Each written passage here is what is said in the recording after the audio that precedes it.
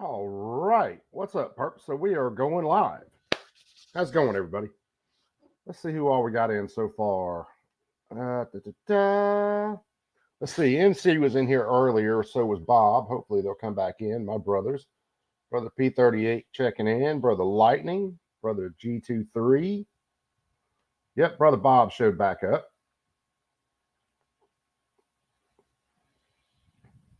So let's see whether everything kind of catches up. And I might have to shut a couple things down. Just because I've been picking through so many different things.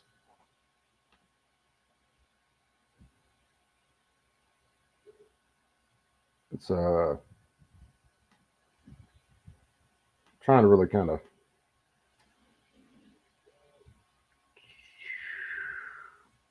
I forget which video this was. Oh, I know which one this was. So we might look at that. I should have that open on YouTube.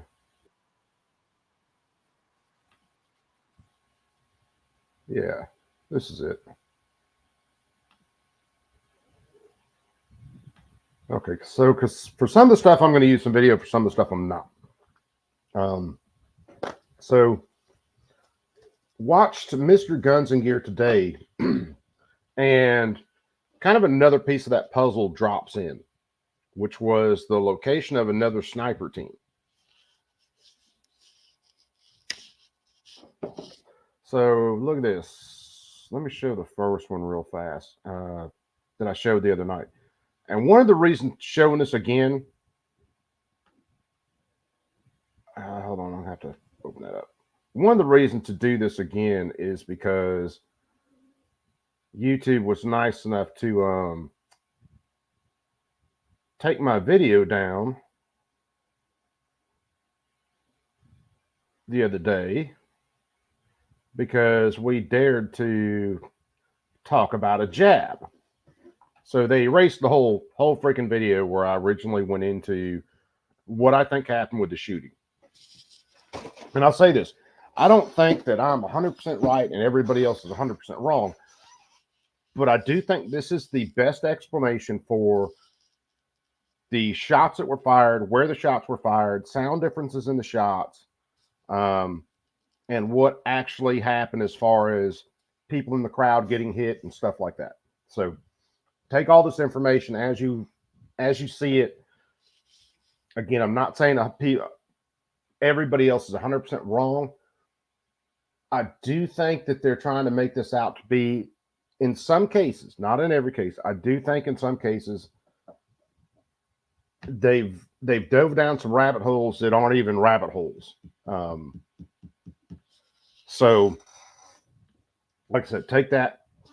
Everybody can take that as they want. But let me do. Let's see. I think I've got this up where I can show it again. So when I show a window, yeah, here it is. So this is what we were talking about the other night with what I really think happened. Why this soy boy was allowed to even be on that roof as long as he was. And what we originally thought was one of the two sniper teams over here on the right dropped him. But then the question was, why did it take so long? Well, I don't think either one of these teams that were on these two roofs that were just behind Trump, remember all of his stage and everything was set up out here in front of these buildings.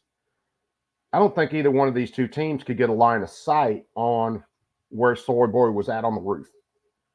These trees are all in their way. From the angles they were at on the roof, they couldn't get a shot on him. Remember, Soy Boy had to get a shot basically right down this blue line to actually hit Trump. That's the only angle on a shot that explains how Corey got hit over here, and then on the other wing of the stage, two other people were wounded, and then the low lift catches around in the back, and all of a sudden you see it just spraying hydraulic fluid everywhere. One of the pieces was, and Jared with Guns and Gadgets dropped this out pretty quick, is this two-story building that actually looks over this area, which is basically part of the AGR facility. That's where the police department's so-called sniper team was located. And the reason I drew these green lines is because these green lines would basically show their vantage points out this side of the building. There's about 4 windows down this side of the building. I think what happened was, in the difference in the sounds of shots, and we're going to listen to something in a second, the initial shooting, the difference in the sound of the shots, you hear 3 distinct shots come from Soy Boy over here on the roof. Then you hear like 3 shots that sound completely different. I think that is a suppressed AR shooting out of the window here that actually tattooed Soy Boy. And then you give it a couple seconds and you hear a final shot. And that's when it's a completely different sound. And I think that was a 300 Win Mag suppressed coming from, let me stop that screen share. And let me do another screen share, and I'll show you guys where Guns and Gadgets had this other guy posted up. Or the location for another sniper team. All right, looking at the facilities again. Soy Boy is on the roof over here at AGR. Oop, hold on, let me get rid of that. Let me zoom a little bit. On the roof over here at AGR, not too far above this concourse going in between the 2 buildings. This building over here, kind of to the left and behind, is the building that the police sniper team was in. All right, let me zoom out a little bit. Guns and Gadgets put the 3rd sniper team, I believe, on this building. It's one of these 2, but I think it was this one. All right, that sniper team would have been watching back in this direction. Remember, you had a huge crowd at the end of the building out here that were all partying outside of the event itself. That would have given this sniper team overwatch over this building, and would have given them the final line of sight to the shooter. Remember, the 2 sniper teams on this building, the way the shooter was at, these trees are in the way. They had no line of sight to it, at least not a direct line of sight.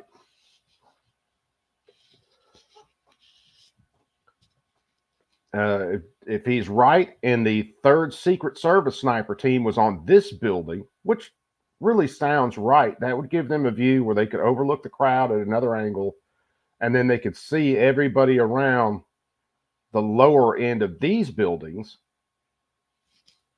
That sounds right. That gives them enough overlap where these sniper teams can actually cover all through the crowd. They can cover the long shots down here. That's the best coverage it gives them. However, with this sniper team looking out this way, this sniper team possibly looking at the crowd this way, there's a big ass blind spot right on that concourse, or right above that concourse. And that is where Soy Boy was at. So let's do this. Again, I got to cycle through a ton of tabs here because I've got so much crap open. I believe it's this one. Let's share this tab. And there's another point or two I'm going to hit after this. Let me make sure I got this turned up. And let me shut down my camera. So hopefully I can get this to play smooth. Daryl, what's up, brother? How's everybody's Sunday going, by the way? And who else do we have check in while I was going through my initial spiel here? Barton Fink checking in, my brother. Johnny Propane, brother man, how's it going? Daryl's checking in. How's it going, my brother? And brother dang old Matt's checking in. So, hey, how's it going? Hopefully everybody's having a good day. Hopefully everybody's keeping up so far on this. And if I missed something or you think I missed something, just hit me up and we'll roll back to it. And if you think there's a hole in this theory, definitely post it in chat and let's talk about it. Because I really think this is the best arrangement of all these puzzle pieces that really explains the most. If you've watched Legally Armed, he's had some really good stuff. Of course, Guns and Gadgets has some good stuff. Mr. Guns and Gears had some great stuff. Who else we got checking? We got MGTOW checking in. What's up, Outlaw? Then One Car Fast is checking in, brother man. How are you?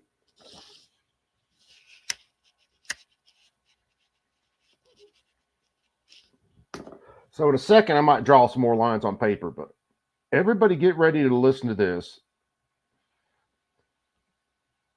And then there's another video. If I know I've got a tab open, I just got to find it real fast. That gives you a view of from the spectators down by the building where the shooter was at. So let's listen to this real quick.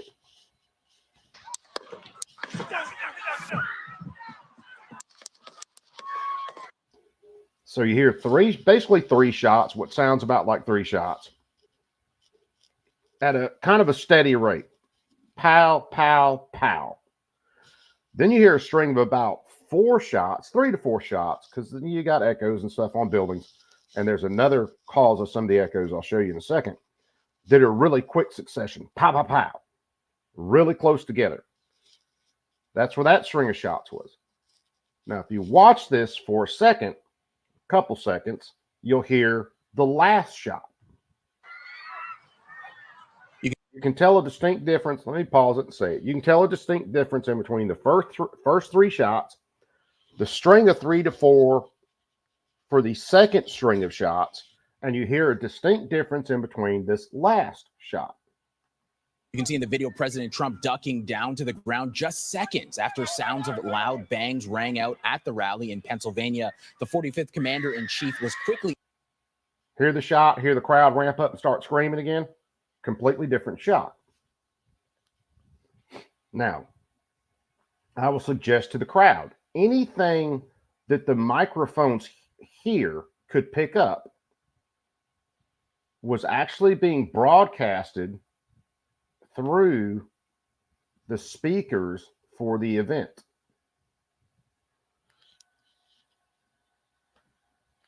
So that accounts for some of the weird ass echo in some of the shots. That accounts for some of the weird ass echo, because anything that mic picked up, there were big speakers on either side of the event, of course, in other places around the event. Anything that microphone picks up, those speakers are broadcasting.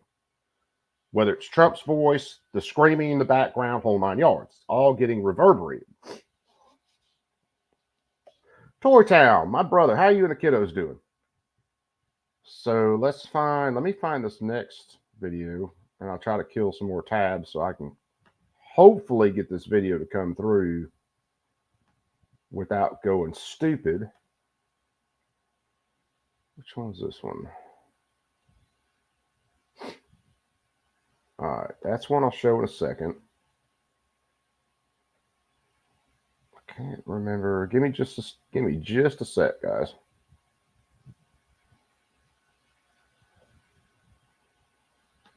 And let me make sure I'm fixing to show the right video.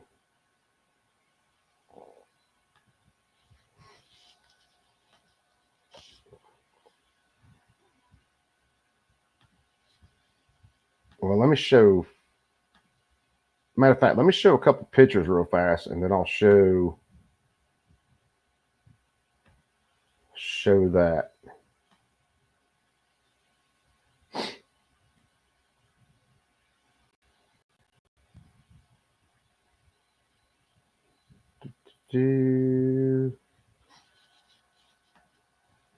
All right, this is just a quick Google image search, but this was the snipers before. Is that one? No, it wasn't that one. Come on, Coop, get your shit together.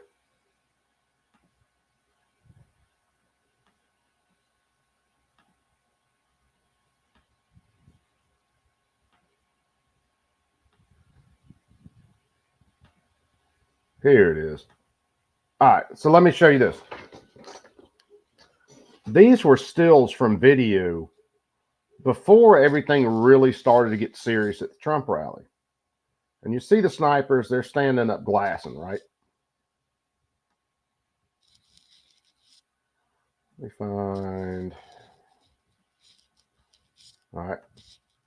This was one of the other sniper teams on the opposite roof. Of course, standing up glassing.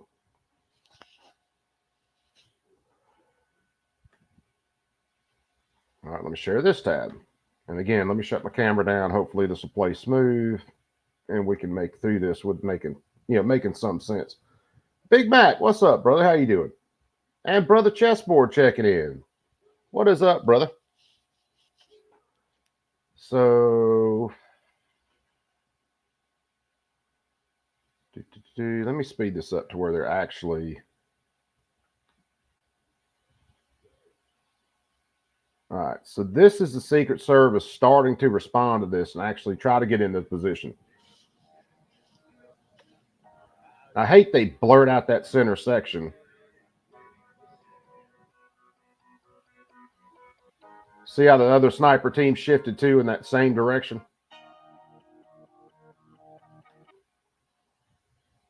Now, where is...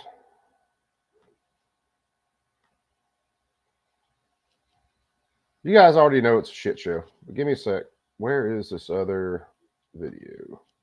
All right. Share this tab. There was a little bit better video of this in a couple places, but I just went ahead and pulled this one. This was the shooter up on the roof, and I think this is the one where you can hear everybody in the background talking. If not, I'm going to find that video. So let's watch this one. Devices have not yielded any major new evidence related to a possible motive. Authorities did recover a receipt for a ladder bought from Home Depot on. Hold on. Let me stop that. I hate to do this, but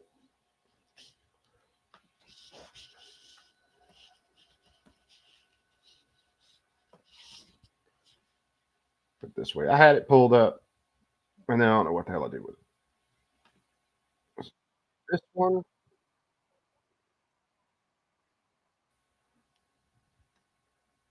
If it's not this one that actually shows the shot, I'll find it. I promise you. Because I did have it up earlier. Brother Kurt checking in. What's happening, Brother Kurt? How you doing today, brother? This one. Lady, quit digging in your butt. Let's see if I can make that. Yeah, I can make that a little bigger. Maybe the Pacific. Yeah, someone's on top of the roof. Look. There he is right there. Right there. See him? He's laying down. See him? Yeah. And remember, this dude had roughly what they said 20 minutes up on this roof. The next video I'll show you is where a sheriff is talking about one of the law enforcement getting up on the roof with this guy. Laying down.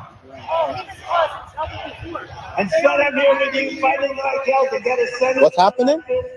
And to make sure we take back the White House, because if we do, we're going to make America better than ever before. We're going to make it. Yeah, look. There he is. Easy, because we have millions and millions of people in our country that shouldn't be here. Dangerous people, criminals. We have criminals. He's We on have the roof. He's drug right dealers. We have people that Right should not be here. here. Right on the roof. It's much He's tougher standing than up now. And you see him keep basically getting up and moving over and getting up and moving over. He's trying to get around the trees that are in front of him to get a clear shot on Trump. it happens. He went right on the roof, big guy. Up here. So Look, they're all let's see. pointing. The Atlantic, maybe the Pacific. Yeah, someone. All right. So let me back that up. There's another video that shows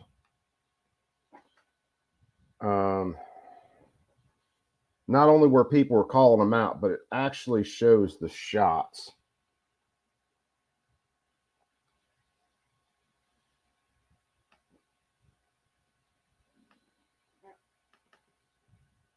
What in the hell?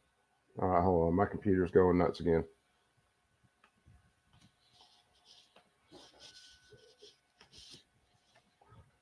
want to make sure I can get the right one. If I can stay away from using some of these people's videos, I'm going to do it.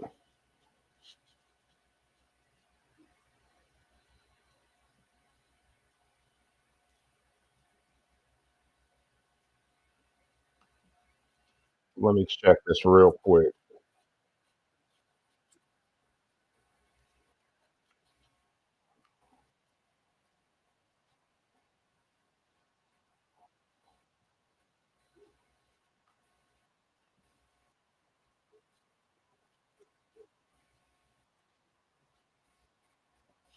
No, everything's getting so clouded up because there's so much stuff coming out. I want the raw video.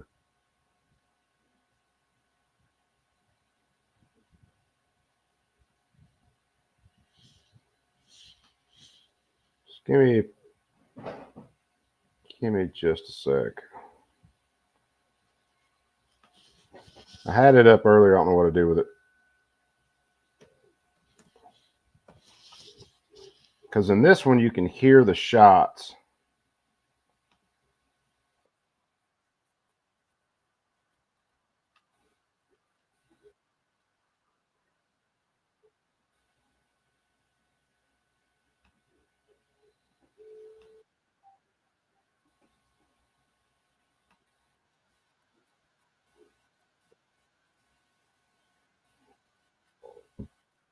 I know, guys. Give me a sec.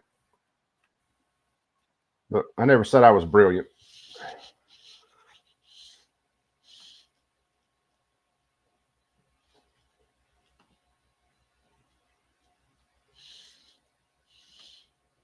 And there's a couple sites I know I can go to find it quick, but I don't want to.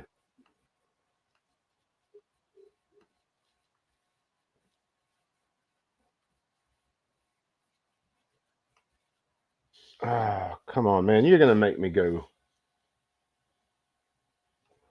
to this if I can't find it in a second. That's that 50-second clip. The clip was longer than 50.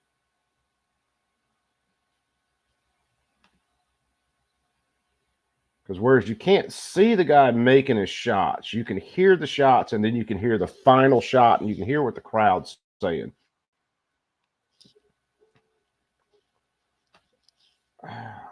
Come on, people.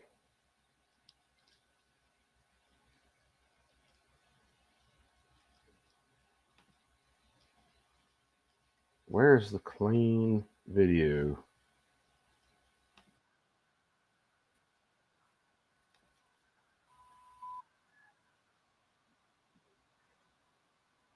Well, this one, the sound's not as good. But let me show this one. Because the sound's definitely not as good.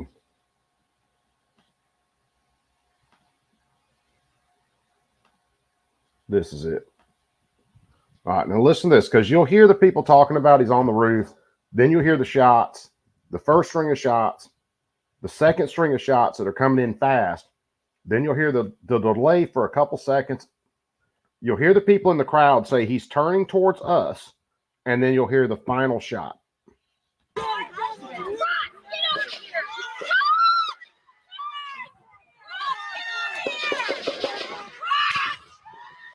You hear that string of shots. Sounds like could be more than 3. Sounds like it might be 4 at least, but it's real quick. Pow, pow, pow, pow, pow.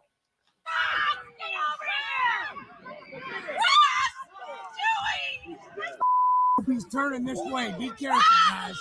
You hear that guy? He's turning this way. And then the final snap. That's your final shot.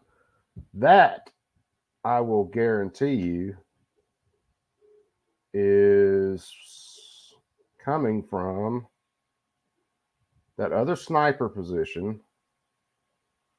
Where's a good picture of it?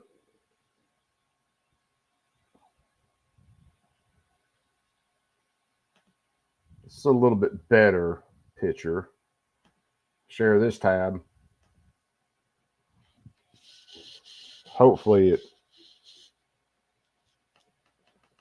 That's what these snipers were using. I think they said it was an Accuracy International 300 Win Mag, and look at the suppressor on the end of it. That's why that shot sounds different. It has a different crack to it, because the final shot that put the shooter down for good, when the crowd said he's turning towards us, came, I think, from the third sniper team that was on that long building we showed earlier. That's the difference in sound.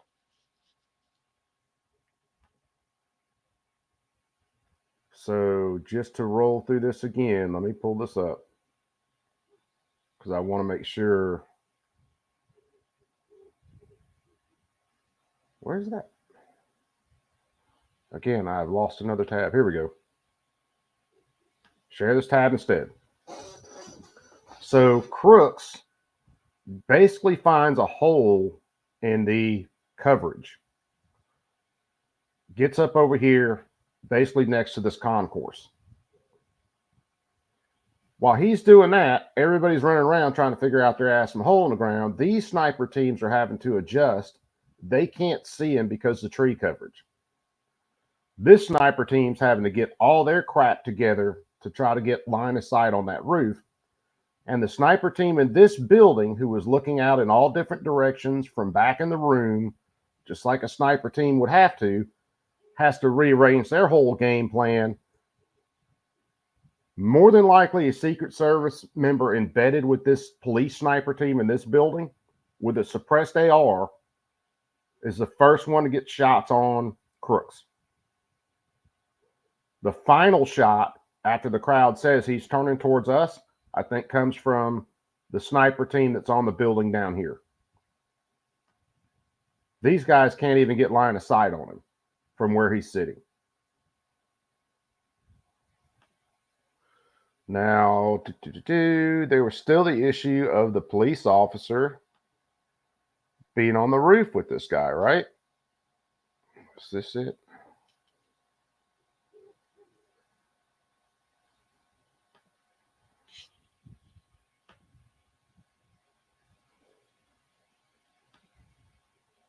Hold on.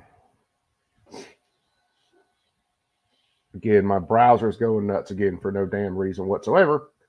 So let me refresh a tab and then I'll do a screen share on this. Because this is the sheriff talking about how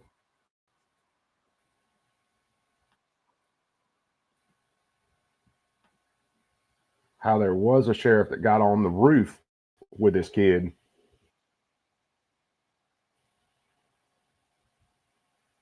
And you guys let me be sure and let me know whether the sound on this is coming through clean. It's this one.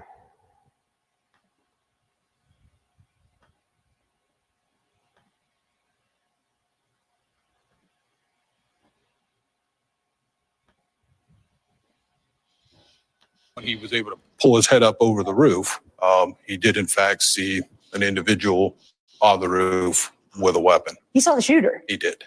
And what did the shooter do? Turned towards him, had the barrel of his weapon pointed at the officer. Well, he pointed his rifle at the officer. Yes. And at that point, the officer's hanging on to the side of the roof? Yes. Unable to pull a gun out. Unable to defend himself. Unable to reach his radio. Any of that. Yeah. Yeah. Strictly defensive movement for him to lower his head, duck, lost his own grip, right? Fell approximately 8 feet to the ground. So,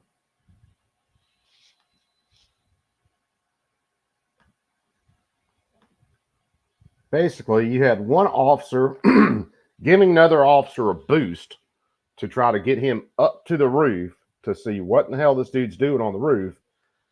He points his gun at the cop. Cop's got both hands full. He drops down, falls on top of the dude that was giving him the boost. And that's talked about in one of the interviews. And then they both start jumping on radios trying to figure out what the hell to do with this guy on the roof. Going back to, where's it at?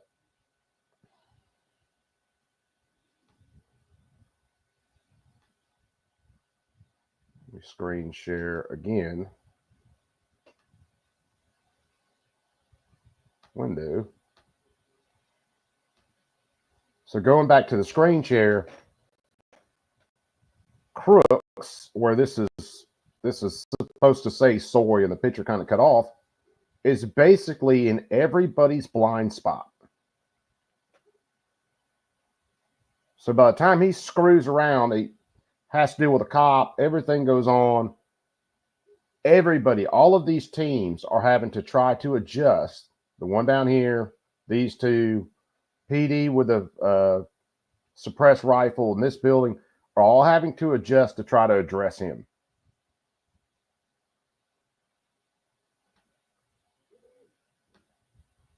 All right, that making sense to everybody? You guys let me know. Because that's the only scenario that plugs every single hole as to where shots came from, timing of shots, the nature of the sound from the shots, and all that. The water tower people have talked about, oh, there might have been someone on top of the water tower. Nothing came from that water tower as far as a shot. Now, the funny thing will be is that the Secret Service is going to say that they put the, and you have to listen to the way they word it, they will say that they killed the sniper. I almost don't think they'll mention the fact that the initial people to put shots on that sniper were the PD from up there in the building. They won't mention that. I will be, well, I'll say this. I'll be surprised if they mention it. There's 2 hearings, Monday and Tuesday. One starting Monday, I think at 10 o'clock. I'll have to make sure with the House Judiciary or one of the House committees. And then there's a second hearing Tuesday on the Homeland Security Committee talking about this.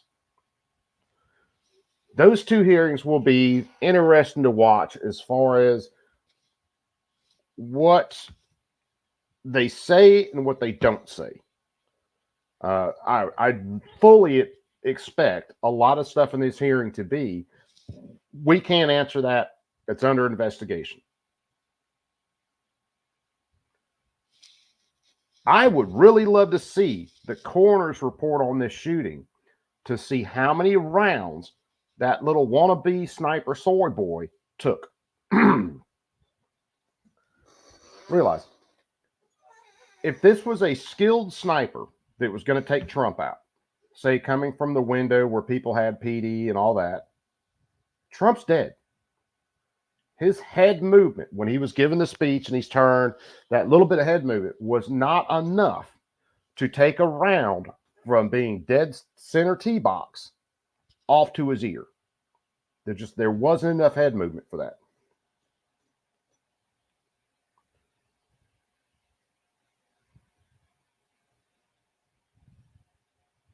Oh, I didn't even see that, Wilbur. Hey, if you got a link to that, or if you can find it, Wilbur, do me a favor and post that, please. The last thing I saw about the shooter himself and some of his activities is it came out that he was out to the event about an hour earlier and was basically doing a site survey with a drone. That's the last kind of drop piece of information. Now, there are some people talking about, oh, it looked like he had a detonator or something on him. Let's look at that real fast. Let me share another tab because I'll show you what his so-called detonator looks like. And I've seen some that are a lot closer than these.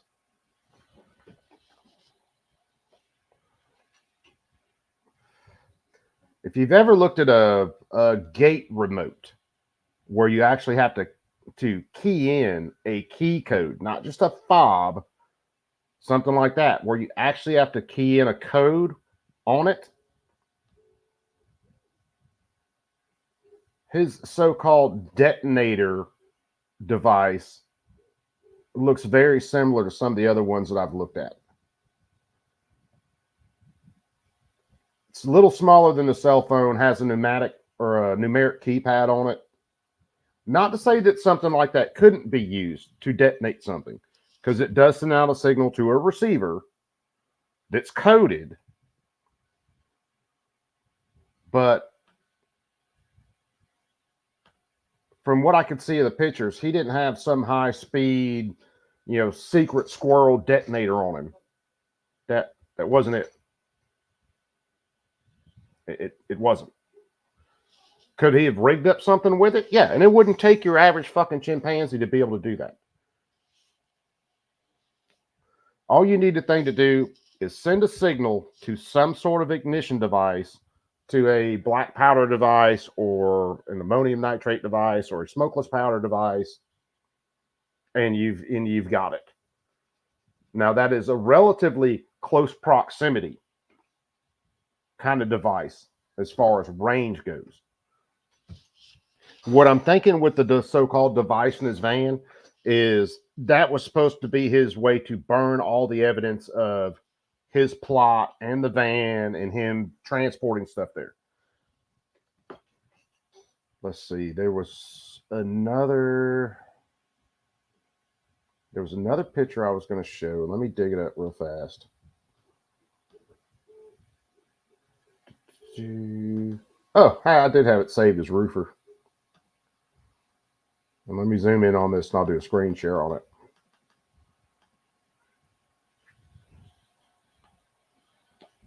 And this was about the time you started to see a ladder introduced into the scenario. Screen share window. This one. All right, so this is our laziest roofer. You see his big duffel bag down here at the bottom? Just judged off his body size, that is a large bag. Can't tell what's right here. This is his rifle. This is after law enforcement actually got on the roof with his body and started to clear the scene. That's why the rifle's laying so far away from his body. And when you ask, Coop, how can you tell that? Well, let me pull up another picture. Is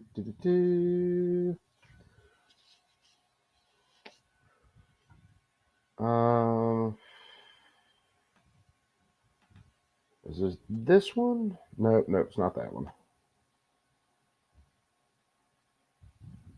That's AGR. I had a picture of, it might have saved in a different type of file, and that's the reason I can't pull it up. Hold on, let's see this one.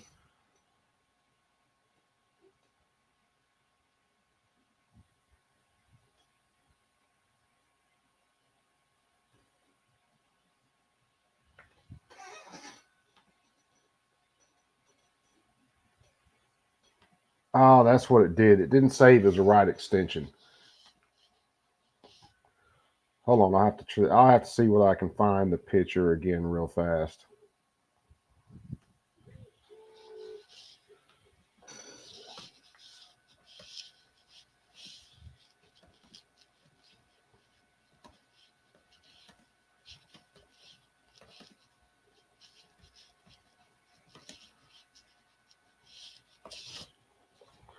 If I can do it that way.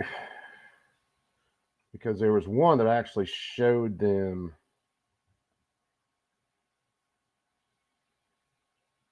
manipulating the dude's arm. In other words, it's when they were actually checking the body. All right.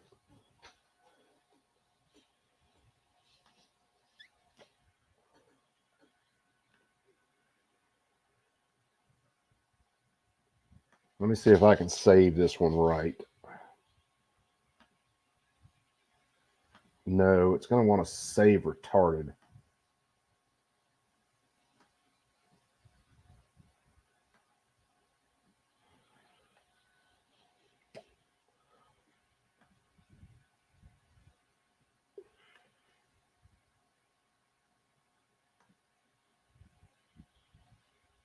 Saving is a damn WEBP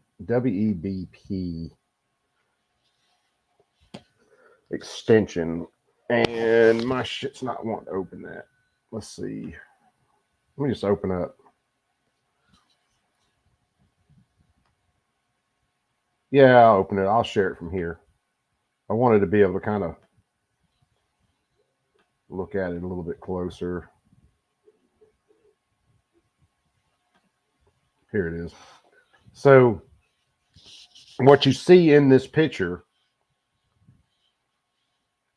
is this is the initial, when the cops were on the roof with him, you can see him more than likely checking his body, removing his rifle, checking for any signs of life. You can see the cop holding his arm right there.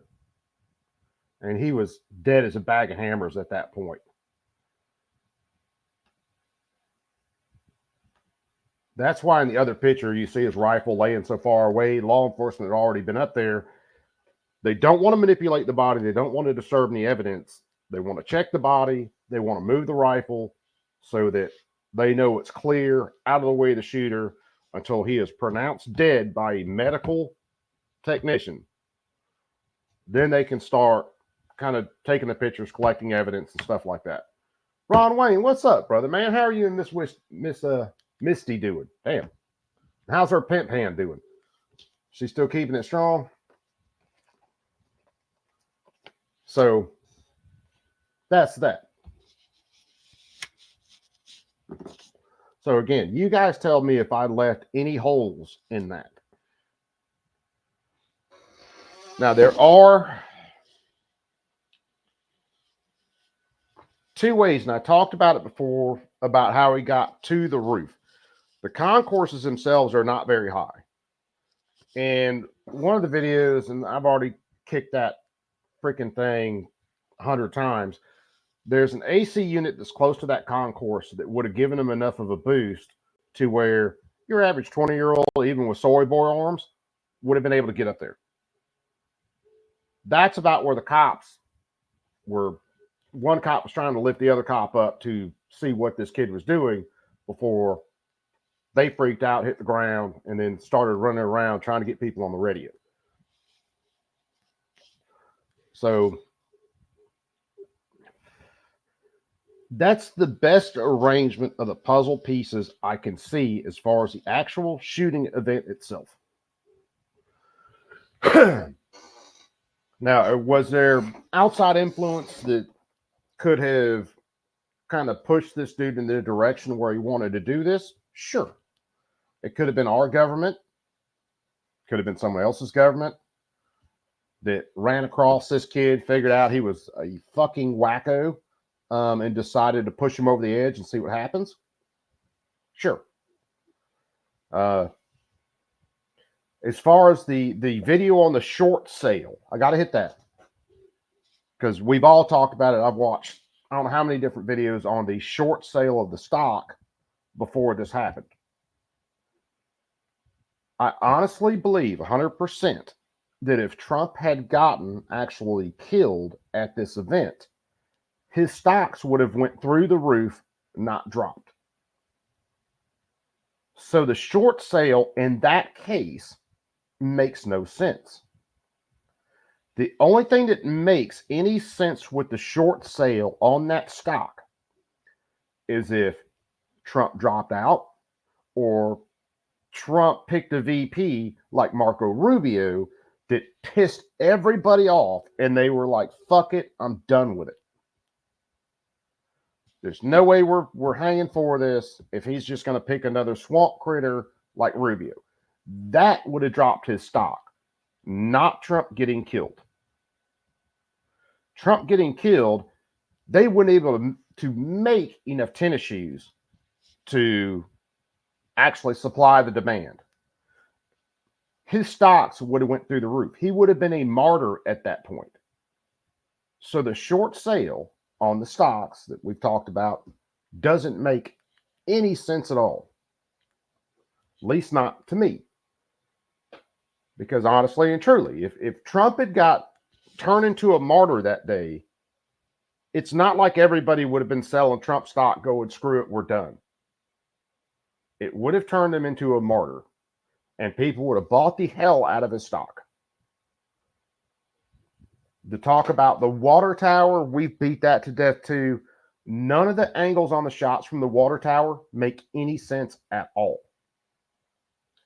The shadow on the water tower, with the quality of that video, looks like pixelation. Where once you zoom in on something far enough, the pixels in the picture themselves are basically trying to decide what shade and how they're going to present the shade, and it just becomes very distorted.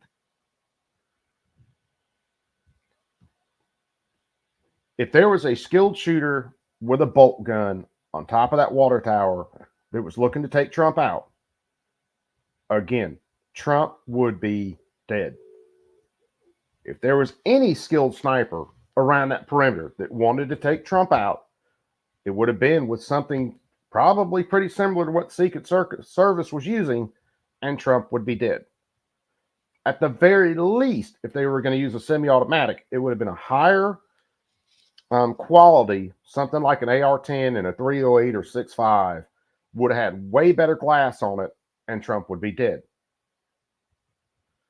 So the only logical thing, and I know people don't like this, they like these sexy conspiracy theories out there that there were multiple shooters and all this.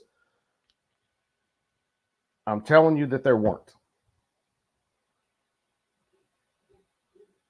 The only thing that makes sense is that little dum-dum with a lower end AR who couldn't even control the recoil off of it and started stringing shots. And that's how you end up with the other people in the crowd getting wounded. That's the only thing that makes sense. Because let's face it, he was more than likely trying to overdrive the gun. He couldn't compensate for recoil, and he started walking shots. And that's all there is to it. So that's Coop's rundown on this, and I had to do it again. I'm kind of glad I had to do it again because when I did it the other night, I didn't have the location on the other Secret Service team. So that kind of drops into place today, and that kind of rounds everything out for me.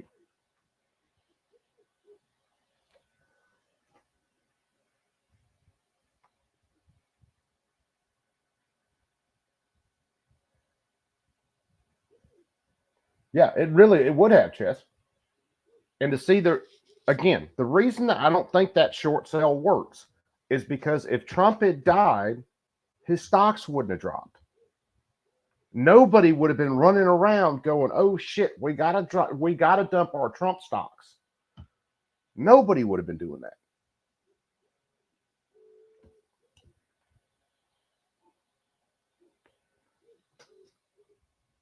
It could have been the rumor of the day, Wilbur, or they could have actually fucked up and hit on the truth for a second.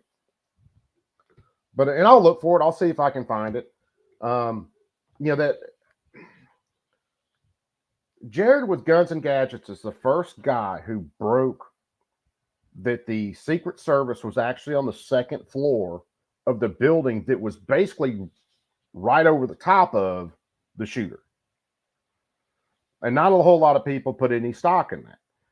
Then there's the Wall Street Journal or Wall Street Post or whatever article that said the other team was in there. And then there were a few other news articles that said, yeah, the team was right in there.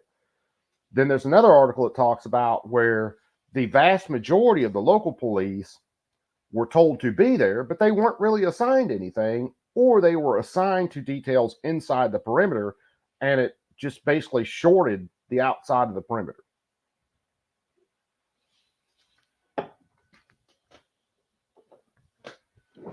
So that's almost an hour putting that together, or just trying to put all those pieces in a coherent thought, I should say. Those pieces, I've been putting them together. One car, yeah, something like a 6.5. And if it was a skilled sniper up in any of those buildings with something like a 300 Win Mag, they wouldn't have been going for a headshot. They would have gone torso. Because even with soft armor, It's not going to stop that 300 Win Mag. It's just not gonna. Let's see what Z's throwing out. Let me pull. I'm gonna have to swap over to real quick. La da da da. And then we'll get to Biden in just a couple of minutes.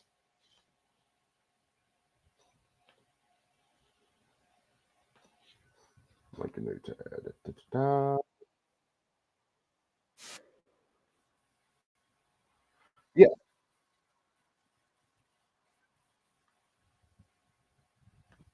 Yeah, I've watched the watched her talk. Now, my biggest issue with eyewitnesses on some of this stuff is because eyewitnesses are notoriously unreliable. Notoriously. If you go look at basically any criminal case that's based on eyewitnesses and things like that, eyewitnesses are notoriously unreliable. So yeah, there were some people saying we think we heard shots from the water tower or something like that. I put very little stock in that. Just because, again, eyewitness, and the fact that we've seen so many times where eyewitnesses are completely wrong. And it's very hard. You got to figure what's going on all around these people. Matter of fact, let me show. I think I've got it in another video that was up. Well, I know I can find this one pretty fast anyway. Let me close a bunch of damn tabs real quick. If I wasn't so lazy and I could put all this in a nice produced video, it would be a lot easier. But yeah, well, my heart just ain't in it. I'd rather hang out with you guys.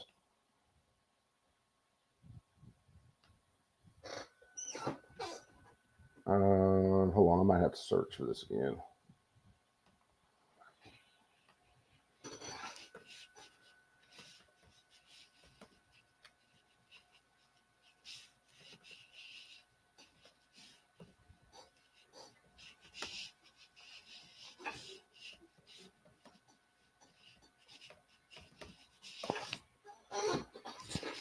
All right, here's one of them.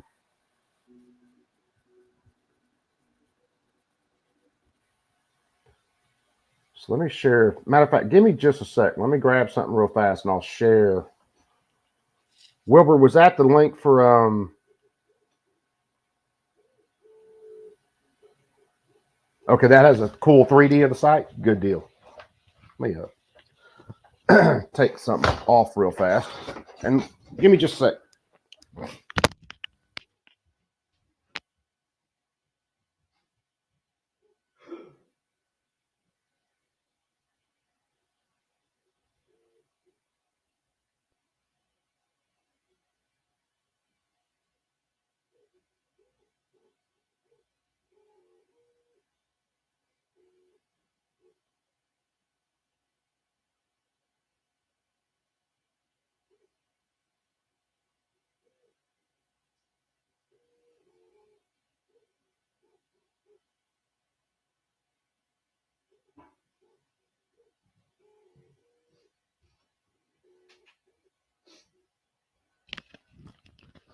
All right, I'm back.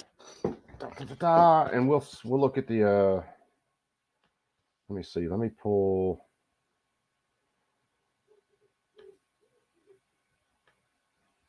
that up in another tab because we'll more than likely look at that too.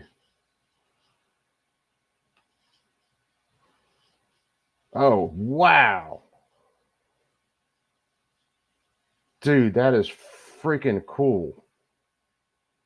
So yeah, we're definitely going to look at that. Thank you, Wilbur, for posting that. Gabriel, what's up, my brother? So let me see. Let me show this video.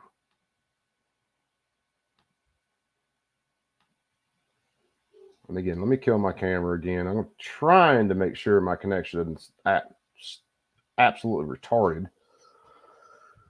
So this is aerial footage of the Trump or how the Trump rally was laid out. And the reason I want to show this one is I want to show where some of this equipment was located at and where a lot of these big speakers and everything were located. Because again, anything that was getting picked up by these mics was being directed back out by the speakers.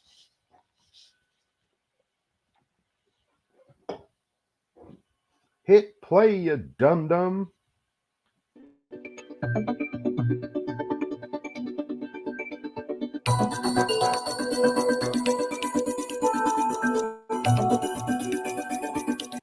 All right, so to just deposit right here, you see the red area out here? That's where Trump was actually speaking.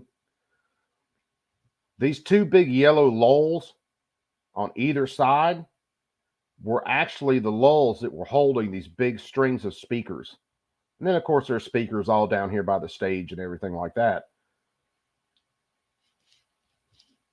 Watch this. You see the difference in between this, the way this lull down here is actually let down? Watch the difference in the way the other one's positioned. Just notice that.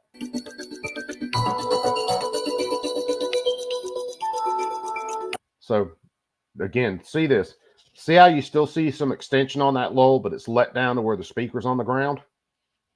This other lull actually took a round into one of the hydraulic lines. It punched right through the corner of the grandstand down here, and it hit the hydraulics on that lull. We looked at that video the other night. So you can see this lull, and I wish they would have kept flying in that direction. You see this lull, you can see the extension on it, but the boom's let down. This boom is actually retracted, but it's not let down. That's because the hydraulics on that one were damaged. And then we'll look at the animation, or the animation that Wilbur posted in here too, and it'll give us a little bit better idea.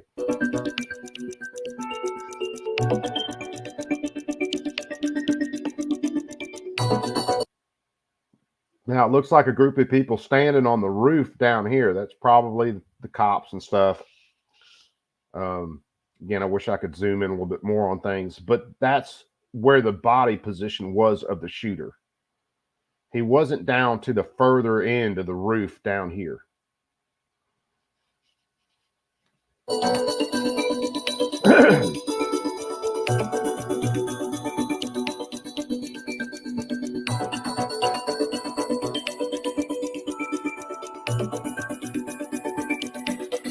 This looks like all drone footage. Still good footage, though. See, flying over this building, you see the windows on this two-story building? That was the location of the PD sniper team, the other Overwatch. They were some of the original people who called in the shooter walking around and basically trying to scope everything out. The shooter himself, again, this is that concourse. The shooter himself was laying on the roof over here. These trees are what blocked the other sniper team's view of him while he was on that roof.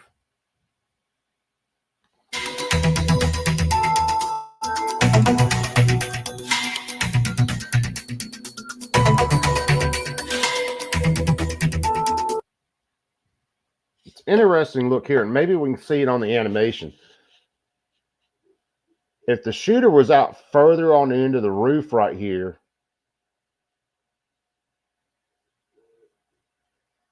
down in through here, the angle of the shot, especially skipping past the side of Trump's head, doesn't work. It would have been too dead on. No pun intended.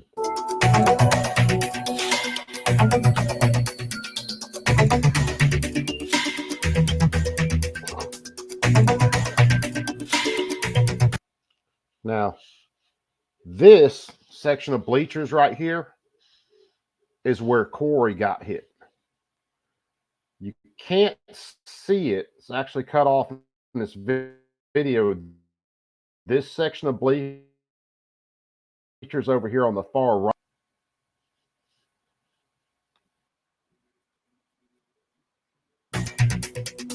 There it is. So it was this into the bleachers.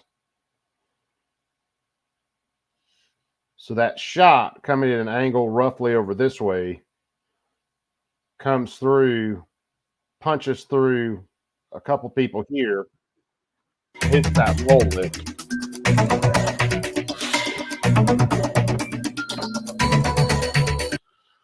The other two people, I don't think their injuries were exactly they said they were in critical condition, but they were nowhere near like Corey's. Corey got shot in the head. And that's because that little wannabe soy boy shooter, his initial shot comes at Trump here. He starts pulling shots. He walks one through Corey, and he walks another shot down through here that wounds the other people and then hits that lull lift.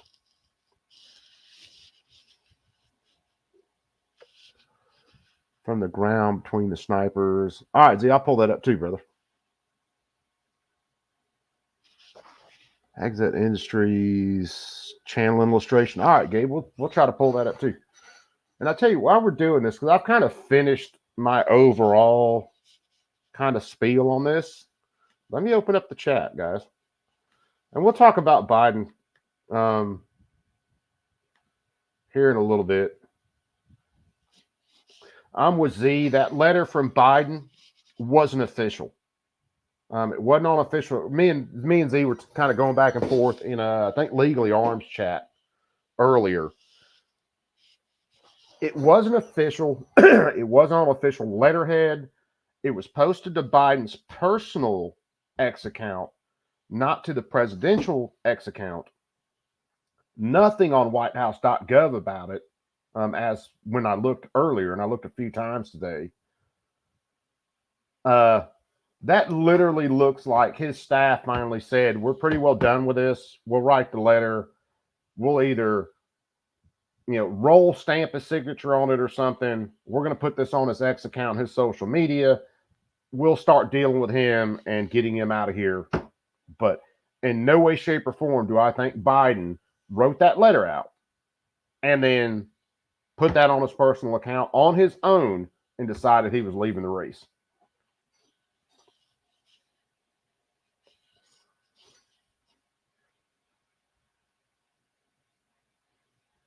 Oh, there's no doubt about that.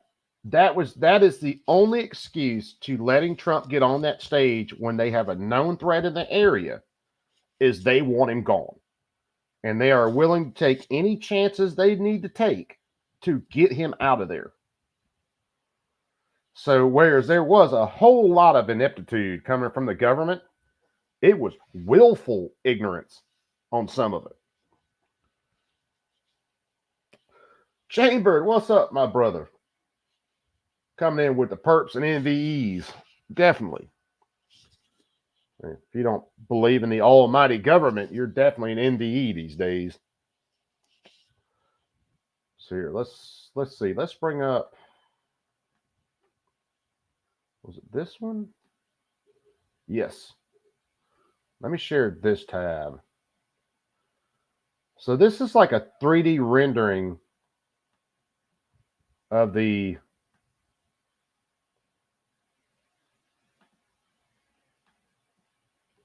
hold on, how do I move it? I was moving it earlier. Let me refresh it.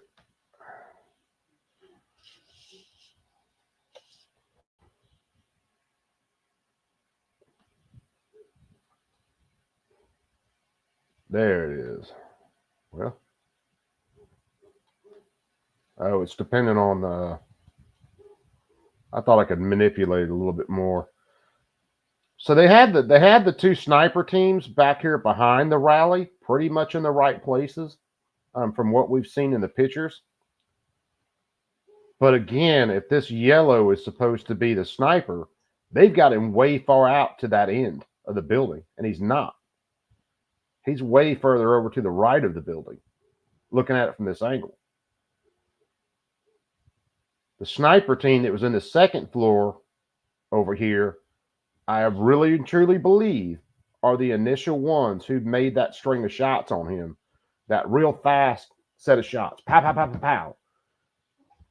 And the reason they sound funky is for a couple reasons. One, it was suppressed. And two, it was coming from inside of that building. The shots you hear aren't from here going towards Trump. If they were, and they bricked that many times, there would have been more people in the stands that were actually wounded.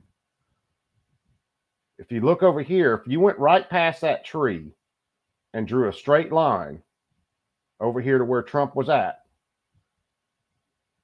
that angle is the only one that works out. Let's see. Yeah, it's probably there. That angle, the concourse is about right there. That angle is the only one that works out to go through the bleachers where Corey was at, to actually wound Trump, and then to wound the other two people on this end of the stage. That's the only angle that works out.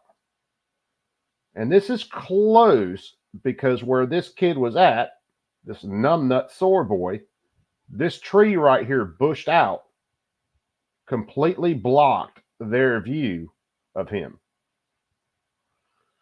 The other shot, the final shot from that other building, would have come in from the left-hand side of the screen and been able to hit up there.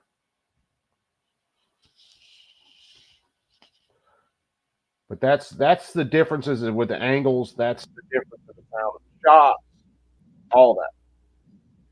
What's up, Bob? How's it going, brother? Yeah, it's going. How are you? Same old same, man. Standard answer. I'm still old, fat, and ugly, and can't do nothing about it.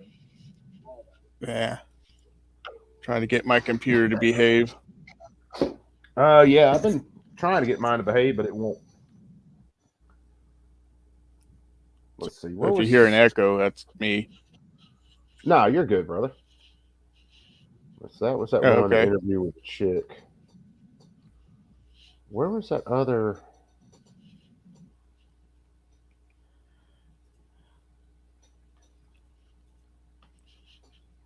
Let's see what this one was.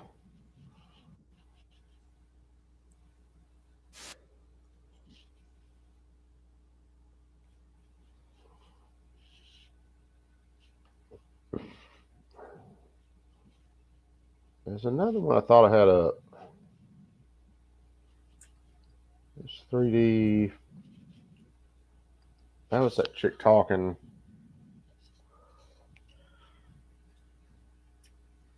I tell you what, where did losing my mind.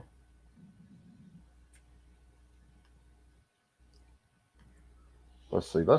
We'll listen to this. Z sent it. I've listened to it. Let's kind of play.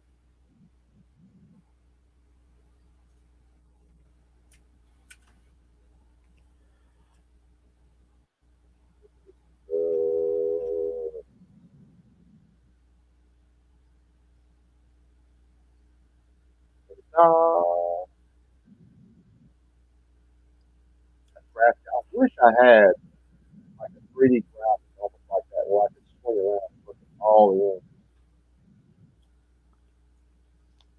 Go to 1338. Okay.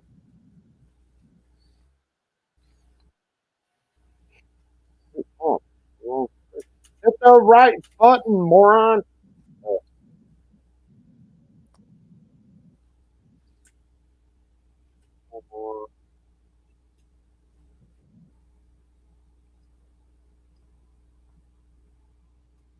Started at 1310.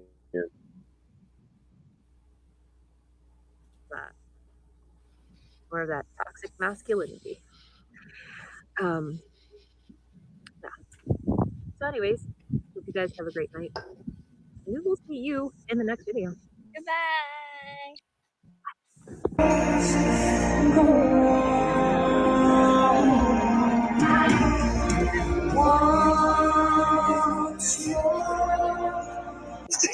President Donald J. Trump.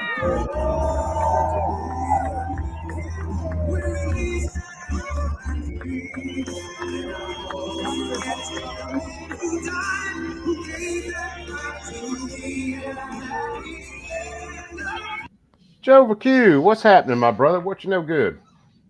Hey, Joe, the chat's open, brother. If you wanted to jump in, hit the link.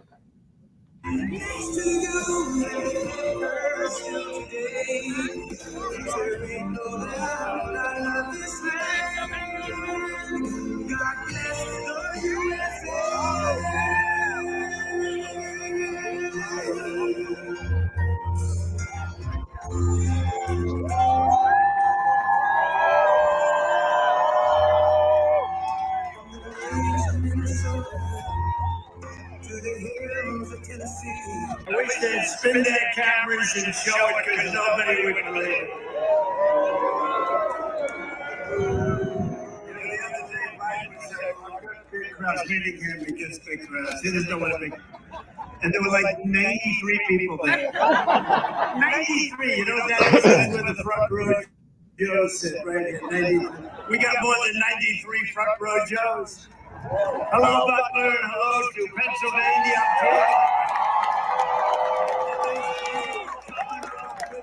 Statistically, in 2016, we did much better in 2020. You know, we did much better. And it was rigged. It was a rigged deal, but we did much better. But it's nothing compared to the enthusiasm all over, not just in Pennsylvania, all over. There's nothing compared to the enthusiasm.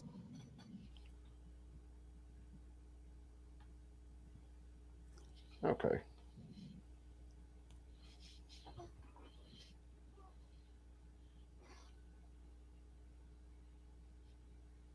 Yeah, it gives you an idea of what the wind was looking like. Yeah.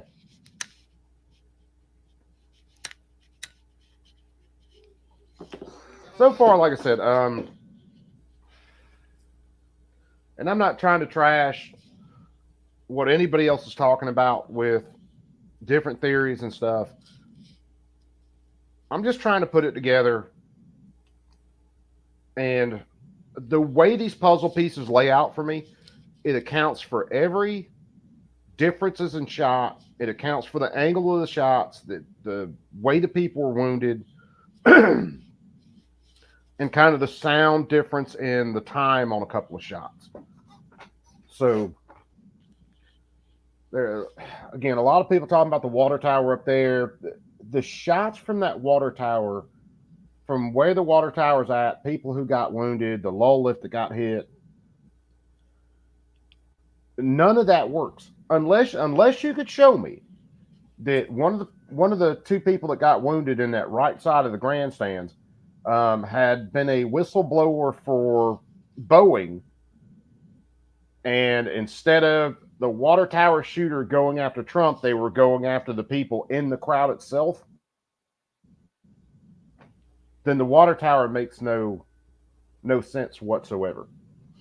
The angles are all off.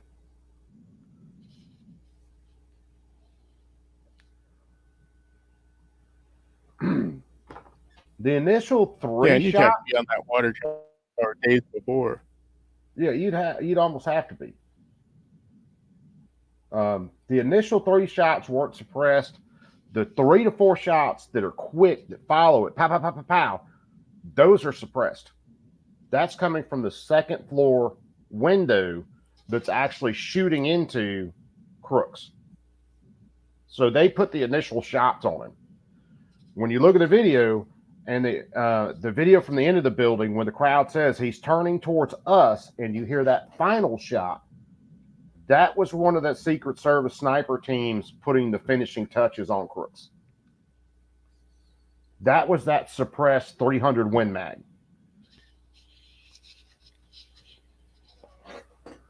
Check out the... Hold on, did I miss that link? Yeah, there are a couple good ones. You didn't show the ABC or the somebody else put up a good one. Gabriel put it up. Let's see. Let me roll back up to Gabe's. Yeah, that one's really good. Oh, fuck, no wonder why. I still got my stupid chat set for top chat. No wonder why everything was looking screwed up on this end. There's the one Z put in. Gabe, this is Gabe's. I was wondering why I'd go back and look, and it was changed. It was set for top chat. All right, let me share this. Let me see what Chick's got to say. Because I haven't seen this. Illustration attempted assassination, I think. Yeah, this is it. So this is the first time I've seen this one. Trajectory that struck 3 people at the Trump rally on July 13th, 2024. This is the area we're going to focus in on. She's right. She's got the 2 people who were actually wounded down here. And if she shows the Corey over here on the left-hand side, then she's definitely got that right. Yep. So she's right on those 3 and where Trump was standing. This lull lift back here is the one that takes the shot that actually lowers the boom. It doesn't retract, it just lowers. Or doesn't lower, it just retracts. I'm going to get it right one day. It's what you get for being dyslexic. Here you can see the 3 victims that were injured by gunfire and where they were standing in the bleachers. We're going to turn around and demonstrate exactly where these bullets came from. This model represents Thomas Crooks. His position can be seen here in this image, which So yeah, she's got Crooks in the right place. illustrates exactly where he was. Turning around, we can see the path of all the bullets that were fired from this location. I placed a 10-foot red disc downrange to represent what an average shooter could hit easily. She said a 10-foot red disc, an average shooter at 130 yards. She's How not is she giving us defining average?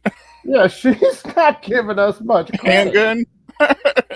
That's like saying a freaking 14-inch dick is average. She's setting that ball awful big, isn't she? Now let's take a look at this first shot fired. Coming from our key location, bullet 1 grazes President Trump's ear. This is the same bullet that hits a spectator in the stands. Yeah, I could see that. Because Trump's ear didn't slow that bullet down. The shot you see, one of the shots you see that hits right over here and comes to this corner, you can see it pop through the bleachers, is the one that hits the hydraulics down here. We know this through video evidence. As President Trump is talking, the first shot rings out just after he says, "Take a look at what happened." Something that said, "Take a look what happened." Yeah, you can see that's one of the shots that we saw earlier. We looked at on another video. You can see the shot pop through the bleacher. You can see the vapor trail of a bullet strike, which is the same bullet that struck President Trump's ear a split second earlier, and this video is this location here.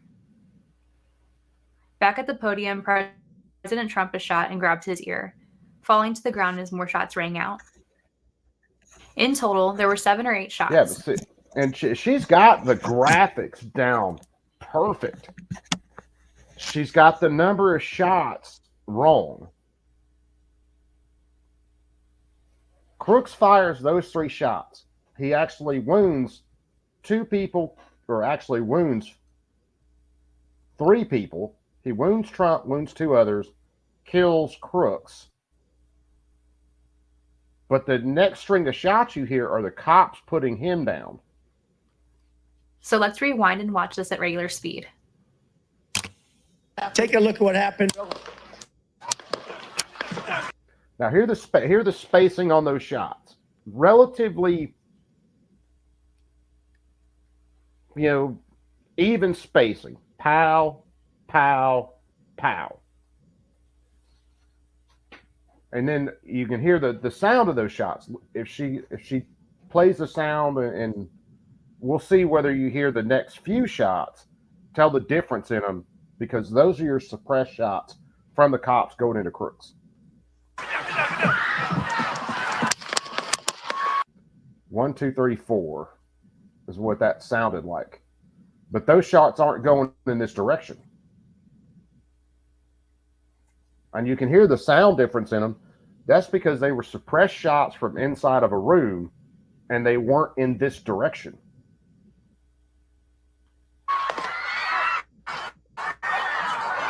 And we should be getting, it's a second or 2 seconds, 3 seconds before the final shot. And that's the 300 Win Mag, the sniper engaging Crooks again to put the kill shot on him.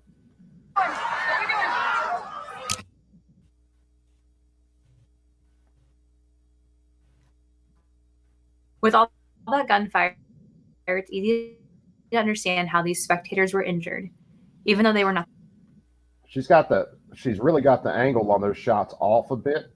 I'll argue that he walked those shots from Trump and kept trying to overcompensate for recoil and kept walking those shots left. Trump, then the other shot hit Corey, and then that final shot wings another spectator over here and then actually hits the lull.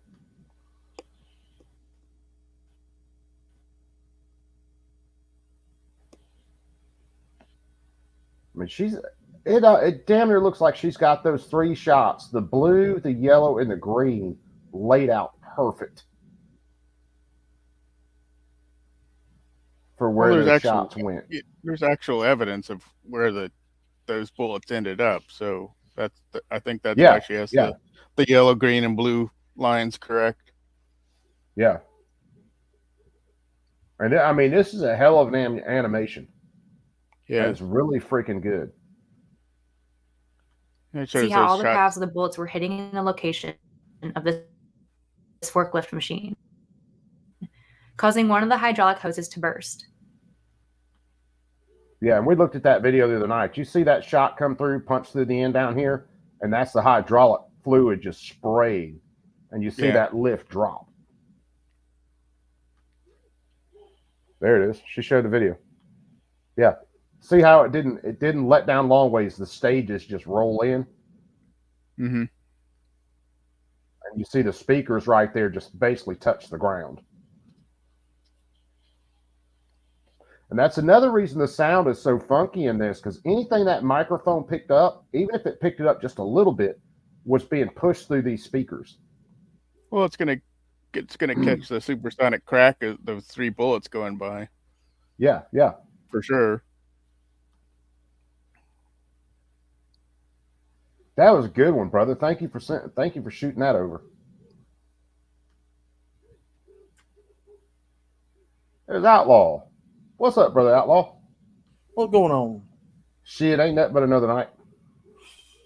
Heck yeah, man. I'm horrible at looking at the backstage chat, especially when I'm on another screen. So forgive me if you sat back there for a little while. Nah, you all right, man. So if I'm tooling around on another screen, I've typically got my phone set up over here and I'm watching the main chat, but I don't see anything going on in the StreamYard chat. Have they said how many holes were in the shooter? No, Kurt. That's another thing that I really, really, really want to see, because I'm thinking he's going to have 4 to 5 holes in him. He's going to have at least 3 to 4, 5, 6 rounds in him, and he's going to have 1 hole from a 300 Win Mag in him. If they're honest about the medical report, I will pretty much, unless the cop that originally shot bricked a few times, he's going to have a couple of 5, 6 rounds in him and 1 300 Win Mag. So who thinks that Soy Boy was actually going for a headshot, or was he going for center, the chest? I was going for a headshot. That was pretty close. If I honestly think, and you'd have to show me he had some serious glass. I just think he put that red dot somewhere in this area and went to squeezing. Pow. Okay. And then kept kind of overcompensating and walking the shot. So pow, pow, and pow. Just basically, if he's overdriving the gun, he's pulling down and left. And that's why those shots hit the crowd versus pow, pow, pow going high and right. I should explain that a little bit better the other day, and then YouTube killed that stream and gave me a warning. So, no jab talk. Because that's what they hit me on, was jab talk. So no jab talk. We can talk about assassinations, but not jab talk. Right. Oh, shit. Fuck me running, man. Well, I mean, it was crazy because here a few months ago, or about a year ago, they were talking about how people could start talking about it now on social media. I'm like, what the fuck? Oh, I'll guarantee it was a mix of content. I'll guarantee it was a mix of the fact that I was talking about the Trump stuff, and then that came up, and then that just threw him overboard. This is too right wing. It was buzzwords or yeah. I had just left Bacon's stream, was on my way to bed, and my phone, my email's on my phone like everybody else's, and my phone dinged, and I looked up, and it's a message from YouTube, community guidelines. What the fuck's this for? Looked at it, sure as shit, that's what it was. So, shit, dude. YouTube can eat one. That's all I got to say about that. So, anyway, now that we've officially beat the Trump assassination horse to death, much like the shooter, to ding ding. What are you guys thinking about this Biden stuff today? Well, we knew it was coming. Just when? Yeah, I honestly think that Biden had no hand in writing that letter. He didn't know it was dropping. It sure as hell wasn't official. That's why it wasn't on letterhead. It wasn't on any official White House accounts. I knew he was going to step down, and I've said it plenty of times. I just thought he would wait till either the virtual convention and release his delegates to step down there, or he would wait till the actual in-person convention and step down there and release his delegates. I don't think Biden knew this shit was happening today. He still had surrogates on this morning talking about Biden staying in the race. Well, if they had him step down as the candidate, they have some time to search for somebody to put a collar on. And Chess talking about the snipers themselves only firing one round. We've looked at that footage a lot. We thought initially, the watching footage and stuff, that the snipers that were behind Trump were the ones who actually engaged Crooks. But after listening to the video, after listening to a lot of other people's reports, where they're saying there were shots coming out of that second floor window going at Trump, I don't think that's true. I think those shots coming out of that second floor were with a suppressed AR, were hitting Crooks, and then listening to the video from the people on the ground, there was one sniper that engaged with a 300 Win Mag. I'll put it that way. That was the final shot. There were a string of shots, 3-4 shots. It's kind of hard to tell with the sound, that came out of that second floor that was with a suppressed AR from one of the teams that initially put lead in Crooks. Crooks got off 3 shots. The rest of those shots are all coming from law enforcement. Well, I think that getting back to the Biden thing, we all called it. We knew it was going to happen. Just a matter of when. They could not have picked a worser person to take his place than Kamala Harris. Oh, no. And she's not going to take his place. No. She's not. I hope she does, but I don't think even they're that stupid. They may talk about it before the DNC, but at the DNC, she doesn't get enough votes. I'm still betting on Newsom being at the top of the ticket, or someone like Newsom, and Whitmer, or someone like Whitmer. Harris isn't going to be in the running. Yeah. And she's damn sure not going to take another VP spot. Biden's at the DNC, or because Biden's going to hang on to the presidency until January 20th. Either way, he's going to remain in office. He's going to step down, pardon Hunter, and they're going to book it. And they're going to take Harris with them.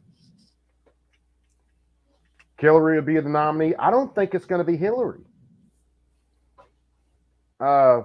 And the reason I say that is because Hillary was so fucking unlikable. Even with the cheating, they couldn't drag her ass across the finish line in 2016. Fetterman-Harris ticket? Oh, God, Z. They'd be better off with a Harris AOC ticket. Oh, yeah, you ain't lying. And one of the reasons I'll tell you this, that I don't think it will be Fetterman. I think Fetterman has come out against the left on so many things, whether it was support of Israel, a lot of stuff on taxes. Hell, he's talked about things that made his ass sound like he was a conservative, which has really pissed off the left with him. So I don't think Fetterman's in that running. Now, again, they could surprise me and they could walk Fetterman out there and be like, look, he convinces some people from the right, so he's good for the ticket. But I honestly think they think their machine, their cheating machine is locked down so hard that it doesn't matter whether they put Newsom and Whitmer or Newsom and someone else. They think they've got it won already.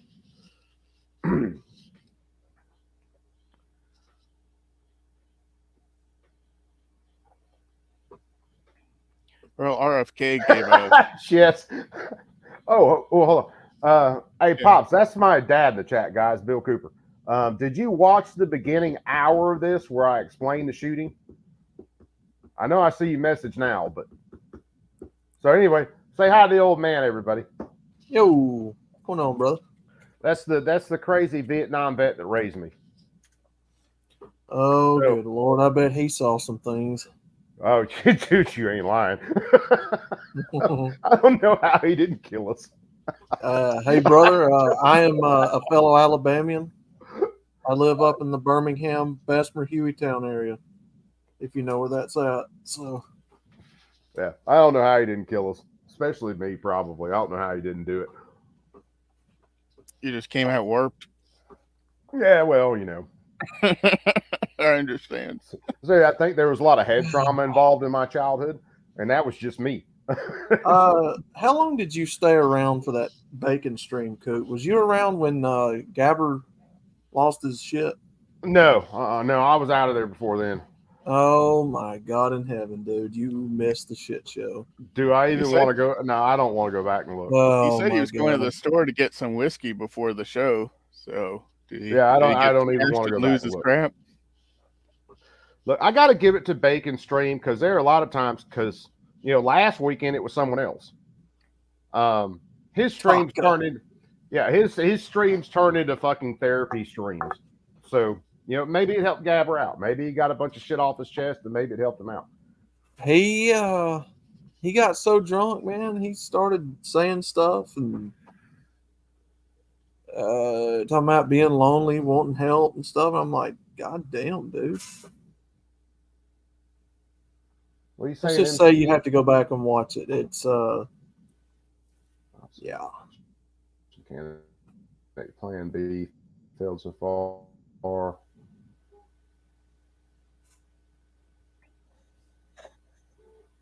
Dude, I mean, you could be right, NC. I don't think Biden, again, I don't think Biden was involved in letting that or putting that letter out today. Because again, like me and Z were in, I was up early this morning messing around. I decided I was going to take me a nap, and I woke up and Legally Armed was on. So I jumped in there, and he was talking about it.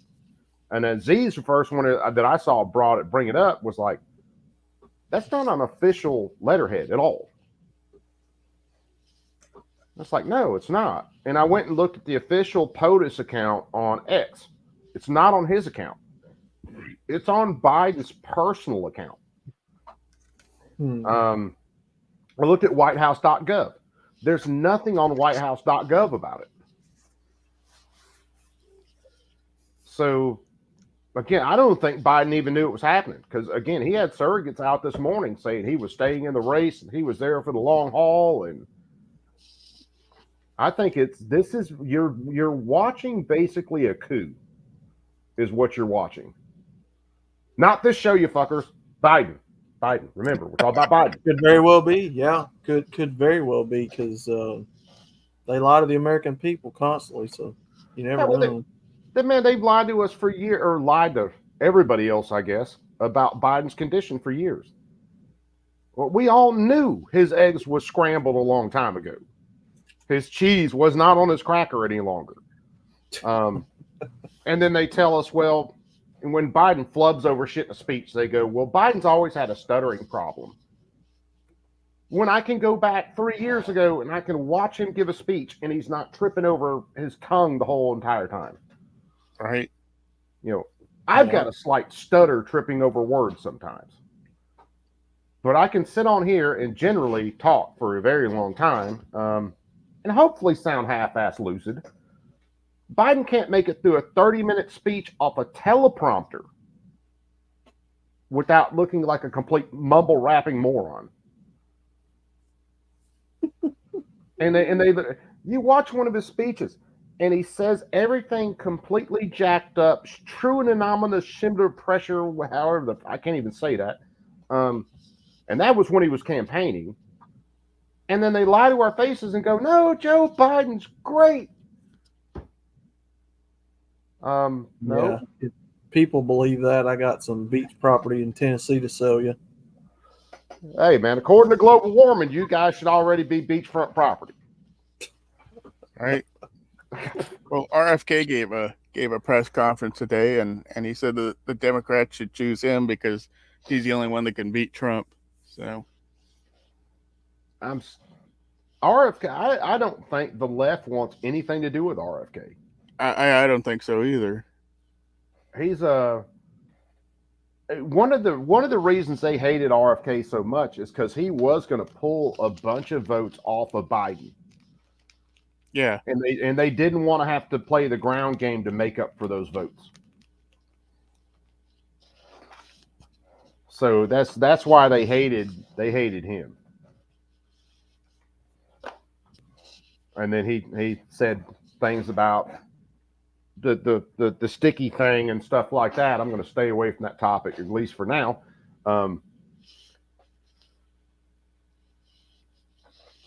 Did he poop his Well, it's just like if Camel Toe goes in there, you will know for certain she don't run this country if they put her in. Joe, throw a shirt on. We're running family friendly tonight. Kind of. Biden can't find his ass with both hands. Dude, he couldn't find his ass with both hands, a mat, and 3 staffers. Oh God!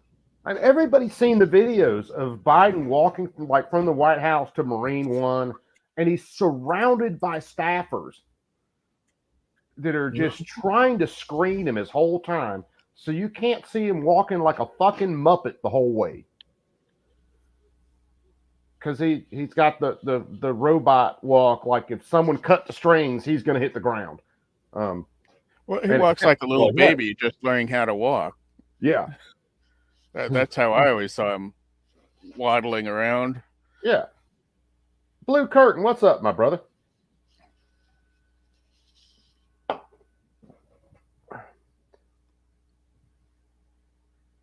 So, anyway, what's up, Joe?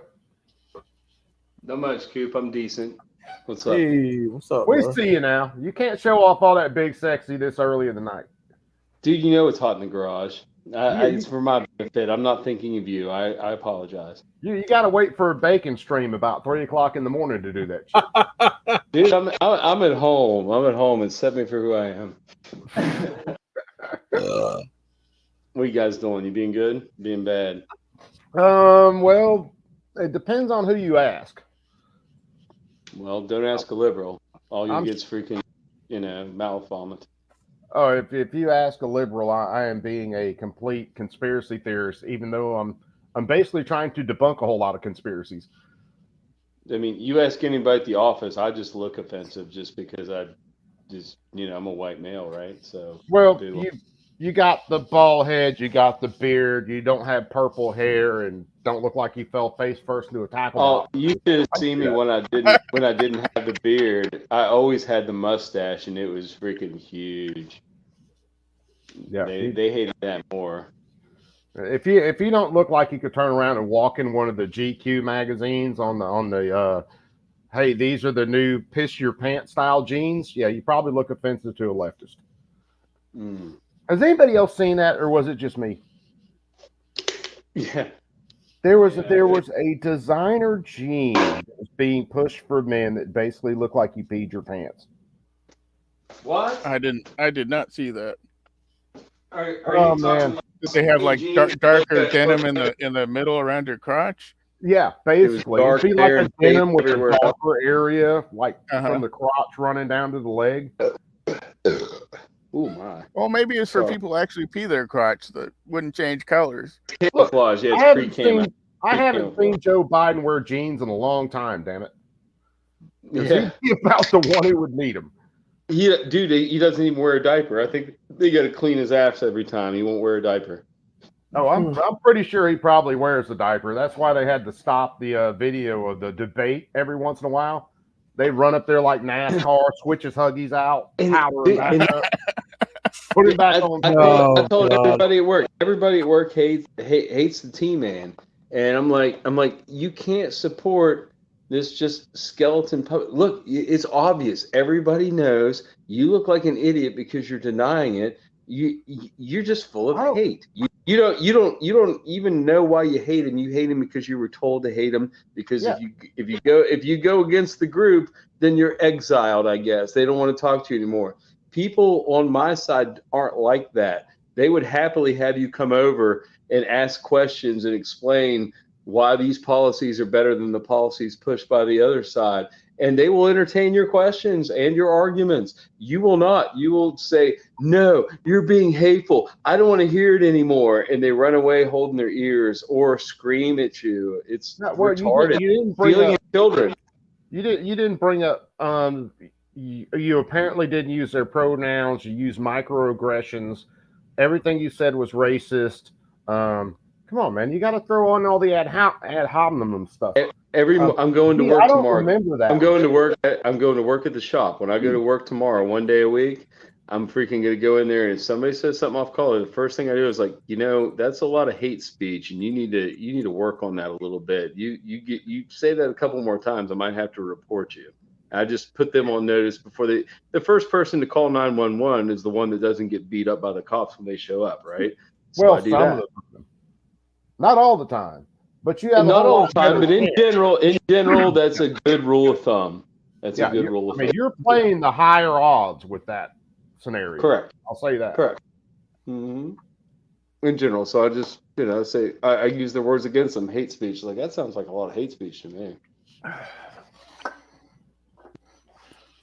Oh God! Let me hit the head and let me grab another drink real fast, and then we'll talk some more about Uncle Sniffy and anything else we want to talk about that's not related. Because apparently YouTube is watching me for that sort of thing right now. Oh, really? I was not aware. I'm informed. Thank you. How you boys doing tonight? Oh, I'm great, brother. Yeah, just peachy. Good. Nice. Yeah, they've hit me too a couple of times, I think, for that and other stuff. But on that I wish topic, they'd pick up their. Go ahead. On that topic, I don't know if you have a channel. I don't have a channel. I go and visit. Okay, I don't have a channel, but freaking when I load, for say, have you ever been on DLDs? Yeah. Okay, he's a friend of Coop. That's how I met Coop. So on a couple of them, like Coops, DLDs, sometimes Crumps, my comments on live chat take like 60 seconds to like load. Like it takes a minute. When I go on something vanilla, boom, it pops right up. So one has to wonder. And it didn't do that until like last year. And last year, over the last year, we've had a lot of chatter, and sometimes it's probably best to leave some of that out of the lives, but it creeps in sometimes. And, you got to be like, yeah, we should take this to Discord later or something. But, I think that kind of like it's a little extra monitored. If you think back to 2020, right before the election of 2020, they did the same thing. They amped up security on the internet. They were deleting channels. Only certain channels. Only certain channels. They'll do it again this year. They'll do it again in 2028, 2026. Oh, they're trying their damn to take Alex Jones off the damn air. They are. Yeah. They want him off the air, but the is he has too many allies. They can shut down his main operation, but he'll be a guest every fucking day on somebody's show. He'll be talking. There's a Kurt. He won't stop, dude. He don't even care if they kill him, dude. Kurt, you talk about chats and stuff getting deleted. Yeah, it happens a bunch on mine. Hell, we showed it during Trump's acceptance speech. Trying to type a chat on StreamYard so that it shows up on YouTube. I had 10 of my chats that would not go to YouTube from StreamYard because they were rejected by YouTube as possible spam. Mm-hmm. And in a couple cases, I flipped to the YouTube chat and tried to put the same thing in, and the chat got rejected or deleted. That happened to me a couple times. I copy and paste, and it was on different. One of them was a car channel. Yeah, but that led me to believe maybe it's not channel specific, maybe it's user specific. Maybe I've been targeted.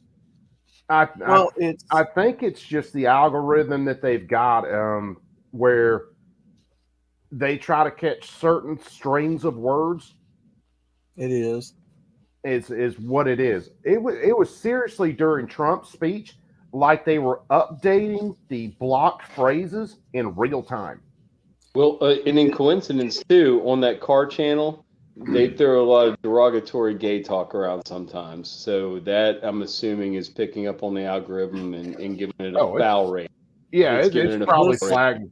It's no doubt that's flagging the shit out of it. You know what I'm talking about. I don't have a channel or anything, but you get like an analytics thing and everything. You can go into a dashboard and look at your shit and stuff. It all feeds into that. I know what you're talking about. Yeah, YouTube has got an AI algorithm that catches words and phrases, stuff like that. Yeah, they update a list of bad words that they don't want you using all the time, and it'll flag an algorithm that puts warnings on your channel, shit like that. I've got a warning on my channel right now. You know what they told me to do, Coop? So when I got that warning here at the beginning of the year for a video that I uploaded, and they deleted off my channel, and then I uploaded again, and they got pissed about it and did it again. They told me to take what was called online correction course or something. Oh no, they give you. I knew you had to go through re-education camp. Yeah, to dispute the stuff the other night, Friday night. I had to go do one of their trainings on community guidelines real quick. It takes about 15 minutes. But yeah, it's straight out fucking indoctrination. That's like the shit they do at work when we get caught in a phishing trap in email. They make you take 2 courses. It's like 2 or 3 hours, and they freaking say, "Bad Joe, you freaking took the bait." So now anything, I delete emails like mad now. Like, hey, you haven't responded to this. You need to go set this up so you can get into this system. Like, I thought it was a phishing email. Well, you can't be deleting emails willy-nilly. It's like, it's safer that way. You bring it to my attention. Now I know it's legit. I'll fix it. Yeah, I was like, I'm not going to get caught in another phishing trap. Better be safe. Sorry, right? But there's some things where what I'll more than likely start doing is if we like a lot of other people are already doing. If I want to hit something that's maybe a little bit more on the spicy end of things, we might start off on YouTube, but then I'll kill the YouTube stream and then we'll finish it out on Rumble. Rumble. I'll look for your Rumble channel. If you do that, then I'll look for your Rumble channel. And some nights I don't even get on YT. I'll just go to Rumble and I'll be like, what's on Rumble tonight? I'm just gonna go. I know I can find a freaking Louder with Crowder or something like else. I'll look at Rumble for a little bit. Yeah. Anytime I'm streaming, I used to stream to YouTube, Rumble, and X. But now X, you can't stream to X unless you have a premium account. Gotcha. So now I'm just streaming to YouTube and Rumble at the same time.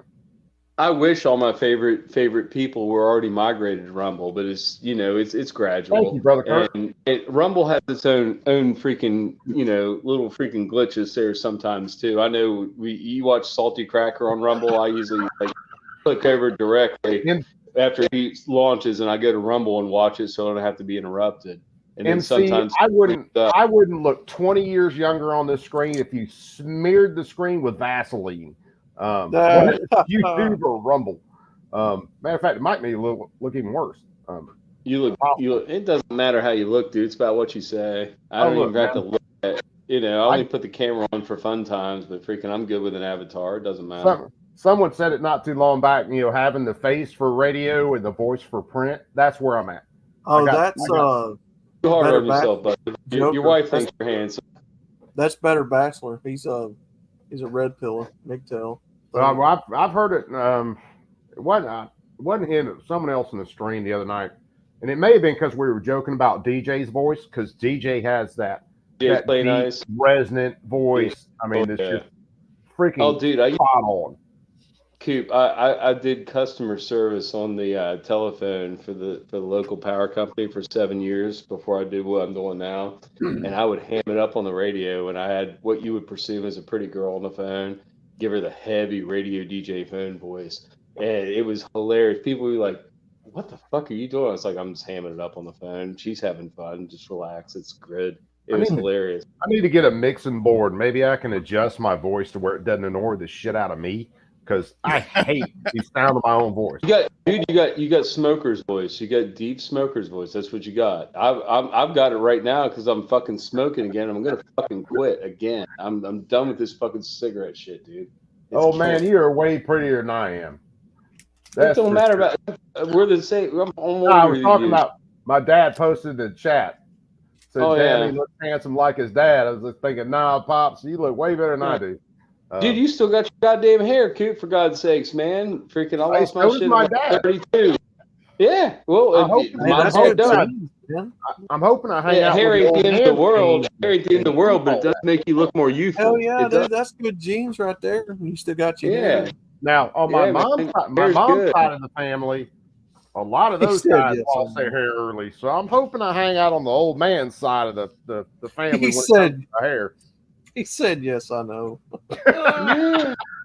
Oh, my dad's another smart ass man. He's a good look what I got, dude. I used to have hair. I used to have hair like down half of my back for years. No. But he's got that Alabamian. Falls out. She falls He's got out. that Alabamian sense of humor. I know all about it. Oh, it's a country sense of humor. My dad's originally from Arkansas. Arkansas. In fact, it was kind of a long track for me to make it to Alabama, but because hell, we were in Columbus, Georgia forever. But yeah, my dad served 26 years in the Army, retired as sergeant major. Nice. Or matter of fact, I know he's got stories. Matter of fact, Pops, you were the command sergeant major for the computer science school, I think, when he went out in 92, maybe. Hell, I can't remember. Bob, I'm going to tell you, I do content on YouTube all the time, and I hate the sound of my voice. I will not watch my videos back, but maybe once or twice. Everybody said that it ain't that bad, brother. Your voice is fine. I will, I've heard a lot of people say it, but I might skim through a video, but I will not go back and listen. 93. Hey, my mom's in the chat too. But yeah, I will not go back and listen to an entire video. I will pick through it and just make sure that maybe I hit the points that I wanted to make, or maybe the next time I'm on, I want to hit something that I missed, but I won't go back and listen to the whole thing. Well, you're too critical of yourself, and that's a common thing, man. I can't listen to myself. I sound cringy. Pardon. In my opinion, I think I sound cringy. Yeah, my voice. I go back to listen to something, and yeah, But the good thing was I put that out there one night, and we had a pretty full room that night, and most everybody in the chat was saying the same thing. Yeah, I never go back and listen to my stuff, never, because again, you might go back and skim through something, see what's in the chat, make sure you hit all the points and stuff like that. But yeah, it's not. Oh, I love my own voice. I'd rather take. I'll go on other people's replay that I was on and make sure I didn't do anything too retarded when I was. I've done that before, and I was. That's happened. That's like all right. I feel better now. That's good. Well, that's good. I said. Gabber, if you're listening, you certainly did that Friday. Man, I'd have to go back and look, but like I said, hell, it was no different than the other dude going off before that, the weekend before. Oh, Taco? Well, Shit, I wasn't man. throwing his name out, but Yeah. you Well, know, that don't- everybody's got their moment. Everybody's been in that hole, and especially when you're that way at the time, and you're just basically dumping out raw emotion. Yeah. It is what it is, man. You need that pop off sometimes, and if you I can't usually get just it from start something swaying else, back and forth and look Trust stupid. me, brother. Trust me, Yeah, brother. In the red pill. sway, and just like boom, no camera. I'm good. And Trust then I me, fade out. brother. In the red pill and MGTOW space, I see plenty of drunks come and go. Oh, I mean, I'm an admitted drunk. I have a problem. I'm trying to reduce my alcohol consumption to like 6 beers a night. Trying to drink like premium nice beers instead of drinking like, 15 freaking PBRs, right? Just to kind of, and I'll scale it back. Eventually, I'll get to 3 premium beers a night. But right now, I'm at 6, and I'm baby steps. Baby steps. You can't quit it when you've been drinking for like since you were like freaking 14 or 15. You can't stop. You'll hurt yourself. You got to like detox in a freaking facility if you want to do that. You go to the hospital for like a week, and just tell them you want fluids, and I think they give you Valium and Adderall and fluids. They do to detox. Like if you go to jail and you don't get the fluids in jail. My buddy just freaking got out of jail for a DUI. He was in there for 10 days. And his wife was like, he needs to sit and think about this. I ain't paying to get him out. Don't you pay either. I was like, I won't if that's what you want. And he sat for 10 days. sometimes But you got it to gave him ride clarity. When he came out of there, he had clarity. And if she would have got him out, he would have been still freaking calling his buddies to come and bring him beer because he can't drive and he's stuck at the fucking farm out in the country. He can't get into town and crying, bring beer, No, I'm serious. He would cry about it. No, He'd I go, was laughing at a couple other things in the chat, but yeah, apparently both the folks are in here. And my mom does a lot of lurking in chats because I hear about it later that she wanted to, beat me because my language. But I was talking to my dad yesterday. I went over and saw my I'm mom. glad I put my shirt on now. And yeah, I was I talking to didn't my know mom. in chat. I'm glad I put your shirt on. I was talking to mom and dad yesterday. I went over visiting. We cooked some steaks and stuff, and my dad was talking about some of the things he's hearing about the shooting with this Trump stuff. And I was telling my dad, I said, no, I said, I'll tell you exactly how it laid out, but I didn't have a way to graphically show it to him. So when I was going to start the stream tonight, I told my mom, I said, hey, Mom, tell the old man to turn my stream on tonight, and I'll basically show him what I was telling him yesterday in a more kind of not necessarily more coherent way, but more visuals. So he can kind of get what I was talking about. So hopefully, Oh, you were doing lines to the roof. I saw you drawing lines earlier when I wasn't in the stream, but I saw you drawing lines in the roof and shit on the screen. Yeah, that was one of the graphics that I drew out, or just like say drawing lines on. That's one of the ones I did the other night, that on Friday night, where YouTube went in and gave me the smack on the hand and said, no, you can't have that stream. Coop, let me tell you, and your dad will appreciate this, especially coming from that generation. My dad is 74 years old, and I have to take care of him because he's paraplegic. He lost his leg, and he comes from that generation where, it don't matter how big you get, he always is going to tell you, watch your language. You're not too big to get a smack. Oh yeah, dude. My dad tells me that all the time. My parents they'll be 70 in September. Yeah, my dad's shit. What are you, Pop? 75 or so? I never can remember anybody's ages. Everybody knows me. I'm horrible with it. But yeah, he'll still walk down to the woods hunting, carrying his deer stand, take his climbing stand, throw it on a tree. He hunts higher than I do. So the most you'll see me up a tree most of the time, unless I have to get higher, is probably 20 foot. The old man, he'll be up there 25, 30 foot. Eagle eye. Yeah, old man's still doing his thing. Hell yeah. I just got to pick on him about his eyesight sometimes, because there's. I never got into archery, but it's super easy now. My brother just pop up blinds. He's 77, guys. But my dad does the same thing, brother. It don't matter how old you get.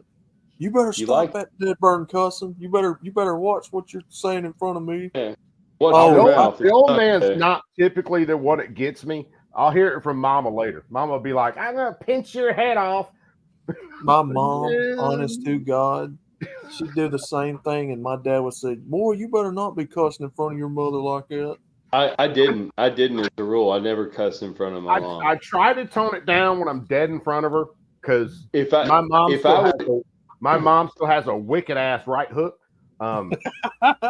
If I would ever get mad and cuss and yell directly at my mother, she would probably have a shocked look on her face and then put her hands in her face and start crying. She wouldn't know what. I've never done that to her. My mom. I'm almost 50 years old. I've never done that to her. I've never done it to my dad. My brother has, but I have not. My mom will straight out slap the dog shit out of you. Yeah. No, she was shocked. She would be in shock. She would just start crying is what she would do. No, she wouldn't know what to do. I was raised with a belt and a switch. Me too. Me too. A belt and a wooden spoon and a freaking free switch. And if I ever did that in front of my mom, I never cussed my mom or my dad ever. Me too. They would have backhanded me. He used to tell me, "Boy, I'll make you smell smoke."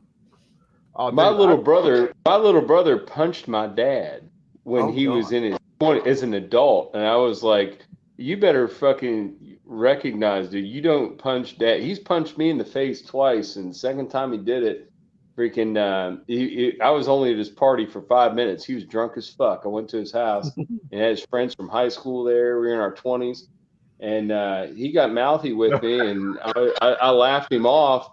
And he pushed me, and I pushed him back against his counter. And when he reeled back, he just freaking went and got me on the chin. He didn't connect that hard, and I didn't even flinch. I was like, "You motherfucker! That's the second time you've hit me in my mouth as an adult." I was like, "I owe you a fucking broken nose. I'm leaving." And I left, and two of his friends were like, "Dude, I'm sorry. He's fucking drunk. I know he's drunk as fuck. I'm leaving, guys." And two of his buddies from high school followed me down. They're like, he's just fucking drunk. I was like, "I'm leaving, guys. I don't care. But we're leaving too, dude. He's fucked. The party's pretty much over now." Yeah. Dude, let me tell you, because my dad is an old school fire and brimstone Baptist preacher from back in the days when they preached the hell out of people in the pulpit, scare the hell out of you, and preach hell hot and heaven. But he'd call you out in the middle of service. He'd be sitting there preaching from the pulpit and just point at you and call you out. Be like, "I know you're cheating on your wife, Roy Jones. You need to correct yourself. You need to come up and repent right now. Get up to the altar. Come on up here, Roy Jones." Oh, you can bet, Chess. The old man knows how to keep me straight. I gotta learn. I've already learned. I gotta slip off to the side, and then I can say what I want. But other than that, the old man keeps me straight. Well, Joe, imagine being like an 8 or 10-year-old kid in the middle of church.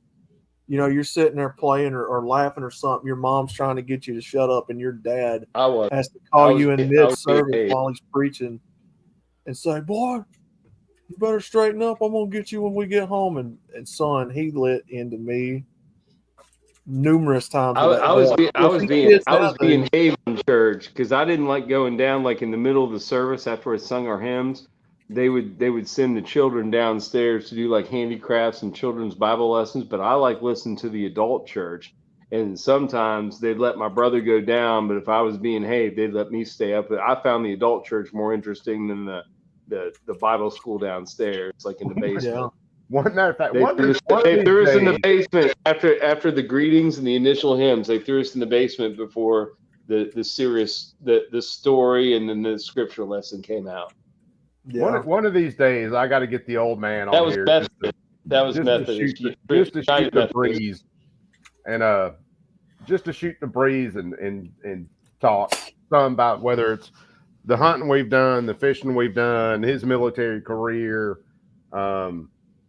It's the old man. He's been there, done that. He's definitely a hoot. He's the one, and he'd have to tell the story the whole way. probably one of the reasons we got bounced around so much when my dad was in the Army is because my dad was very no nonsense in the way that he did things. And he had zero problems telling the full bird colonel to basically get out of his damn office. What was Dad's detail? What did he do for the military? For the majority of the time when I was a kid, well, hell, all the way through the end of his career, he worked he was with the Signal Corps. So, okay. But you got to imagine waving planes in and shit. No, Signal Corps. So military, basically signals intelligence. And he won't go in. He's never gone into it that far. But you got to when they were working with computers when he originally started out, the average computer they worked with was probably as big as the room I'm sitting in now. My uncle, when he moved to Virginia in the 80s, he worked at the Pentagon. He lived in Virginia and he worked in the Pentagon, and they had refrigerator-sized freaking units that had tape machines on the top of them, just like you saw in the freaking War Games movie. Remember the Whopper? Freaking that shit, the freaking all this shit alongside. That's what it looked like. It was reel-to-reel freaking magnetic tape machines. All IBM. It was all IBM, and he had at his home at the time. This was when my dad. It was about 85, 86. In my dad's office, he was a CPA. So he was going from analog to digital, not getting rid of paper files. They still kept paper files for backups for years because they were questioning new technology. But they had an IBM key punch machine in the basement, and they paid a lady to come down there and punch all this shit out in freaking paper cards to feed the freaking refrigerator-sized machine this shit. And then they had freaking floppy disks that weren't 5 1/4, dude. They were 8-inch. They're big. They're dinner plate motherfuckers. And they would have to go feed that into the refrigerator size. That at that time that was termed a mini computer. When I was in high school, that was sized as a mini computer, about the size of a refrigerator. All the machines were about the size of a fridge. Oh yeah, they hadn't even become really. You had terminals like in a bank. Like when you're at the bank, they don't have their own computers, just like a screen and a keyboard and a mouse. But they didn't have mice back then. You tabbed through everything. It was just keyboard and a freaking computer screen. No sound. It was all green screens. I worked on green screens when I first started working where I work now. It was old shit, dude, and it lasted long. A lot of banks are still on green screens, dude. Old IBM freaking technology.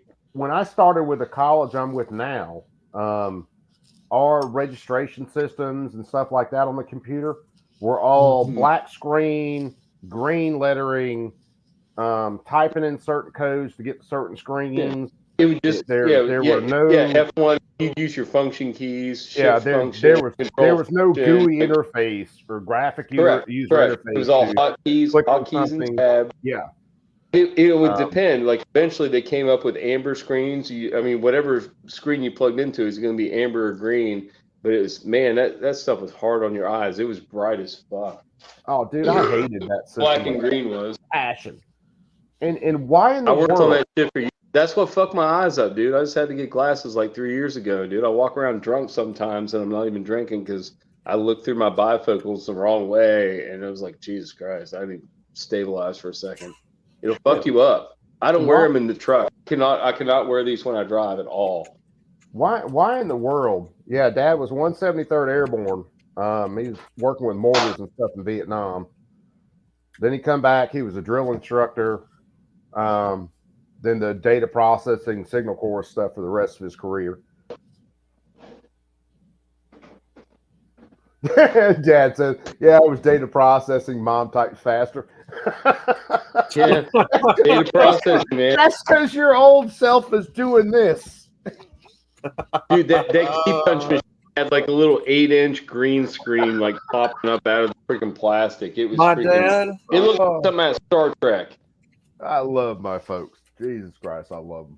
I love my That's folks. the way my dad man. used to be. He said, I can't, no, them computers are, I can't figure that junk out. He said, my mother can file it faster. And yep, Chess, we've heard it before. Idle hands are the devil's work, and busy hands will make you go blind. Oh, man. That's funny. My dad sounds just like, he sounds like my dad. My dad's like, "Oh, I don't My- need no plastic computer. I can't figure that mess out anyway." If nothing else, I would have to get my dad on here one night. One of his best friends in the Army, Bill Folsom, who lived in South Georgia. They were supposed to go on a float trip one time to catch brim, big shell crackers and stuff on one of the little smaller rivers down there. I'd have to get him to tell that story, because I have damn near broken a rib laughing at my dad describing what was supposed to be a couple-hour float trip that turned into like an all-nighter, sleeping on a sandbar, running into quicksand, all kinds of stuff. Duck shit everywhere. There's fucking goose and duck shit all over this fucking shoreline. There's flies everywhere. Oh no! Those river islands. Nobody fucks around those things for a reason. They're usually like fly infested. Well, this is one of the. Some people might call it like a larger creek or a stream. And down in South Georgia, and a lot of places, especially, they're real dependent on time of year and the amount of rain. And Bill Folsom was a big dude, and he was from down there in South Georgia. Just like Fight Club, his name was Robert Paulson, only it was Bill Paulson. No, Bill Folsom. Folsom. And I remember him because that was down when my dad was stationed on Fort Benning, Fort Gordon. Fort Benning. Yeah, Fort Benning the first time. And I remember playing with his kids and stuff. I remember, about where we were located on base at the time. I remember Folsom's wife, just a good old country girl, good as you ever wanted to be around. She was the typical country mama that would love you one minute, and if you messed up, if there was anything she could beat you chase you out of the house with a wooden spoon. Do it. That's my mom. That was her. Mom broke a wooden spoon. She glanced off my ass and hit the countertop. And Dad thought I broke the spoon, so he got me with the belt when he came home until Mom told him. I was never, especially when I was younger, I was never afraid of getting whipped by my dad. My mom was the one who would beat you senseless. And see, I screwed up one time, and I can't remember why exactly I was catching that particular ass whooping. But I messed around. You catch him. I mean, it happens. I messed around and I laughed at her. My parents practice, moderate. What I'll say is moderate corporal punishment. That is the worst thing you can do. That is the worst when I look back on it, the one thing they hated. The one thing they hated the most is when me and my brother would fight each other. That was unforgivable. Dude, they were going to beat both of our asses. Well, I both of our asses. Like, we ain't going to let you beat each other's ass. We'll beat your ass for you, is what Dad said. I don't remember what exactly I did that time. And I more than likely deserved it. And I wasn't allowed to hit my brother. He was smaller. She went to spank me, and I messed around and laughed at her. Oh, yeah. And that wasn't the bear while the bear's attacking. That's not the best decision I've ever made in my life. Yep, you learned. And I've never understood, even with two kids of my own, why your mom would be whipping you and then telling you don't run from me. No, you want to stop. And you go, my mom would whip it. No, your mom would whip you, and you would start wailing, and she would feel bad and stop. That's what you did when Mom whipped you. That's the smart. No, not if you started wailing, she'd be like, "You boys need to be better." No, my granddad. We're done, Mom. We're done. We're so sorry, Mom. We're so. And then we'd be like, "Good, Mom will go dust and vacuum for you if you want." Okay, boys. No, my and then granddad. Then she wouldn't tell Dad. That was the key. My granddad would tell my dad came home for lunch. If you fucked up before noon, you were gonna answer at high noon when he came home for his fucking bologna sandwich and his chips. You were gonna answer for it. He worked real close to the house. My mom had him lunch on the table every day. He'd come home and ate with her. No, my granddad would tell you, if you start crying, I'm gonna whip you even harder. I'm gonna give you something to cry. We didn't cry. We whined. We just wailed. It wasn't real. We weren't like crying tears. I mean, it wasn't that hard. It was Mom. Old man, I never said Mom was. It hurt when you were little, but once you got to about 10, it didn't hurt so bad. It was just the humiliation and the freaking Mom getting mad, and she was upset, cry. She was crying while she was doing it. She wasn't having a fun time at all. Hold She's on. having a horrible time. I wasn't She saying didn't like mom doing was that shit. Joe. Hold on. I wasn't saying mom was that bad, Pop. I'm just saying that if I was going to tote a butt whooping in between one of you two, Yeah, I wouldn't have picked mom. yeah. I mean, you know what I mean. But there's other factors too. Some of my friends had alcoholic parents, and mine were not. So sometimes their whippings got a little more out of hand, but it wasn't because they didn't deserve it at the No, beginning. man. They just got a little extra serving because There was My granddad- never a time. their There was dad was never. fucked up when he said it, or the Yeah. mom was. There was Mostly there the was moms never of a my single buddies, time. not the dads. Hold on, Joe. The dads. Go ahead. Yeah, there was never a single time I can say that my parents abused me in any way possible. Me shape, neither, or brother. form. Me neither. Ever. Me neither. I took my No. lumps. I took my lumps. I My deserved pretty much every ass whooping I got. Oh, Correct. My, I my do too. I granddad. don't damn that hand. Now it ain't this way anymore, obviously. But my granddad Correct. raised us to where it wouldn't just be your mom and dad that whip you. Your aunt and uncle would whoop you. Your granddad would whoop you. Whoever started doing it. My granddad was a 6'3", 235+ pound sawmiller back in the day, back in the 50s and 60s. And that joker served in World War II, and he had the biggest doggone hands of a man I've ever seen in my life. And he'd smack you. He'd slap the piss out of you if you ever disrespected him, or he'd say, "Boy, I'm gonna slap smoke out of your face." And man, I'm telling you, Chess, your granddads would get you. Your Chess, aunts and I'm- uncles would get you. Yeah. Chess, I'm pretty damn sure if you and my dad were talking, you two would get a kick out of one another for sure. No doubt. The old man is freaking great, but he does have some hysterical damn stories. Like I said, if I could get him on a stream one night to talk about the float trip, and then get him on stream to talk about me and my granddaddy Fisher arguing all the time, it would probably have you guys in tears. Because my dad said one time, and it was when I was young. Me and my granddaddy Fisher were always back and forth at one another, which is my mom's dad. And my dad said he was in the boat with us one time, and me and Robert were arguing back and forth. And my dad was thinking, "Yeah, you guys just let me out on the bank somewhere. I'll be okay. You two just go do what you got to do. Just leave me behind. I'll fish. You guys argue." Oh man, my coaches. I'm young enough to remember the coaches would whoop your ass, and the principals would carry around the paddle, and the teachers would whoop you, man. I got beat by a mom and principal dad, man, back in the day. One They can tell you time. about that. And I'm only 35, Relax. going on 36. I remember it. I'm 48. Yeah, see, I'm right behind Joe. I'm 47, and it may be some of the differences, maybe just kind of the areas, because a lot of the schools I went to weren't on base. It was always off, or almost always off base. Really, probably the biggest school I can remember going to on base may have been the initial time my dad was stationed on Fort Benning. I think I went to one of the elementary schools on base.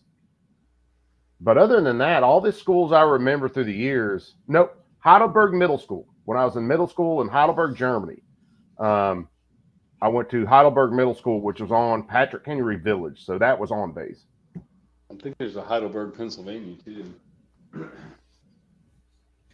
Oh yeah, Man. Mama, there's no doubt. Look, and it's serious.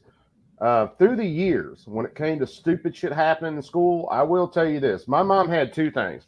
If he's wrong, punish him. If he's not wrong, we're gonna have an argument about this. You ain't lying. And she can tell you a lot of stories about stuff like that. My mom was big in the PTA. She was involved in the classroom. She came into our classroom.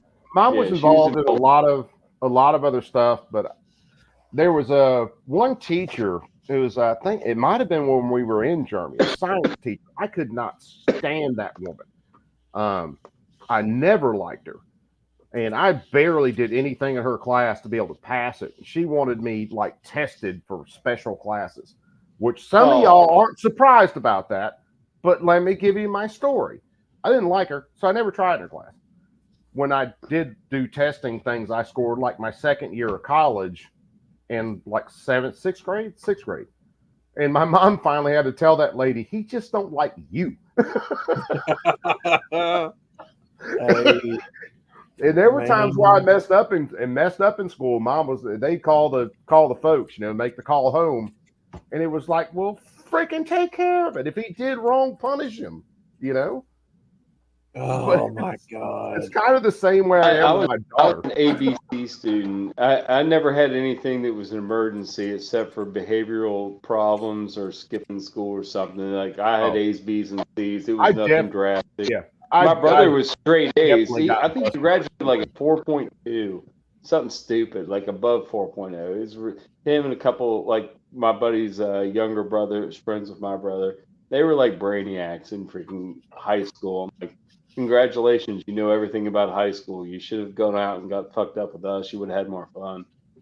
Oh, I definitely got buzzed, especially in Germany, because we could go off campus for lunch.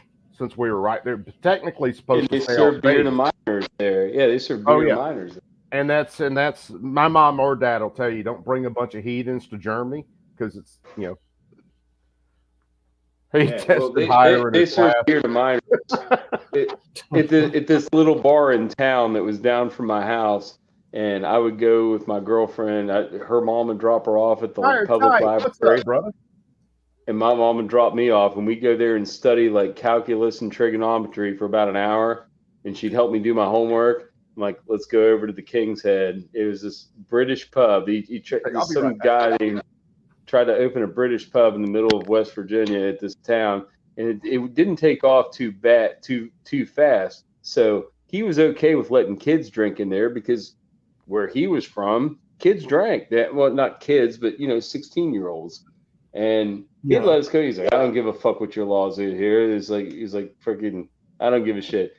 And he gave us little membership cards that we would use instead of an ID. So when he had like a band or something, if we would come in when it was busy, we could show the guy at the door that, and he'd know we were cool and we wouldn't cause a problem. And he'd let us in, and we'd fucking drink. Dude, I was drinking Watney's Red Barrel and freaking like Black and Tans when I was like 16 years old. I was like, this is delicious. I love this beer. It's not Busch Light. It's like ice cream. It's like an ice cream sundae in a glass. It's fucking delicious. And I got hooked on that shit from an early age. I like Guinness and I like freaking Black and Tan specifically. And freaking Watney's Red Barrel is a good beer. I don't know if you've ever tried it, but it's fucking good. Oh, chessboard. My dad, he's 74. He talks about when he was growing up back in the 50s, his dad, it was the way like back then when you ate with your family at the table, right? When everybody got home, the day was coming to an end, Pops was coming home from work. Everybody sat at the table and talked about what happened during the day. Mm-hmm. Well, my grandmother would go to telling off on my dad and his brothers and sisters, like, he did such and such. And my granddad would look at him and say, boy, when you swallow that last bite, go get me a limb. And they'd make my dad go pick You talk about willow limbs. We learned this, or at least I learned it pretty early in my life. Because we'd be out bank fishing or something, and you'd inevitably do something screwy, and you'd have to get the switch treatment. I learned really early to look around and make sure there were no willow limbs in the vicinity before I did something stupid. You kind of plan stuff out in your own brain, You're like, I'm going to do this, and I know it's going to get me in trouble. And then you become a foliage expert, and you're like, is that a willow? No, that's not a willow. No, that's an oak. No, that's a dog. That's good, man. It's freaking biology. There's a willow. Nope. I'm going to behave today. My dad said, man, I might as well just quit eating then because I lost all my appetite. Oh, yeah. Knowing that it's coming. He said, go get me a limb, boy. And he'd go out there and pick him a switch. And if he got a small one or one that my granddad didn't approve of, man, God. Oh, yeah. Don't go cut the wrong switch. Don't go get a small one. Yeah. Don't come back with something like this. No, dude, that lasted. I think that lasted till I was about 13, and I could outrun my father. About 13, I quit the switch game, and he chased me one day out the damn garage, out the carport, and I fucking where our neighborhood is, where Dad's house is, it just starts a really steep grade. It goes up really steep. And I ran to the fucking top of that hill full speed, and he got winded about halfway through. He's like, "Get your ass back down here." I was like, I ain't coming down there no time soon. I was like, "Come and get me." And the neighbor came out of the house, and she was like, "Joey, you're okay?" I was like, "I'm fine, Mrs. Rhodes. Dad's trying to chase me because he wants to smack my ass. I ain't having it." And she was like, she was like, "Your dad?" I was like, "Yeah, look at him. He's down there." And I pointed at him, and Dad started pouting and walking off. I was like, "Here he is, Mrs. Rhodes." I was like, "He wants to beat me. I ain't having it. I'm 13. I'm too old for this shit. I can outrun him now." And she started laughing. She's like, "You want some iced tea?" I was like, "Yeah, that'd be good." I had iced tea. And she had the meanest dog in the neighborhood, dude. She had a big ass fucking German Shepherd named Chewy tied up on a post in the backyard with a big dog house. And we played guns and run back in the woods, like past her house. That dog broke the chain, chased my brother, bit a chunk out of his calf one day. Oh my God. My brother's still scared of German Shepherds because of fucking her dog. Vanessa Kitty, Good my Lord, dad. Vanessa, no wonder you're a freaking monster. Yeah, my Dude, dad. it was a good neighborhood to grow up in. It was great. Well, my dad was a carpenter by trade, a woodworker, making cabinetry and all that. And so he didn't need no switches, Coop. He'd just go get, like Vanessa's saying, he'd go Burning find him strip. a stick of like white oak or red oak in the shop. You get your ass beat with that. Shoot, I've never toted one like that. It was usually Dad's thick work belt. He had like a 2-inch work belt that like the seam had already busted in it, so it was split. So when it hit you, it would clap together, and that was an extra little pain. My dad got to wear. I hated that brass buckle fucking back. He never hit us with the buckle, but that fucking one, he'd be like, "Go get the belt." And if you come back, because he wore dress pants and he wore a suit to work every day. I'd come back one time with one of his skinny dress belts. He's like, "God damn it, you're gonna get it. You go get the black belt with the brass buckle. You know what belt I'm talking about." My dad told a story. My dad told a story one time, and it was his stepdad, my granddaddy Frank, who was a hell of a guy. He served over in France in World War II, like working airfields and stuff. I can't remember his exact position, but and I can't remember which one of my dad's sisters was the one who did something. But he said my granddad Frank went to whip that belt off to go give the whipping, and what he did is pants at the floor. Nice. He had lost a bunch of weight. You're like, it's a whole different kind of punishment. I'm running out of the house. This ain't right. And I can so see my granddaddy Frank doing that. I don't. He had a reputation. He never wore underwear.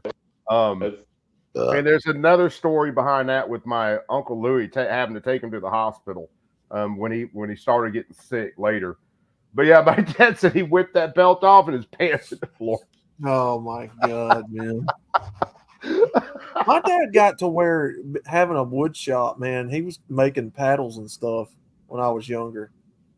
It's like, damn. Yeah, he'd drill the holes and everything.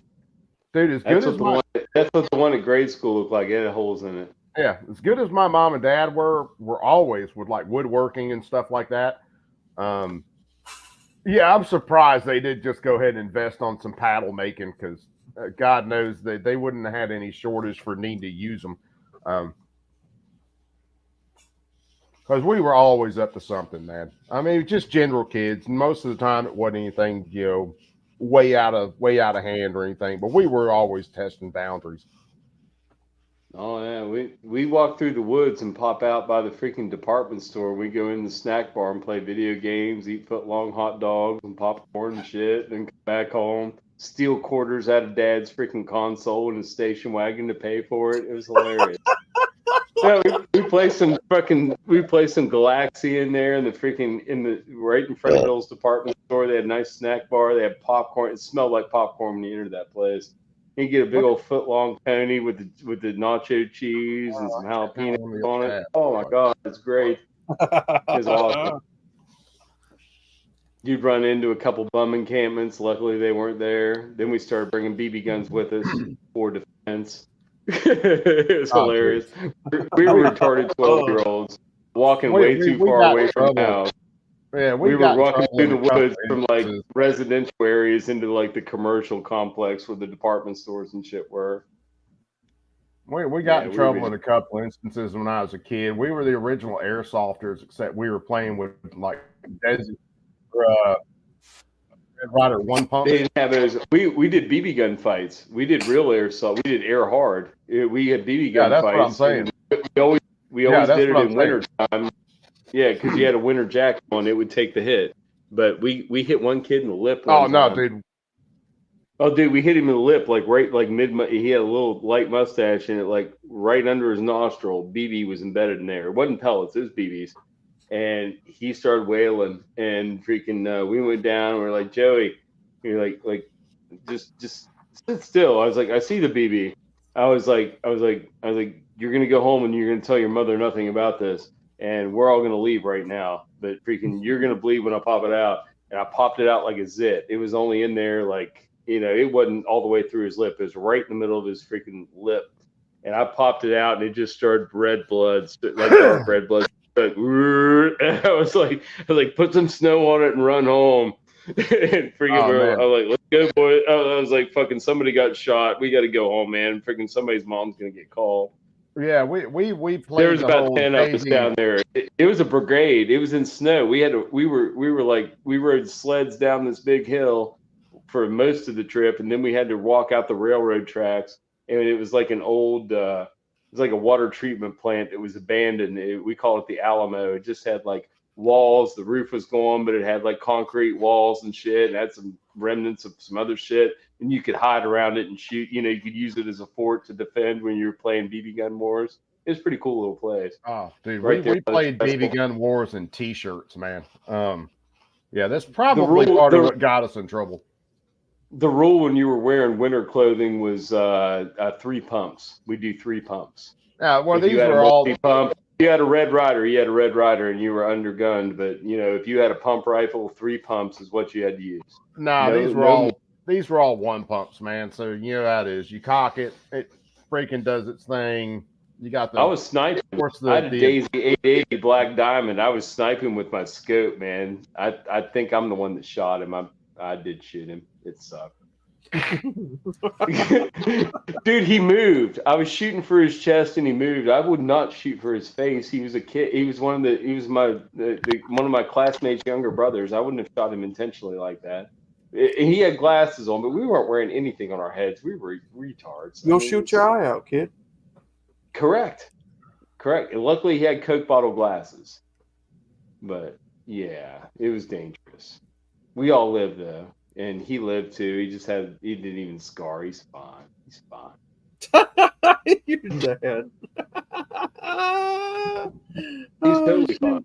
You're It didn't even dead. tip his tooth, man. It could have gone through and broke his tooth out. If I had 5 pumps, it would have. If I had 10 pumps, it definitely would have shot his tooth out because it went right through his lip and shot his tooth out. Guarantee it. That thing would go like it's almost as fast as 22 short. It is like it'd get up to about like 800, 900 feet per second. It was a fast air gun for the time. For a Daisy, it was the best Daisy. That's what I'm laughing at. It was the That's best my Daisy old you man. could get. Hell, now they go like 1,200 feet per second, but it was the best. It goes fast as a BB cap or something like that out of 22. It's the best Daisy you could get. Oh, I'm pretty. Yeah, I was gonna say I'm pretty sure. Especially once my dad got to high school, there were a couple. I still got it. Yeah, dude, you teachers think out you would there. get taken down? You think you get taken down if I flashed my 880? I still got it. Probably, because Really? YouTube All right, I being won't. YouTube. I won't. I still got the Now black that's diamonds in the hilarious. corner. Oh, Dude, your Yeah, dad's hilarious. I My re-oiled dad- the seals. I revived it. You just can't leave it pumped up for like more than a half hour to lose air. I've re-oiled the seals, but it's old as fuck. I got it when I was like 10. That's enough. I'd have to get my dad to tell some of the stories from when he was growing up, man, because it's just absolutely hysterical. And we him just- getting paddled in school. Dude, you've heard some of the tales I've spun on Discord, man, and they were all true stories. I have no reason to embellish. They were all that Oh, stupid Bob. because I Dude, got back then- taken down for showing a frame one night on my stream. I got DLD taken down one night, or at least got the stream shut down. I don't think he called a strike for showing a stream or showing a frame on a stream I was with him on. So yeah, they're just so crazy. They're hyper vigilant. They're hyper vigilant right now. My granddad. Yeah, that was the stream I was talking about. My granddad got. Go ahead. Go ahead, Outlaw. Go ahead. I was just going to say, my granddad got paddled in school many years ago for the teacher walking by him and farting. She farted like walking in between all the classmates in there. As she was walking, she did that, you know? Yeah. And she happened to walk past him and he started laughing. And she spun around and started smacking him with the ruler. Oh my God. He had everybody in the class laughing. That seems like a double standard. Oh, well, a little bit, but you know, if you embarrass the powers that be, you're gonna get spanked. Well, I had an English teacher that hated my guts before I even got enrolled in her class, and I ran into a couple of those. She tried to say like call me out and like make fun of me or whatever in the middle of class, and I was like, you know, Mrs. Post, you're really not as funny as you think you are. You ought to stick to teaching English instead of comedy. And I'm like a 16-year-old kid telling her this. She's like, is that right, Mr. Morris? And I was like, as far as I'm concerned, yes, that is right. And and then, dude, I was making jokes about she had a geometry. This is back in like 1992. Okay, I wasn't graduated.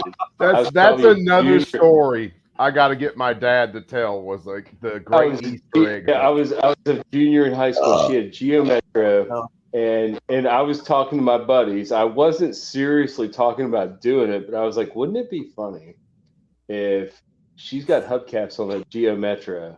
Freaking all four of us could go grab an iron cross real quick and we could spin those four little lug nuts off and put her hubcaps back on. She wouldn't even make it out of the parking lot. Thing be like wobble, wobble, bang, bang, and it just fall on the fucking ground. She wouldn't get out of the damn parking lot. When she turned, the fucking wheels would just fall off the damn thing. And apparently somebody overheard me joking about this. I was joking about it in soccer practice. So one of my soccer practice fucked me. Because I was trying to get I was just joking with my one buddy that hung with us. So my high school was fickle. It was shit, and freaking. Then she was like, "Oh my God, he's threatened me." And whatever. So in class, whenever she was like, you know, I heard that you got a problem with this. And I don't have a problem with you. You're fine, Miss Post. We talking about English or me and you? What's going on? And she's like, somebody said you wanted to vandalize my car. I was like, you got a shitty car. I mean, somebody will vandalize it eventually. It might not be me, but you got a shitty car. Sorry. I got caught. She was like, you need to go talk to Mr. Bennett. So she sent me to the principal's office. Mr. Bennett graduated high school with my parents the same year in a high school that like it's rural Lewis County. And freaking, I went in there and he was like, what's going on with you and Mrs. Post? It's like, you know what? She hears a lot of gossip and stupid stuff that kids are saying. I don't have any ill will against that lady, but she had ill will against me from day one and going to her class. She's mouthing me off. She's saying like, oh yeah, I was busy this weekend, so I had my kids grade your freaking tests. And I was like, that seems kind of disrespectful to me as a student. And she thinks it's funny, and I don't think it's funny. Do you think it's funny, Mr. Bennett? He's like, all right, listen, just ease up. You know, I'm going to talk to your dad. Your mom's going to come down. Your dad's at work. I was like, no, mom doesn't have to come down. She's coming down. I was like, that's fine. Do I have to wait for her? He's like, yeah, sit here. Your mom's going to come down. I told mom, I was like, the bitch just hates me, mom. I don't know.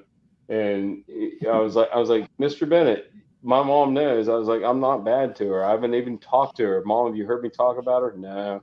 And he's like, well, I'll talk to her then. Thanks for coming down, Gloria. Okay, goodbye, Lindy. And freaking mom left, and freaking I didn't go back to that class. I got to go to the freaking library until the next bell. And then the next bell came, and I freaking went to my next class. and just came back the next day like nothing happened. And she tried to say something to me like 2 days later. I was like, I don't know what you're talking about. Everything's fine between us. You're fine. I'm fine. But he's fine. The story my dad was talking about, and he's told me the story, and I'll give you guys kind of the cliff notes of it about the Easter egg stuff. His sisters are younger than him, and they had him as the older boy hide the Easter eggs, and he was tired of hiding damn Easter eggs. So, as competitive as the sisters were, he put basically a cow pie in the shoebox and then set the shoebox down. And when they thought all the Easter eggs were basically done, he told them there was one more, and they went running out there trying to find it, elbowed each other out of the way. And one of my aunts slid underneath there to grab it, what was an Easter egg, and grabbed a big ass fresh cow patty. Dude, I found a donkey pie in my backyard the other day. Fucking neighbor's donkey got loose, and that sucked. It was. I got a flat shovel. It was 3 flat shovels full, and it was a fresh greenie. Yeah. It's hysterical. It's hysterical because I definitely get some of my personality from my dad. I really do. Now, my mom has closer to my sense of humor, but she has a hell of a lot more Jesus than I do. So her sense of humor will stay pretty above board, where mine goes all over the map. But yeah, my dad is a hoot, man. And especially it is sometimes when you get older, when you finally you should set that one night, dude. If there's like a dialogue he'd be interested in contributing to, or if you just want to listen to cool old band stories. I'm a big fan of cool old band stories. That's why I miss going to the tavern's closed down below my house. It's been closed for years, but listen to freaking cool old band stories when you're drunk. It's fucking great. I said it earlier. One of these days, especially good old dudes. You'd have your old drunks in there, but there'd be respectable dudes in there. Freaking good guys. I'd have to get the old man on here one night. I'd have to get the old man on here one night just to run through stories about when they were. I've heard they were like from like growing up young in the 70s. Some in the military, a lot when he was growing up, and then he could probably tell on me for a lot of the dumb shit I've done. When I was a kid growing up doing stuff. Dude, I listened to an old guy that was pretty much a cripple at this point when I met him. But back in the day, he was a fucking playboy. He still had long black hair, and he never lost his hair, but he was walking with a cane. Back in the day, he had a fucking De Tomaso Pantera in Lost Creek, West Virginia, ripping around in a fucking Italian fucking Ford-powered fucking supercar. He had a freaking rich girlfriend. Well, rich wife. An oil princess. Yeah, well, that back in the 70s. My dad is the only that would be absolutely hysterical. Yeah. Now, he's passed away, but his name was Daryl. We always called him Daryl. If I could get my mother and father-in-law on to talk about hunting together, those two can tell some stories that would absolutely have you crying. And then if I could get my Uncle Louie to come on telling stories about his cousin Bubba, all of us would need to call for like emergency assistance to get oxygen by the time Louie got done. My dad can tell you, we were over at Louie's one night, and we were living in Lacombe, not too far away from Slidell, Louisiana. It's basically a straight shot down the road. And my dad, we were on the way home. He had to pull over on the side of the road because he was laughing so hard because he got to thinking about the stories my uncle was telling. Is he going to piss his pants? Because they're absolutely true, and that's what makes them so damn funny. That's right. Because Bubba is a special case, to say the least. But even my dad can tell some stories. He has had me absolutely rolling. And I was trying to say it earlier. It's funny when you get a little older and you talk to your parents and you start to talk about things and they start kind of talking about how they grew up and the funny stories and even the bad stories on when they grew up. And you get a better feel for your parents because it's just different when you get older. I wish I had that. My dad's won't drop the parent-child situation. Like I told him, I was like, my buddy's dad, some of them are their best friends. They talk to him every day, and when they go hunting, they go fishing, they go camping. Their dad is their main guy. That's their guy. You're not. You don't want to do that. You don't want to be my friend. You just want to be my father. And he won't do that. Oh, make no mistake. Especially with like as you get into adulthood, you know what I mean? Once you get about like 30, 35, a lot of my buddies, their dads started being their best friend, and that was awesome because they had family and stuff, and they were super close. Well, my dad's not like that, and guess what? He's not super close with my brother's kids. He's not, super close with me. He could be, but he doesn't choose to be. He's still mom and dad, and then me, and then my brother and his family. This is yet another story that I got to get my dad to tell on a stream. And this is, I can't remember how old Dad was, but pretty sure. I won't even lie about remembering the age. But anyway, somebody from the family gave my dad a raccoon. Now this is an older raccoon. And my dad's stepdad always had dogs for hunting, whether it was rabbits, raccoons, you name it. But they gave my dad this raccoon for a pet. That raccoon, and I won't tell the whole story because I don't want to get anything wrong. But anyway, the raccoon got into the outhouse and got covered in crap. Oh, it got down the hole. Yeah. And I think they were going to, I think my dad and his sisters and stuff were walking to the bus that day or that morning. And that raccoon come out of that outhouse covered in crap. And apparently my aunt was the slowest one in the group because that raccoon covered in crap climbed up her and just smeared her. Oh my God. And everybody on the bus got to wave as they drove off. Oh my She God. walked back to the house covered in crap because of this covered in big human ass shit. raccoon. Human shit's the worst. It's Yes. the worst. Composted human shit. Ugh. I'm telling you, my dad is an absolute hoot, man. I got to get him on here one night just to shoot the breeze about some of the stories he can tell because it's hysterical. And then you guys will get to see where my insanity comes from. Now, I can't blame any of my stuff on my folks for sure.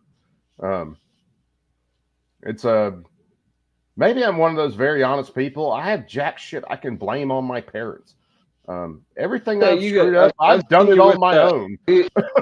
Were you with your father-in-law sometimes in the workshop? Is that other guy? What do you mean? You were with another older gentleman one day. You were talking. It might have been your father-in-law. I forget. No, my father-in-law's never been on. Okay. You may have seen me on here with a couple different buddies of mine, but no, maybe not with, you're working something garage. Yeah, no. Well, no, my dad was in there. Yeah, if it was a video where I was it might have been your dad. Yeah, if it was a video where I was down, talking you can kind of see. Camera. Yeah, you can kind of see the exposed rafters above, which is where a lot of my gunsmith and stuff sitting. Yeah, that was my old man. You were doing bluing or something. Yeah, that was me with the old man. You might have had hot tanks. You might have had hot tanks going that day. Yeah, that was me and the old man. Yeah. That's where he might have been on camera for a minute. I forget. I sometimes I listen and don't watch, and I'm working on something in my garage because I've got I'm usually out in my garage when I'm fucking around listening to shit. But I'll come back and type comments here and there. But usually I'm just listening. Yeah, that's what I do a lot of times when I'm lit or watching other people's podcasts. I might have a ton of other stuff I'm doing, and I'll be doing something else and listening. And I kind of bounce in and out of chat. I go to see if anybody, like I'll say hi when I come in, and then if I see a couple people immediately say hi, I'm like, hey buddy. And, absolutely. And then I'll work on my stuff a little bit, and then I'll come back to see if anybody else was in there or what's being talked about in chat, because I'm not looking at it. All I'm doing is listening. And a lot of times, unless it's something notable, you really don't discuss what's being discussed in chat unless it's notable. But sometimes there's a couple conversations going on in chat that are like side from what you're talking about currently. You know what I mean? Man, that's if a couple guys banter back and forth. So I don't want to act like I'm not going to respond. I'm going to go make sure that I'll check back and say, okay, did somebody respond to what I said or not? That's the biggest thing I hate about missing, like say a dark live stream or something like that, is actually interacting with everybody in chat. I love what Dark and them are talking about. Don't get me wrong, but I miss the side chat when I'm not there, and I don't get to see what everybody sometimes is talking too about. when he has Rich with him, or if he has Crump with him. I think they're all kind of logged into his dashboard and stuff. They're kind of helping him with that a little bit, so he can be a little faster. It's well, the side chat just does what it does. That's why I'll go back and listen to Dark in the mornings or something. If I don't catch a show at night, I'll be part of the replay gang, and I'll listen to his stuff while I'm getting ready for work, or for that first little bit while I'm at work. On the ride to work. But I definitely hate missing the live chat with everybody.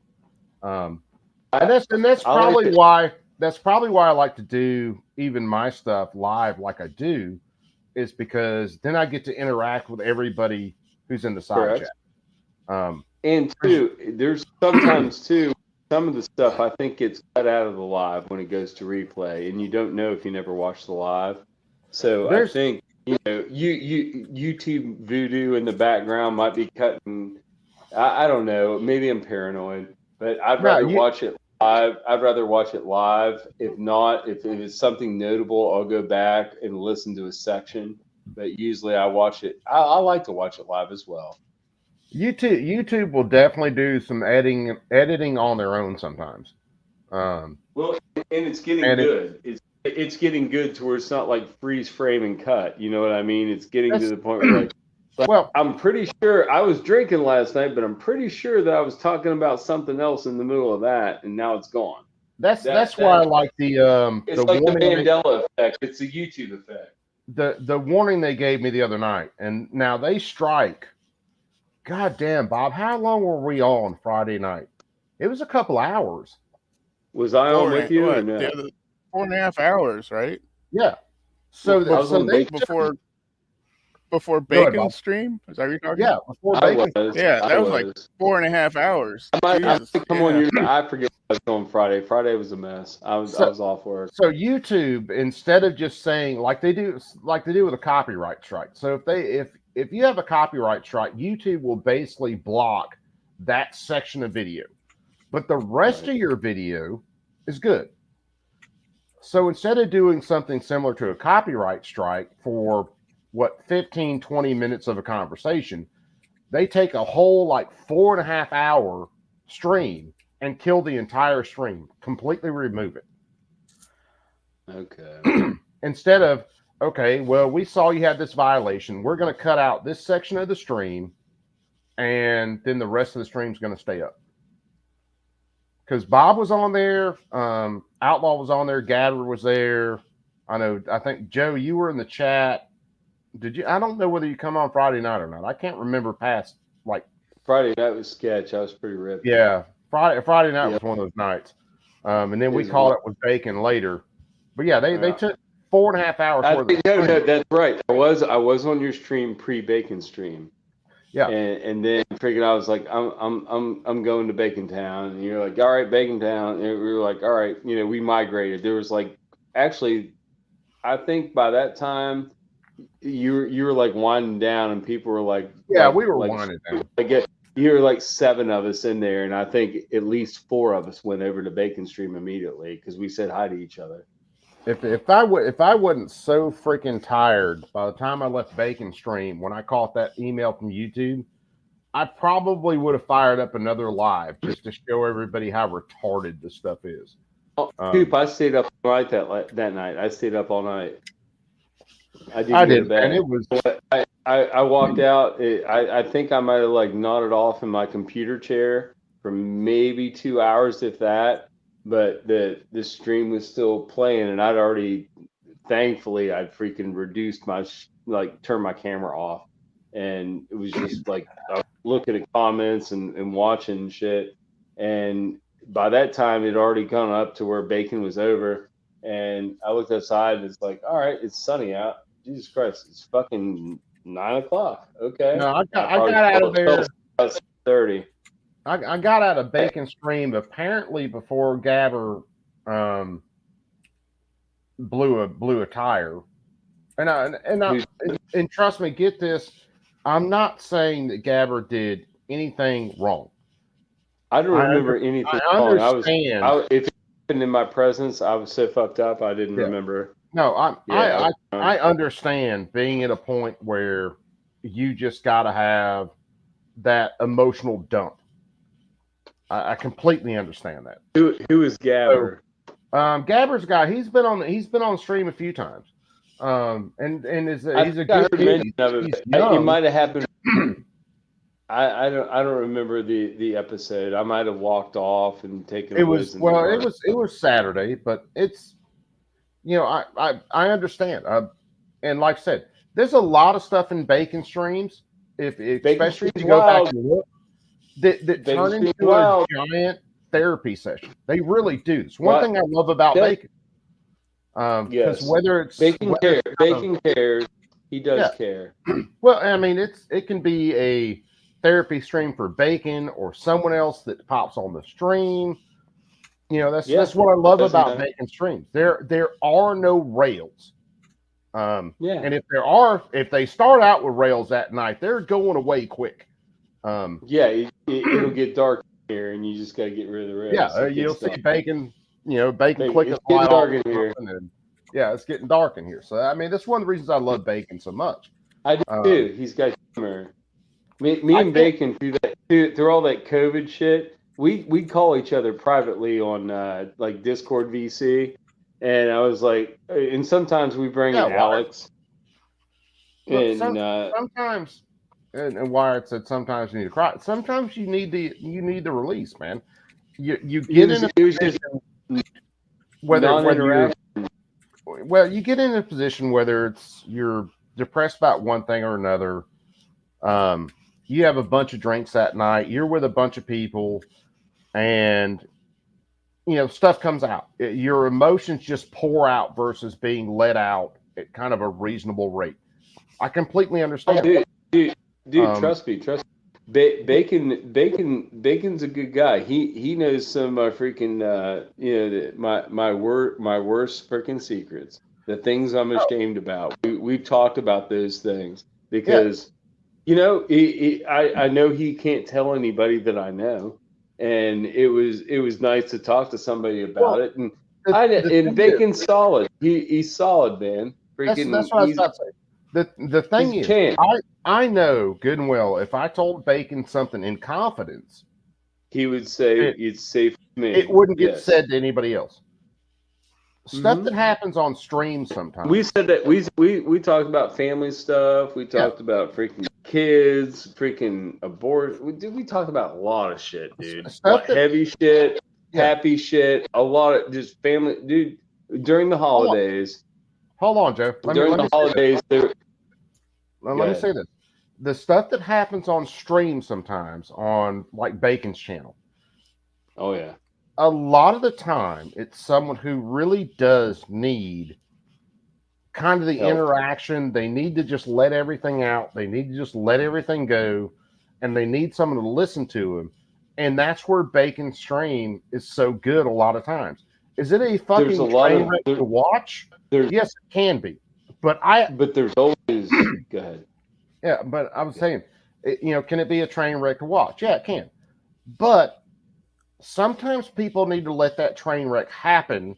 And I know probably Taco and some guys were in there. I know they were probably they may have gave Gabber what he needed to hear. I would bet money it was things suck. You're a good dude. You sound like you're a good dude. And,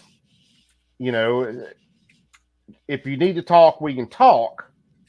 And, let's do our thing. That would be my bet on what was said.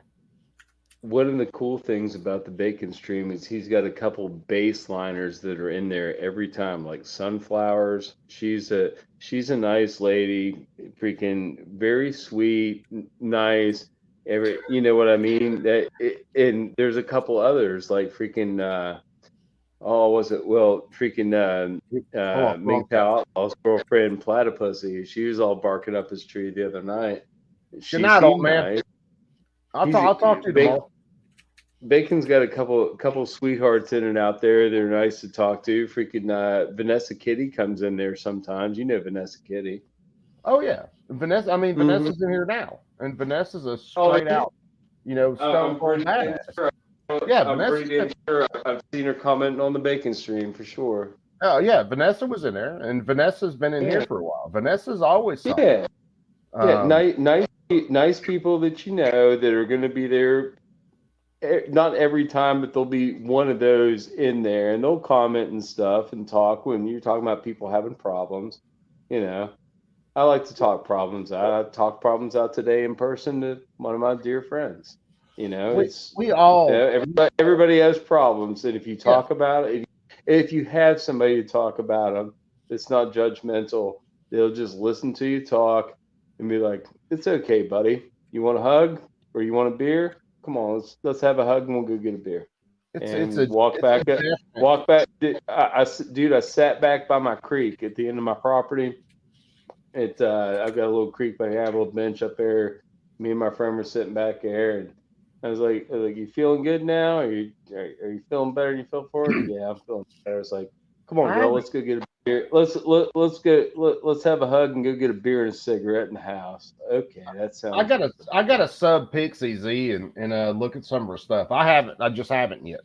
I'm kind of so wrapped up in a lot of the normal content and people that I watch, that I haven't caught up with some of the people like Pixie and some others that I know have channels. But then again, that's one of the reasons all you guys that hang out for a little while in here that I know are cool people, you all have wrenches so that you can post your channels out. Good night, G23. I'm fixing to head out just a little bit, man. I'm going to drink another one, smoke another couple cigarettes, and then I got to bounce. I post some informationals. I don't think that I have enough drive to produce any content. It's not my forte, really. I have more fun because, when I started out doing a lot of recorded videos and stuff. And I had gunsmithing content. I remember gunsmithing when you were doing SDI. You were doing gunsmithing content. Yeah. That was cool. I liked watching wood refining and stuff like that. That was good. I have more fun, especially getting to know. That's the kind of stuff I watch for entertainment. Yeah, that's what I watch for entertainment. Yeah, as much as I can online, getting to know you guys, whether it's in chat or having you guys on panels and stuff. I have way more fun doing that than I do trying to actually sit down and record a video, edit a video, and then post a video. Like a long form video. I know I need to do more of that, but like the video as far as like the Trump shooting tonight. Even 15 minutes.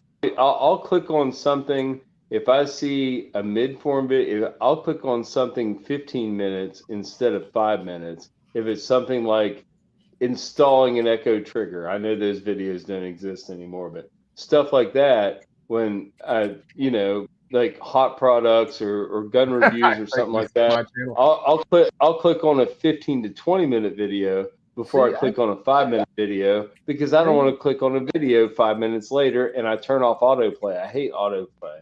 I'd rather choose my own shit. That's just my personal surfing preference. And I might be atypical. Oh, hold on. Or did I click on the wrong video? Yeah, I mean, you don't have to go super way behind on the YouTube side. If you crank out 15 minute blurbs, if you're doing like commentary on I'll chime in when I'm on like lunch, or if I see you running. That's what I thought, Zia.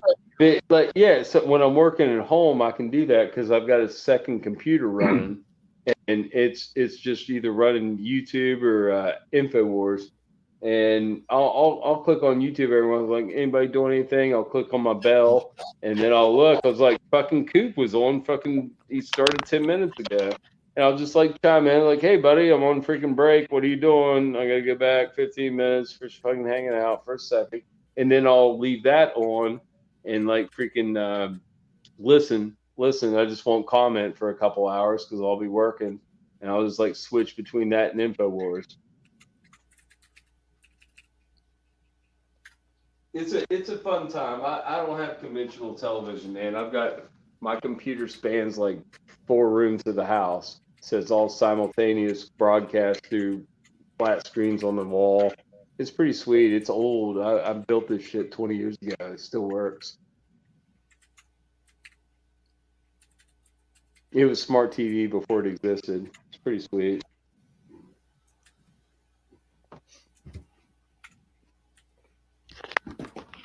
Wow. I was gonna say before I had to jump up real fast. I tend to like, especially whether I'm at work or driving or out trying to do stuff around the house or something like that, or even sometimes in the house when I'm trying to do stuff.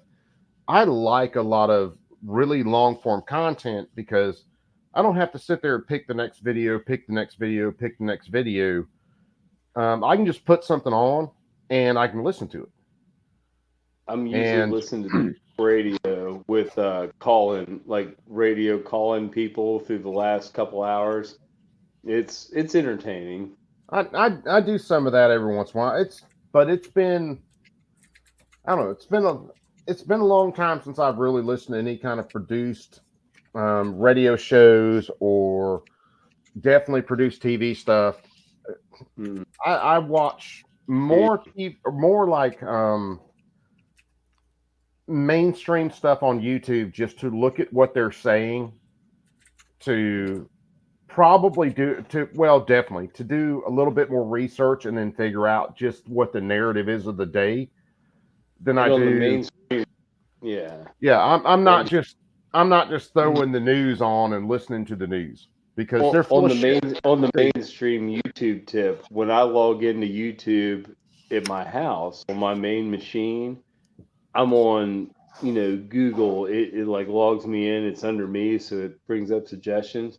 But when I log into YouTube on my work machine, it's generic. It's no user. So it pulls up what you're saying. What is pop culture looking at? Generic user. It's just whatever. And I see way different shit because when they tailor it to me, it's like the same shit. They bulk it up. I log out every once in a while just to get something different. What are you posting out there, Chess?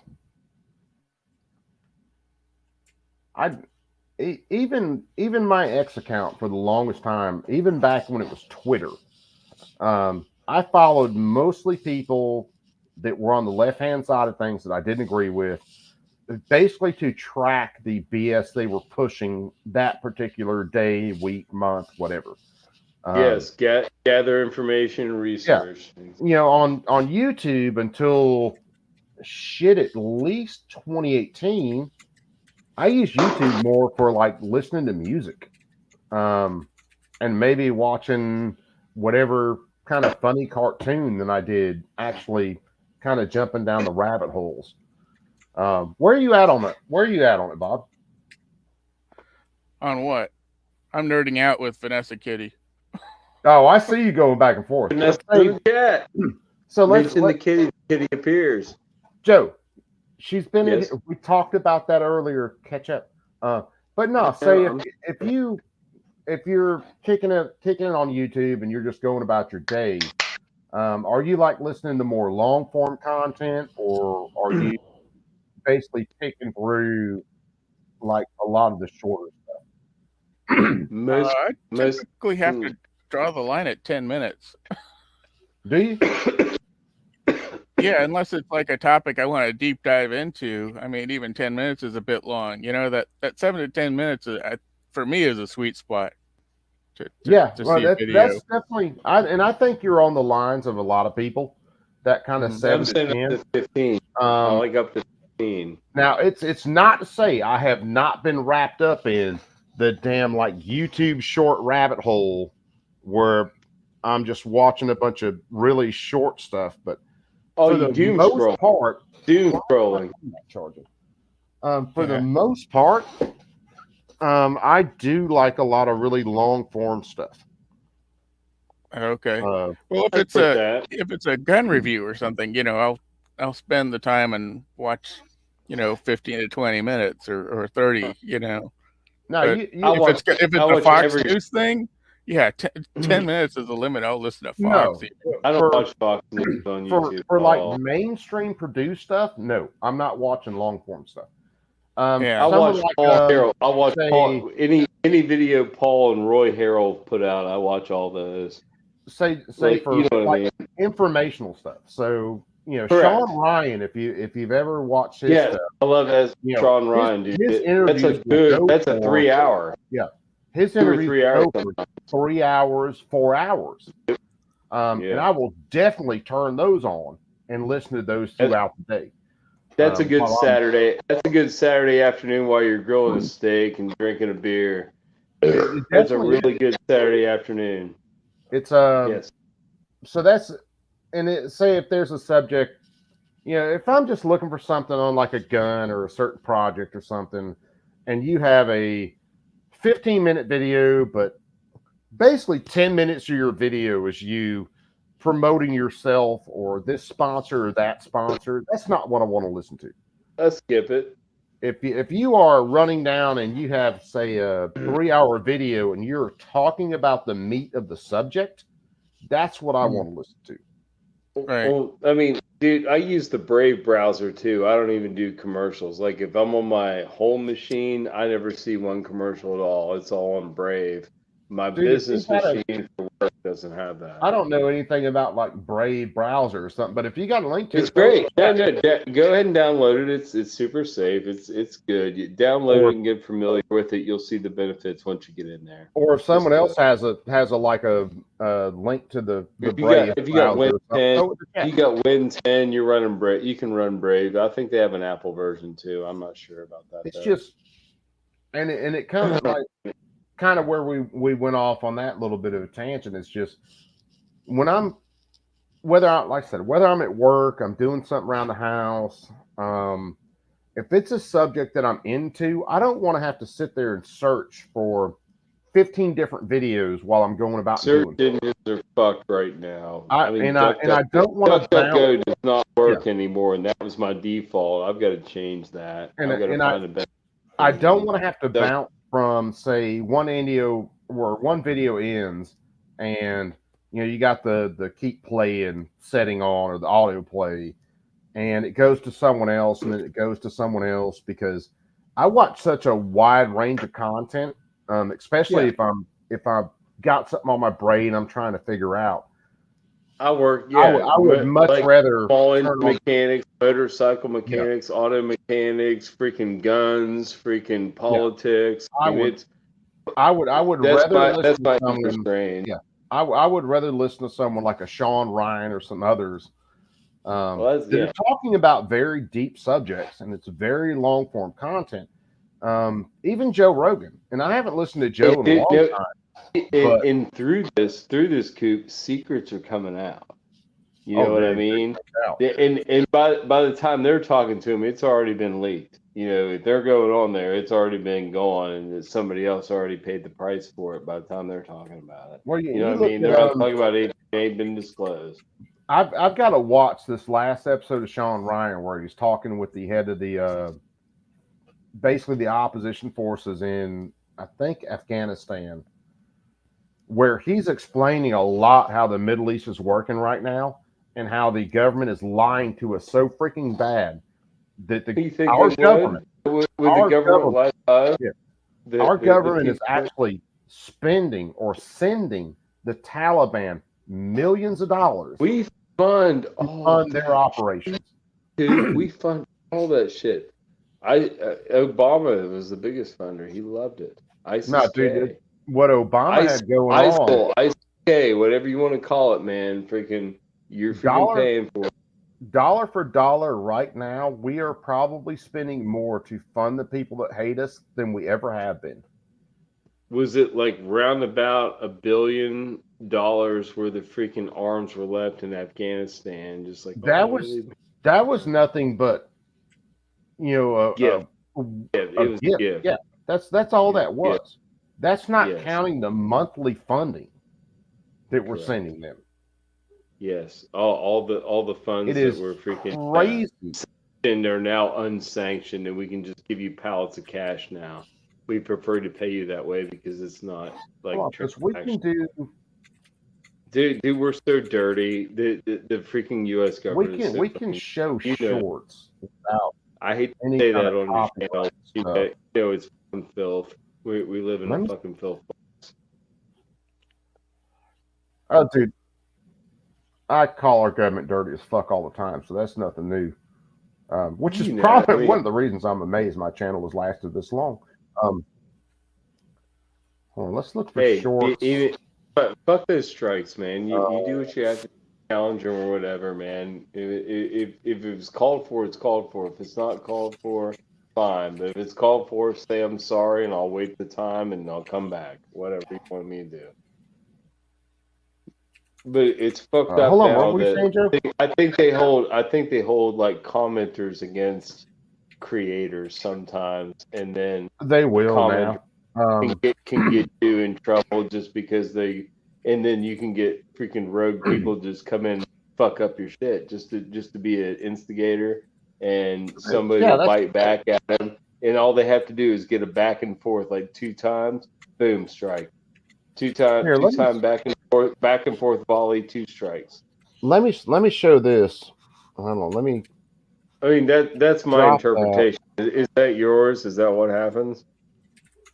Or can Let it me just show be like this. one blind post and like, oh no, Coop sucks now because somebody posted blind and said something and nobody replied to it, but it's offensive. Matter of That fact, kind of- let me throw this down the chat. This is that would be the weakest circumstance.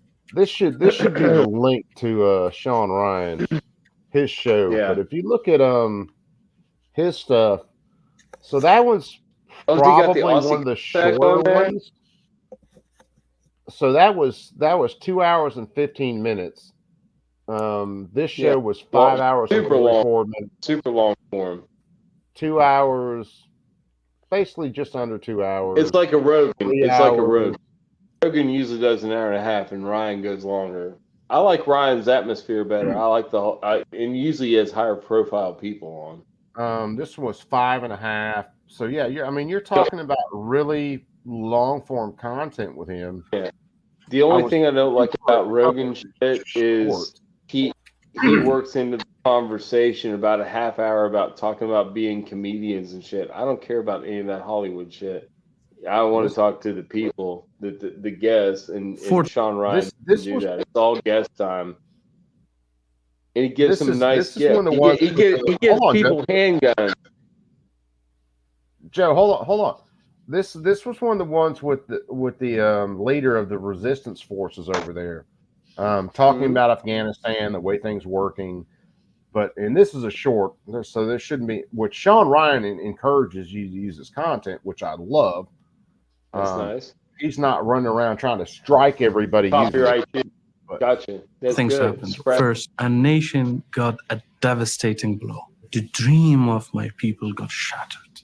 Second thing that happened, it was the trust. People of Afghanistan filled with their heart and with their skin how they can be abandoned overnight and be forgotten and be handed over to the same enemy that we have been fighting for 20 years together. The third thing that the world didn't witness was the catastrophic and terrifying terrors that Taliban did to the people. Girls went on the street, they brutally destroyed it, they threw them in jail, they raped them, they defamed them, and they destroyed something that even the communists, even the Russians didn't do such atrocity. But on the other hand, another thing happened. Some people didn't give up. They fought, and to this day they are fighting all along. So these 4 things happened when the cameras left, when the attentions left. And that's just a very, very small part of their interview, they were talking about the funding, basically Yeah. going to the Taliban and stuff. He was speaking matter of fact. Yeah. And matter of fact, there was another one or two interviews that he did with people that were talking about that, and it's amazing how much money is going to fund these organizations that absolutely hate us, and it's coming from our tax dollars. 40% of my gross income, 40% of your gross, 40% of your wife's gross income. You know it. It's fucking so sad, man. Our country could be, we could be like Dubai if we didn't freaking, the whole country could be like Dubai. If this country wasn't run by we didn't fucking export all of our fucking military and all of our freaking money and everything. Tim, what's up, brother? It sucks. It's Vanessa mentioned building radios and ham radios. I got And my Water, fan. Water Tight was in here earlier. And someone, I haven't done a whole hell of a lot of research into ham and stuff like that. It's something I need to look into. I can't stand. Do you want to Wait, Joe, wait. I cannot stand these guys that have been into ham radio, and they will go turn someone in because they dare key up on the ham radio without a license from the government. Correct. It's not as hyper where I live with that, but there are those people.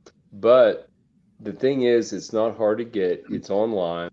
And if you're interested in that, I already got 2 units. I want to give one to my dad, and I want to get him interested into it, because if he got into it, it'd be a hobby. He could, I mean, I want to get a base station at his camp is what I really want to do. I want to put a base station because there's a repeater not too far from his camp. And when you get, it's a internet enabled repeater. So then you can talk to fucking Germany.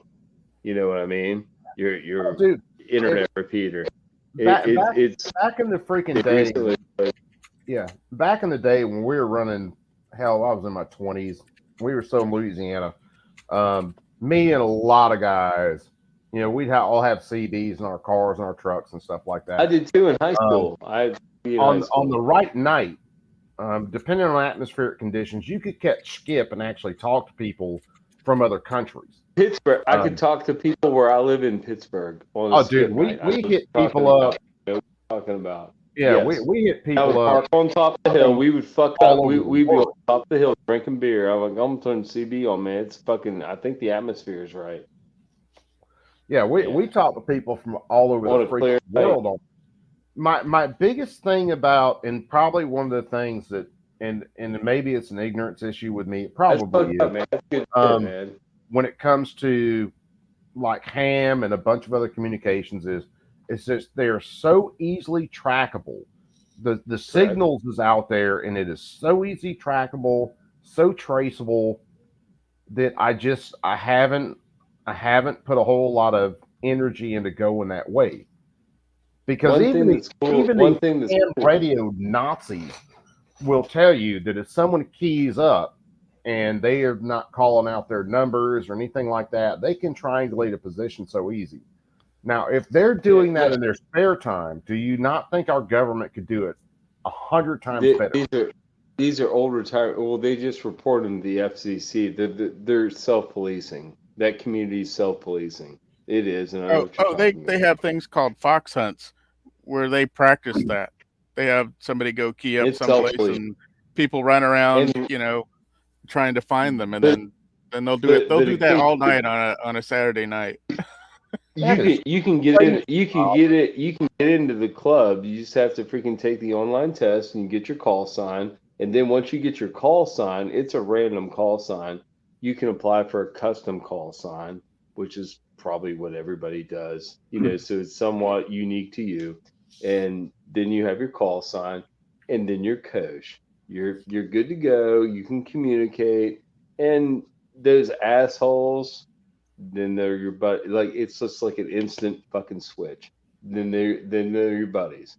You know what I mean? So what it comes down to, I've got 2 units, and I've tested them out, and I've tested range on them. They're like 5-watt units. and I want to put a base at Dad's place and put a tower up. Not a big tower. Actually, I could put an extension off the A-frame on the peak and get a good signal because there's a tree break right there. I could get a good signal right there. It's out of the canopy. It would be a good place. So, that he's so in other words, what it comes down to is these people are completely gatekeeping. Yes. And they're practicing how to gatekeep in case your average person who has no idea about anything decides, hey, this looks cool. I'm going to try this out. They just like to do that. They're not practicing gatekeeping. They're just practicing trying to. They're keeping their channel clean. It's they're fun keeping for their them. channel clean.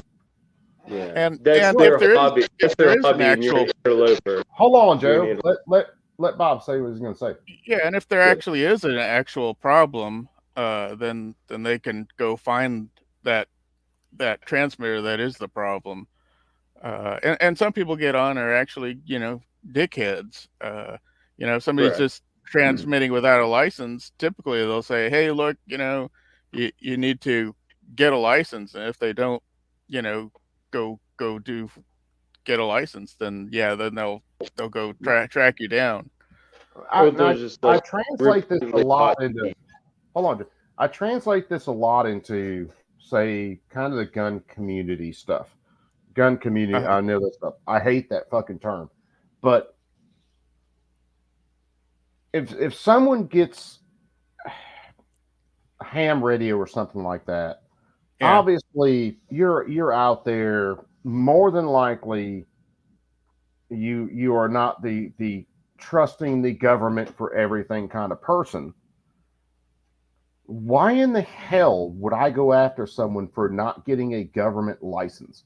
That's like hearing that someone in your neighborhood has an SBR. They don't know what they have. They got an SBR, and you call the police and it's like, "Hey, Fred's got an SBR." They make way better joints than this. This is like I said, they'll try and get you to come into the fold and get licensed. And but they're not gonna go hunt you just to turn you in first. There was a dude, or there are quite a few that I've seen on X. So in X and in a couple other places where it seems like that's their job in life. If you key up a ham radio and you don't have your call numbers and your license, they do their best to try to turn you into the government. Yeah, and those are more outliers, and there's going to be dickheads like that in any area, right? Well, that's why there's going to be FUDs in the gun community that'll do that for SBRs and silencers. That's why I use the gun community as an example, because the gun community, there are plenty of people out there who, it's like, well, let's use this as an example. So the kid that brought his Polymer 80 gun that he built into the gun shop, and the gun shop kept it and called the ATF and was like, "Hey, this gun doesn't have serial numbers." It's the same way with like the ham radio guys will do something like that. The kid should have been a little sharper though, because that's not really a marketable gun in the gun shop. He just should have sold. Well, no, dude just wanted some work done. And Crump did a story about it, and a couple other guys did. And I'll give it to a couple of gun shops that I know that I've talked to, and I know people who work for them. Where if someone comes in with something that's either on the line or maybe a little below the line, they don't go calling the ATF for the shit. They just inform the customer, "Hey, give the gun. We can't work on this, and this is why. And if you change these things, we can work on it." Well, But what this if that is same guy kept bringing in illegal stuff? He kept bringing in SBRs and suppressors without. Don't make it a habit. If it's me, and this is personally me, I just won't work on his stuff. Bring something in that fits these guidelines. We'll work on it. Other than that, hey, it was cool to see. Yeah, that's good. Whatever. I wouldn't want it. I really like if I was taking something in as a Smith, I wouldn't want to work on somebody's sloppy home build that he never tightened up and he shot a couple times and freaking loosey gooseyed it and the freaking, the freaking the stock extension bushings all loose, and the pins are popping out. Like they never tightened anything. It just shot it loosey goosey, and they wallered shit out. I was like, I won't even touch that shit because I can't get it back. You've already fucked. That's part of the gun shop deal, and trust me, gun shops have made a lot of money on home builders that do stuff like that. Well, I mean, I've only got like 2 factory guns, I think, as far as ARs are concerned. But we did careful home builds at my house, and I told my buddy, he came over. He was a little bit tipsy one day, and he came over, and we were just gonna put like freaking. We were gonna do a fire control group and a couple other things, and build a lower receiver. And I was like, I don't want to scratch your gun. I'm drunk. You're drunk. Let's leave it on the bench and come back tomorrow after work directly before you have a beer. And we'll do this in like 15 minutes, and then we'll drink beer. Okay, buddy. Good idea. I was like, I don't want to scratch your fucking receiver. I mean, this was like his first AR. Like, he'd never had one, and he lusted after one forever. Like, right when they lifted the ban, I bought like a DPMS Oracle, like a cheap ass AR. And he had a boner for that gun. I had AKs, dude. I shot AKs. He was like, oh, dude, that AR is bad. I was like, you can shoot it, dude. It's not as fun as the AK. Like, no, dude, that's way better. But here's the thing, Kitty. There are plenty of licensed drivers that do that every single day. I mean, it's literally, there are plenty of licensed drivers that do that very same thing every day. That's why, and I'm one of the ones, I put up with it, make sure I got my driver's license and all this stuff. I don't think there ever should have been a driver's license in the first fucking place. It never should have been mandated by the government. Because let's face it, the car, the truck, the fucking Volkswagen Bug has taken the place of riding the horse. Yes. It's all methods of travel. So at no time should the government be requiring me to have a license to get from point A to point B. I think it's because the vehicles got heavier and faster than they required. If you look at it when devil's advocate, just doing that. When cars first started coming out, the person at the dealership who was selling you the car was typically the one who taught you kind of the rules of the road and how to drive the car, and everything else was your responsibility, which is the way it should be. It's no different than buying a gun. Here's the gun, here's the operation. You learning this is on you. It's personal responsibility. What did they rate the cars in? They rated them in horsepower. Like, this is a car, it's got 40 horsepower. It's like driving 40 horses, so handle it accordingly. Well, I mean, back then, 40 of them. You might have 2 horses on your carriage at most. Yeah, maybe 6. You have a big ass carriage. And back then, even driving your horse and carriage, that was personal responsibility. You can hurt plenty of people with it, and if you hurt people with it unduly, well, then you're responsible for that. When we get to this era where the government thinks, or everybody thinks the government should somehow impose these rules and regulations on people, that's how we get to where we're at now, where, say, I forget my license expired, and I'm driving down the road and I get pulled over for something stupid. I California roll a stop sign or something like that. And then my happy ass ends up with hundreds of dollars in fines for not renewing a license, even though no one was in danger from what I'm doing. Nobody was harmed. It's even worse if you got your CDLs. You get your CDLs, you lost your job, you lost your livelihood, you can't do shit. They can take your entire livelihood away. Correct. And to me, that's just, and especially getting older, and especially asking, you don't want to lose the shit you work for. Well, don't fuck up your old age. Well, what I was getting to is the point of, especially getting older, especially seeing the way stuff happens, and then asking the question why. That is a very simple question to ask why. there's no reason the government should have the power to enforce the things that they do, because for the most part, they're not saving lives. I have a hope come January that a lot of our governmental freaking organizations will lose a lot of power. I hope that. I pray for that. You know, I hope Santa comes down the chimney and delivers me. I know it's a pipe dream, dude. It's a pipe dream, buddy. It's a pipe dream. But it doesn't mean it's going to happen. I know it's a pipe dream. I ain't counting on it. I wish. Trust me, I got a freaking pantry full of freaking canned fish and beans and dried beans and freaking pepper. I'm gonna eat. I'll be fine. But everybody else won't. It's yeah. I wish to God we would get a president in office who would actually look at a lot of these things, and basically anything that he could wipe out with a simple executive order, he would do it. I mean, he could literally write one memo that says any presidential executive order is null and void at this point. Get it rolled 4 years and take it from there. That would wipe out a ton of our government just with that. Oh my God, the bureaucracy is mad. Coop. The bureaucracy is mad. They tried to kill him, buddy. They've gone to that extreme. You know as well as I do. What went on. This was not freaking negative. Here's the thing. I don't think the government tried to kill Trump.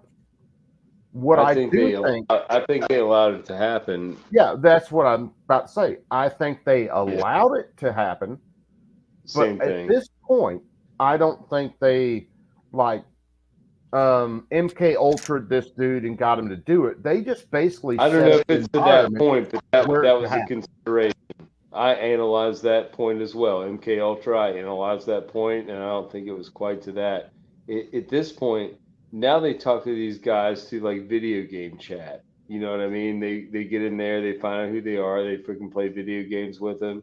They team up with them. They freaking do you know what I mean? I don't play video games, but that's how they work.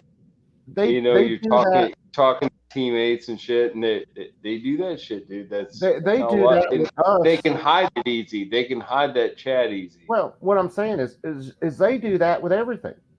They do that in gun channels, in chats. They do that in your Facebook private eyes. Freaking anywhere on social media where you have kind of a wide range of people who aren't in your direct personal orbit. They do that constantly. Yeah. They're that manipulative. Mm-hmm. That's the way they work. And they know it's creepy, dude. It's getting creepy. Like when I was in high school, we got away with shit because nobody had cell phones, and the only places that had fucking cameras on the buildings was the fucking bank, and we weren't robbing banks. You know what I mean? Freaking, it's different now. Everything's monitored. You got cameras up on red lights. You got cameras all over the fucking place. And the cameras at red lights can read your goddamn license plates. We on to Dr. Ruth. Dr. Ruth? The old sex lady? Oh, yeah. She passed away recently. Did she? Oh, God rest her soul. I didn't hear that one. She gave a lot of people comfort. God rest her soul. Dude, Dr. Ruth was on point. She was funny. Yeah, I remember her back she had a good demeanor. I used to see her on talk shows. Yeah, she was a funny lady. I remember her back in the 80s, probably mid 80s, getting into late 80s. Short haircut, little short 90s. Yeah, I remember Dr. Ruth from back then. Chess, on the other hand, remembers Dr. Ruth from way earlier. What was her last name? Dr. Westheimer. Westheimer. It wasn't Ginsburg. That's the wrong Ruth. No, Dr. Ruth Ginsburg. It wasn't her. Westheimer. Yeah, that sounds right. She was German. Yeah. I think because she had a little bit of German accent, didn't she? Did she have a little German accent? I thought she immigrated from one of the Soviet satellite countries. Yeah, maybe. I don't know. I'm not all familiar with that, but she did have an Eastern European accent. Yeah, I remember the accent. I couldn't remember exactly where it's from, but yeah, I mean, she Me was either. a lot It of was Eastern European, maybe Hungary. You I don't gotta know. you gotta give the little old She was, dirty she was woman hungry credit. for sex, that's for sure. Dr. Ruth is a spicy lady. She was definitely spicy, for sure. Well, she was matter of fact. She was about like sexual health. That was her whole thing. It wasn't about freaking being spicy. It was about being healthy. She was a She doctor. had an accent. Yeah, she was a doctor. That was awesome. Yes, I remember her accent. But I haven't heard her voice in years. It's been a while, dude. I might even play one of her videos after we're off here because I'm drunk. I couldn't even try to place it. Dr. Ruth Westheimer. I'll remember that. I'll pull it easy. With the name with the name Westheimer, definitely sounds German. Possibly Western The name German. Westheimer has got to be good. Yeah, it says that as the Nazis were coming to power, at 10 years old, she was sent to Switzerland to boarding school. So it looks like her family escaped during World War II. Well, yeah. Was she a Jew or no? With the name Westheimer, probably so. Yeah. I think she was. Yeah. Yeah, so it was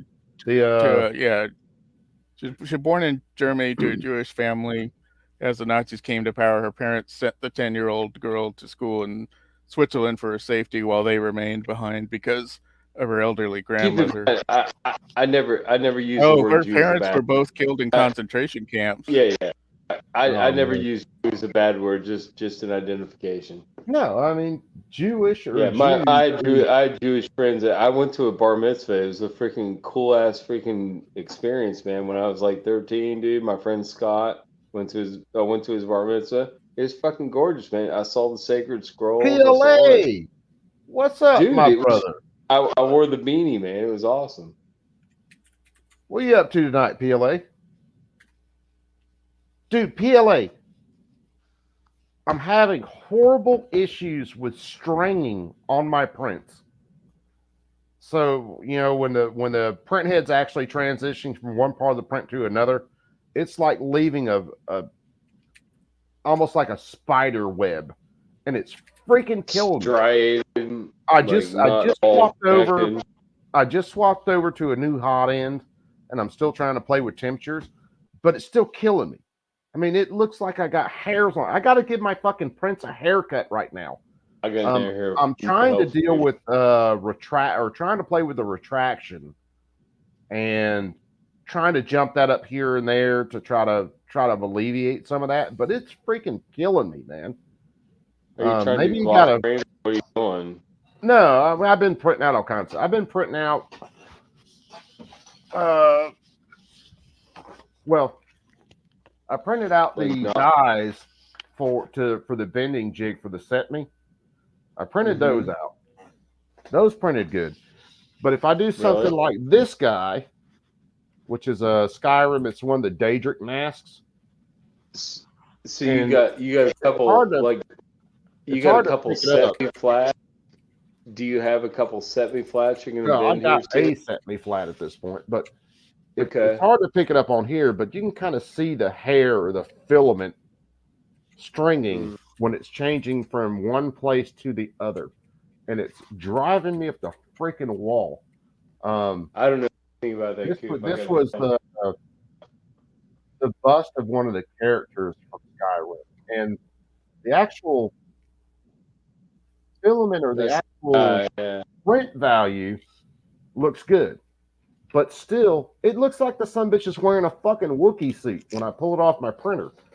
And it wasn't doing that before I changed the hot end to this other hot end.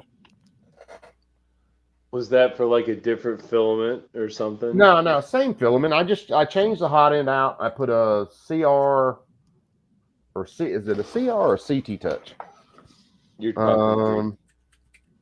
A CR touch, which is basically for bed leveling. Put it on there. Have you done flow rate test at all? No, I haven't, PLA.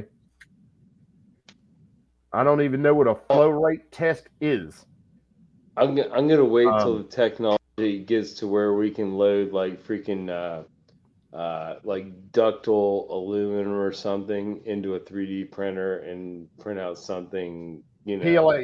PLA, you know I'm gonna wait for that. I'm PLA, not you gonna know. Hold on, Joe.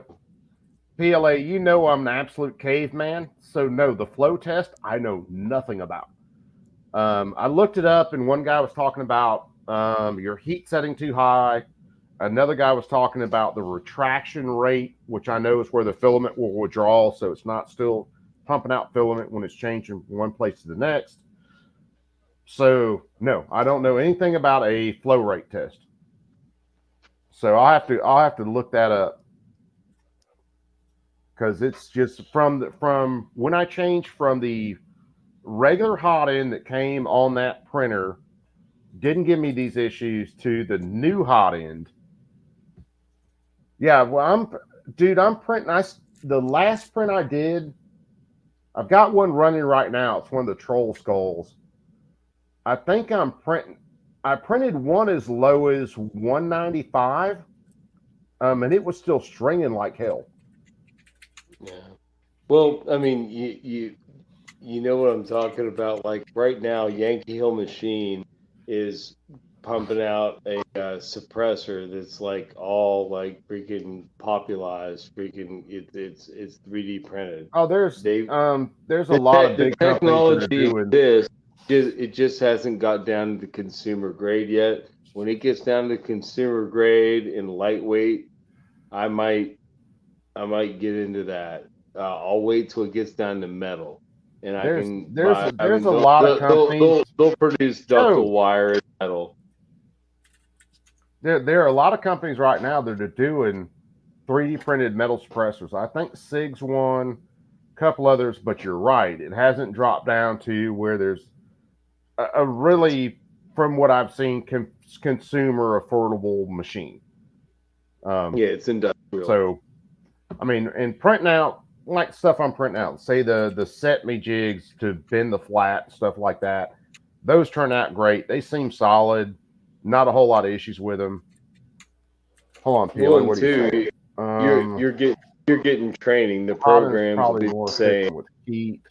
But by the time they get down to consumer grade, you already be schooled, and you can, you already have the design. The heat stuff will be different. But it's pretty cool shit. Direct driver using the motor for the feeds. It's a Ender 3 S2, I think. So I couldn't tell you exactly because I'm not printing guru. But I have played with a retraction. The normal retraction, I think, is like 3.5. I bumped that up to 4. Bumped the retraction speed up from, I think it's 40 millimeters to, I think, 50. So I'm still playing with it. But yeah, you're right. And then that makes sense. That hot end could be a hell of a lot more efficient. And I really probably might need to start looking at printing it even lower than what I think I'm printing at. At least that's where my brain was going. So you're one of the big print dudes that I know. So that's why I was asking when you came in. I'll show you. Matter of fact, hell, I'll show you. I think is it still up? No, it's not still up. Did I close that window down? I did. Why? Because Coop's retarded. I don't know, Coop, last time you worked on like a inexpensive Marlin rifle, but like the M60, I think, the tube fed, the magazine fed semi-automatic. It's built like a BB gun in the back. It's got like, a plate stacked together and stuff. And they've got a polymer buffer, which you can't get from Marlin anymore, but you can get some guys that print them. And I ordered 2 of them. I put one in my buddy Troy's rifle, and it's been running right now, I think 1,500 rounds he has through it, and it hasn't deformed yet. I took it out and looked at it. It's a bear to get into. You have to. It's a very cheap rifle, but it has a really nice barrel on it. It's got like a 20-inch medium bowl, and it's way better than the 10-22 barrel. Like, the action's worse, but the barrel's better, so it's a good shooting rifle. Yeah, PLA. So when it comes off the spool, it runs through your actual drive roller. then goes through the Bowden tube into the hot end.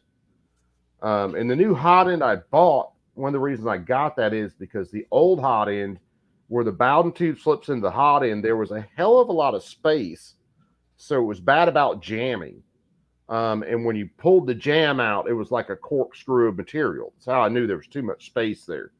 So yeah, from the spool, you got your drive, which is actually pulling material, pushing through the Bowden tube, and then into the print head.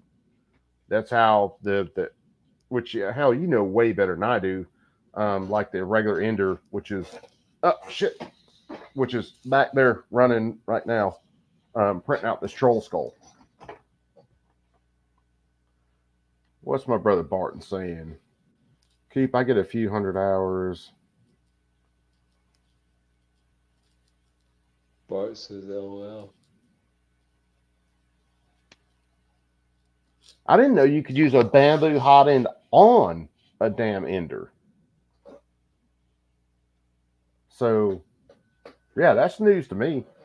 This is the box for the CR Touch that I put on the printer the other day, and the new hot end I put on, I can't remember the brand on that, but I mean the hot end seems great, and it's definitely not as jammy as the other one.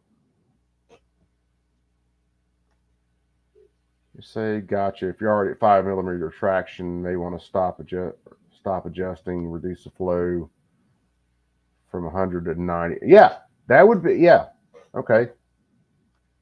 So yeah, I can get into the flow on the settings and drop that down to 90 and see what that does. Maybe keep the temp the same and then start dropping flow rate a little bit. Yeah. So yeah, thank you, PLA. Because I'm playing, like I said, I'm playing with it, and I'm not the huge 3D printing. Hell, the only reason I got my because I do like the 3D printing, but the biggest reason I got the 3D printer back up and running was to print the bending jigs for the Set Me flat. I'll be curious to see Set Me. Are you doing like what's your build going to be on your Set Me? Set Me C, standard Set Me C. Standard, okay. Yeah, standard 308 Set Me. I am going to put the paddle mag release on it to bring it over more towards those the like recent new offerings of the Set Me version. It was like, what were they? Mech something? What were those? Remember those? They were recent, like within the last 5 years. It was a green gun. They were like painted like olive drab. Yeah, well, it's got the regular part cooling fan. I don't have an extra fan on it. If they're by what you're saying with the part cooling fan, if there is an extra fan, no, I'm not using anything extra. It's just the standard fan. Set Me's were like out like 20 years ago. There was a lot of them on the market, but then recently there was Michiko. You ever watch Michiko videos? Yeah.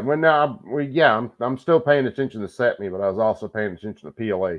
So yeah, I don't have like a separate fan cooling the print. It's only the fan that's on the actual print head itself, or the hot end itself, or print head, depending on whether you want the whole unit one thing or the other.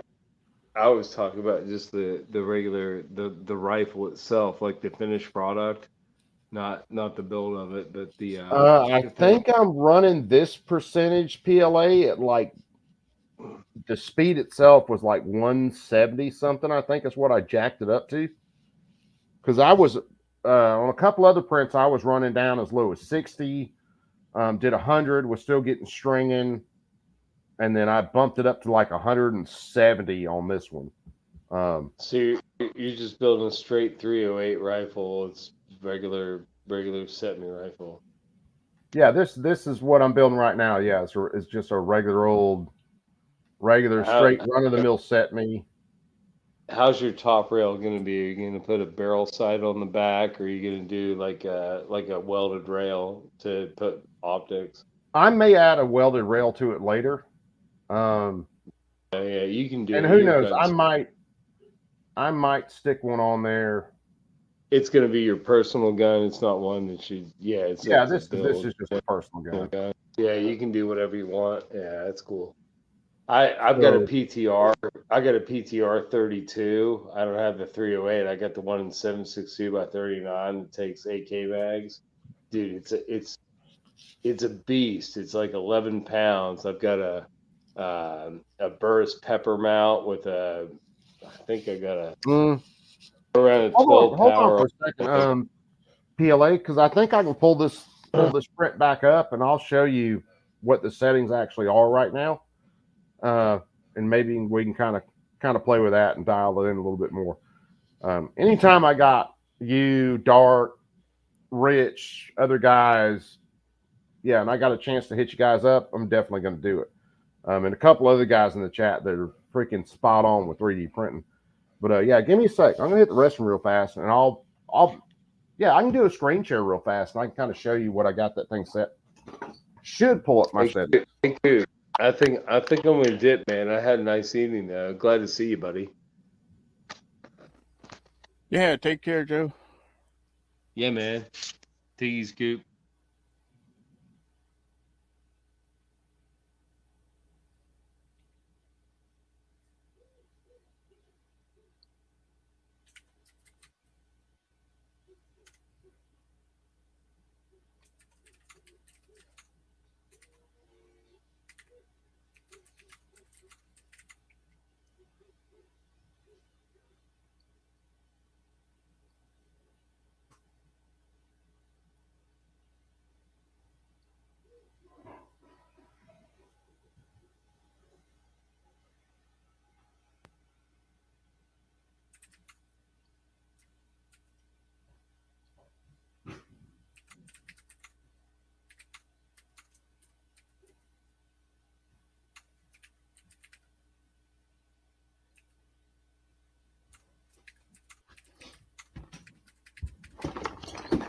All right, let's see. Hold on. Phil, what's up, brother? Let me see where I can share this. I should be able to share it as a window. Window. Here we go. And then I know I set this kind of crazy stupid for the fill because I was just playing around. Initial layer height. I think I didn't play with that. So I did change the wall line count to 4 just because I wanted this thing a little bit more solid. I enabled joining on this one just to play around with that. I did enable or did do ironing on this one just to see what that did, just to play around. Infill 65%. I was playing around with fill patterns because typically I'll do triangles or something like that, and I changed this one to trihexagon.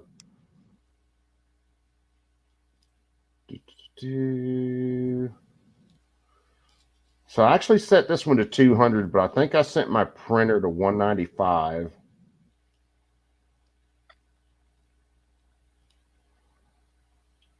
Print speed's 50, which is just the standard. I didn't change anything there.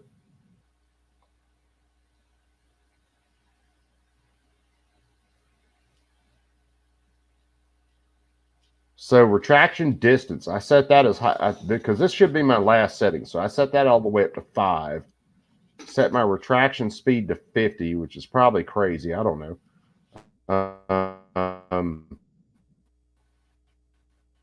Minimum travel, I think, is normally 1, and I set it to 2, so I doubled that.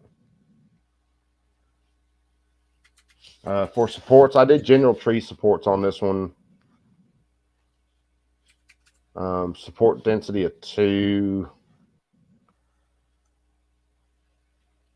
Set this for a brim because the way the skull sits.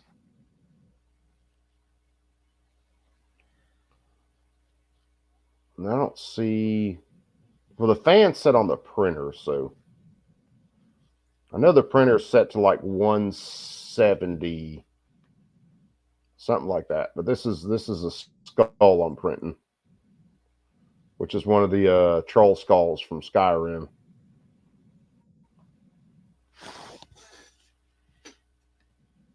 Let me flip back over to the Actual chat. 5 and 50 isn't too crazy.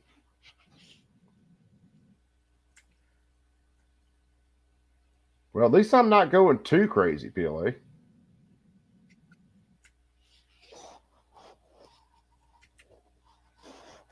I'm kind of incrementally just playing with stuff, changing some different values and seeing whether it'll either reduce stringing, make stringing worse. I definitely got to look at the flow. And like you said, instead of 100, maybe drop that down to 90 something or something like that.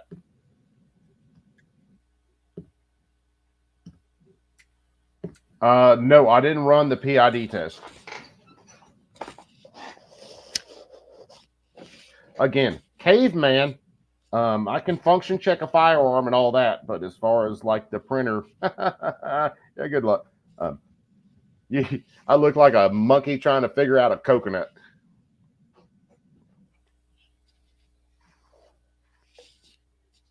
Oh, gee, it's as hard as a rock, but it's filled with water.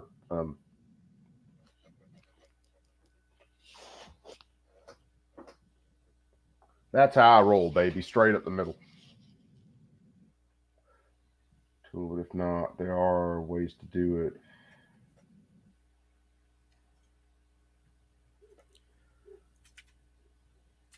Okay, I have to check it out, man. I have to figure out the PID test. I know Hoffman had a one of the kind of tests that he did was wasn't a temperature tower, something like that, and had a print that was basically testing flow rate and temperature, and I haven't tried to do anything like that yet. All I know is I wasn't getting stringing off the original hot end. The original hot end was just annoying because it jammed up like a son of a bitch. So I swapped over to a new hot end, and now I'm getting stringing. And some of my prints, like I said, they need a haircut anytime I pull them off the printer. And it's always where they're changing from one position to another. So the layers and everything will be smooth. They'll look good. The blend will be good. But where that hot end stops to transition, it's just leaving fiber. Email with cards to print. Z, I'll have to check, man. I'll have to check and see. Are you talking about the like the survival cards you sent me?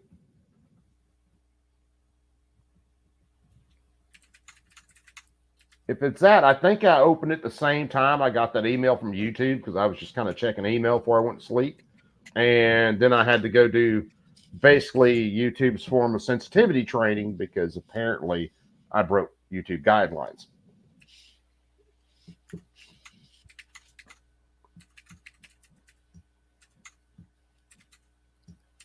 All right, PLA, I'll check into that. Thanks, brother. That's why I hate to kind of waste your time on a caveman trying to figure out, do a search on the Thingiverse Altoids. Okay, yeah. I'll have to look at it.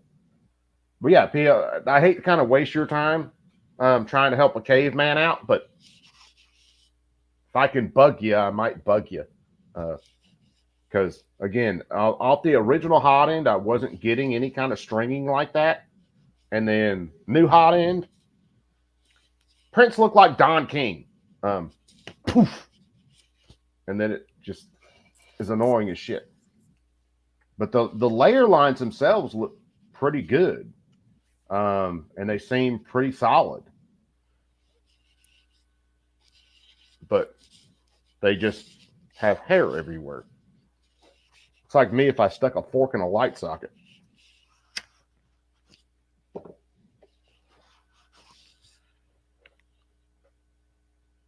Yeah, PLA, dude, I'd appreciate it. You should have my email and stuff. Phil, what are you up to tonight, brother, man?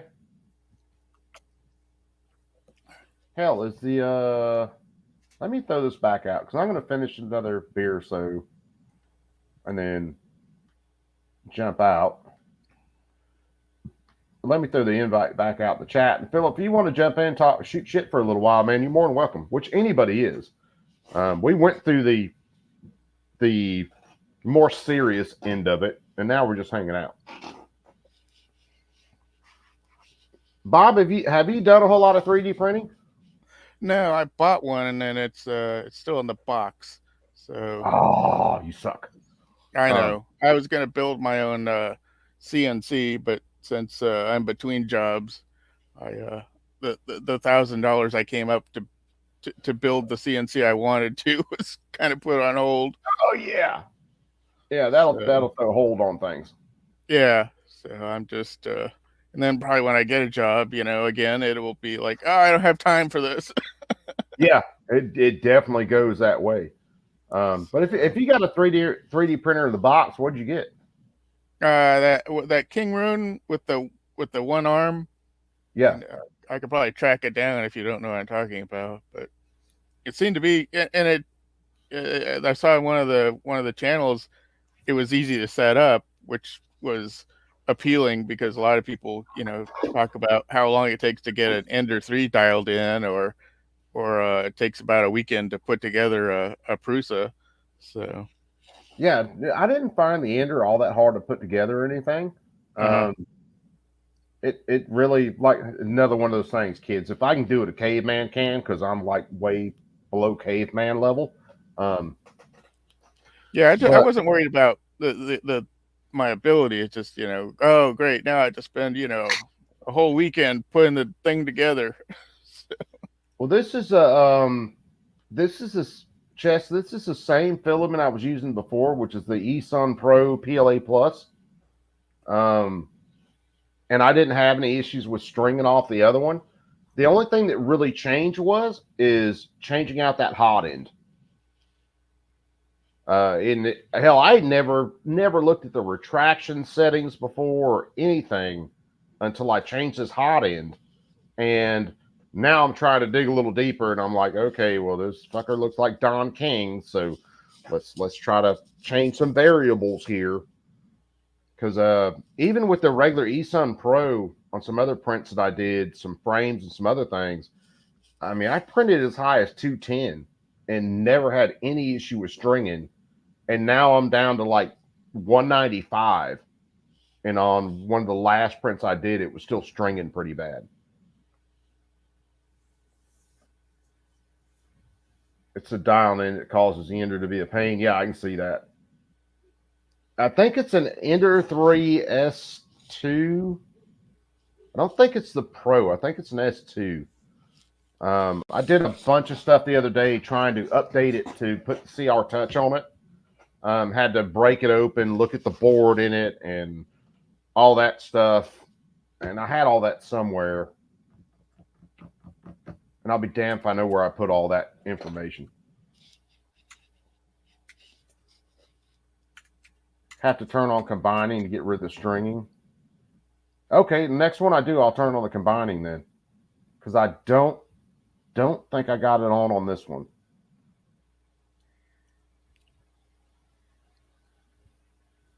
But I do think it's the Ender 3 S2.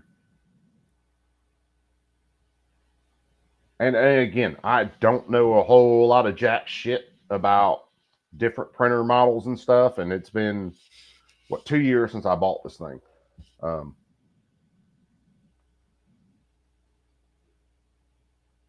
S series has PID tune. It very well could be PLA. That's why I ask people like you about stuff, because you guys are way into the deep end of the pool as far as printing than I am.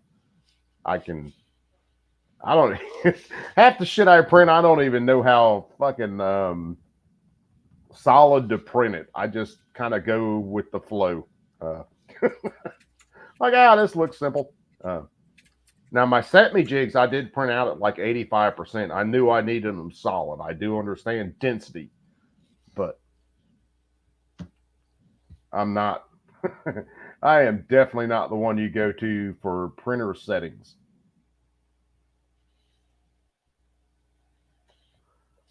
Yeah, I put up a link to the one I bought. I mean, it's new in a box in storage. That's how bad I am. Oh man, dude, I got this printer set up pretty quick when I got it. It was pretty hot getting some prints done, and then it sat idle for at least a year and some change. And then, like I said, the only reason I really fired it back up was to do the bending jigs for the set me. Because I could have called a couple other people and been like, hey, I know you guys got jigs, do me a favor and send some out. And they would have done it. I mean, without any issue. But I wanted to be able to do the jigs as well as the build. So that's what made me get off my ass and get my printer back running. Okay. Yeah. But the initial setup, the initial runs and stuff like that, I mean, none of that was rough. I had Knuckles from 1776 actually jumped on like a Zoom with me one night after live streams and stuff were done, and he helped me kind of dial in some stuff and sent me the file for some other things. And I had that frame sitting around here somewhere, and that thing printed out solid and really good. And it was just some small tweaks and stuff that I had to do because I was talking in chat about, this is an issue I'm having and da da da da. And he was like, look, I'll hit you up. And he did. He got it squared away, or got me squared away. The equipment ain't the issue. It's the loose nut. Yeah, there's a lot of playing around with the Enduros. What I heard, I don't have no experience with it. It can be, which is like any other technology. You change one thing, it changes 5 others. Right. Yeah. Well, Rich was saying, if you have a 1,000 to 1,200 to drop on a printer, just get the bamboo and hit print. Yeah, well, if I had that much money to drop on one versus finding that thing on sale for like $100, that's what I would have done. Yeah. But finding that thing on sale for $100 versus spending over $1,000 on the other printers. I mean, let's face it. And with the CNC, I wanted to make frames and receivers, so because that would be fun to do. So, and I'd really like an aluminum frame for my Berettas. So, oh, no doubt. 220C for hot end, 70 for the plate. I think I'm saying about 60 for the bed itself. And I've just been like slowly changing the setting here, changing the setting there to try to kind of dial stuff in. So that's kind of where I'm playing. I've messed around with some other printers here and there. I have more faith in that Ender 3 than I do in some other printers that I've seen as far as their setups and how reliable they can be. I've run some printers where, hell, you can reinforce your print with carbon fiber and all kinds of stuff, but which are, I mean, they're cool.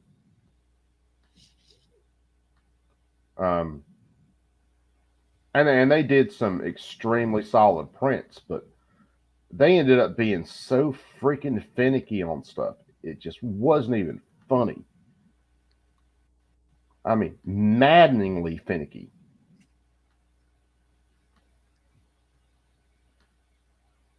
I think MakerBot was one of them. And they try to be so proprietary with stuff, they'll drive you insane. Yeah, MakerBot was one of the first ones that came out, and I think they were even crowdfunded at one point, weren't they? They might have been. I don't know. One of the printers, my boss got it for the college because he does some 3D modeling and stuff in a couple of his classes. And if I had known that he was looking for a 3D printer at the time, I would have pointed him towards something like a Bamboo. He spent 5 times probably the amount of money on this MakerBot printer, the one that can carbon fiber. It depends on your reinforcement material. It can carbon fiber reinforce, Kevlar reinforce, all kinds of stuff. And it does some seriously quality prints. But the way that they size their material, yeah, it is hard to get another filament to work in that printer. Oh, and wow. their filament is like $200 and something a spool right now. Wow. That's It's insane. oh, it is. It's nuts. I had one spool of filament that was a regular PLA. I can't remember if it was PLA Plus or regular PLA. And it was that run of filament that was the right diameter that would actually feed properly into that printer. And I got to do a couple prints. But other than that, their drives and stuff are so sensitive. You have to buy their filament. Otherwise, it will not run. Yeah. It is a jam-o-matic. It's crazy. Yeah. Now, I went through, because me and Clint were talking about it one time, or my boss, and he thought it was maybe the material itself. Yeah. Or the temperature. That's what he was getting at, the temperature. I was like, no, we print these other materials at that temperature all the time. And I can swing that material up by 10 degrees Celsius or swing it down by 5 and generally don't have any issue. Because I think there's you got to log onto their website to do the stuff. And the printer controls on that printer are kind of deadlined at like 200 Celsius. Yeah. And my boss was thinking it was some sort of issue with temperature setting. I was like, no.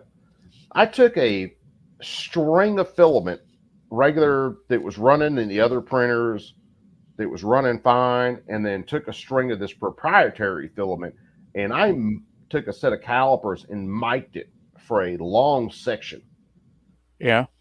And their proprietary filament, I can't remember the exact number, but their proprietary filament was miking out damn near perfect throughout the length of like a 4-foot section of material.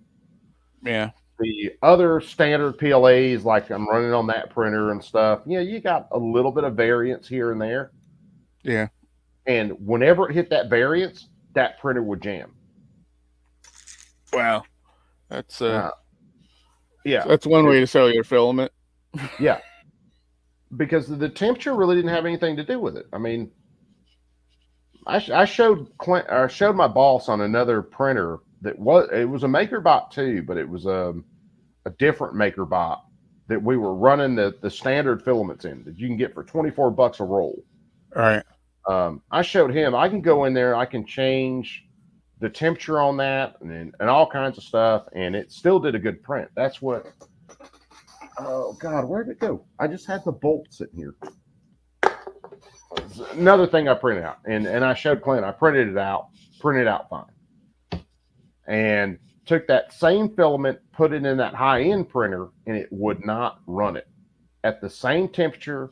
Everything, it would not run that filament. Yeah. And I told him then, I said, it's not the filament, or it's not the necessarily printer settings and all that. It is the filament itself. That's why you're paying $200, almost $300 a roll for that filament versus $24 for, eSun PLA Plus. All right.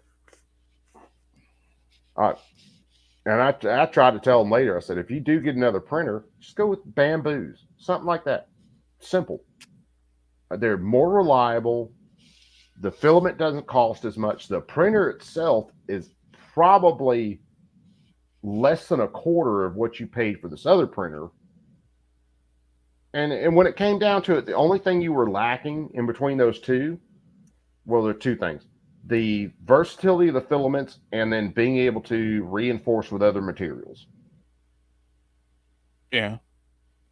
And for a lot of stuff that he's doing, he doesn't need to reinforce. Yeah. With, carbon fiber, Kevlar. Yeah, And and carbon fiber filament is not that much stronger. I mean, because the strands aren't long enough. They can't be. it's the carbon fiber reinforcement on that printer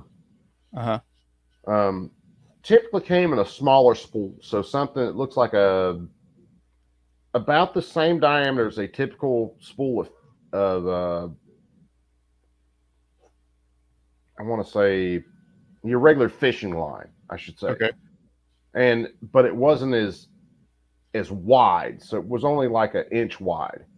Oh, okay. And I can't remember the diameter of the filament, but it was all the way on the spool, wound up just like you'd see fishing line wound up on the spool. Yeah. Your average, that shit was, well, I don't want to lie to you about the diameters. I mean, I might them. I can't remember. I don't want to lie to you about the diameters. But needless to say, they were considerably smaller than your diameter for your normal PLAs that we're running on printers. Mm-hmm. I mean, so is there carbon fiber or Kevlar filament? Is it one long strand in there that they cut? It's one long strand. So the printhead, you can watch it happen. It'll go over with the normal 3D material. Yeah. And it'll lay down a layer of that. And then it goes back around and lays down a layer of whatever you're reinforcing with. And then it goes back to your normal filament. Oh, okay.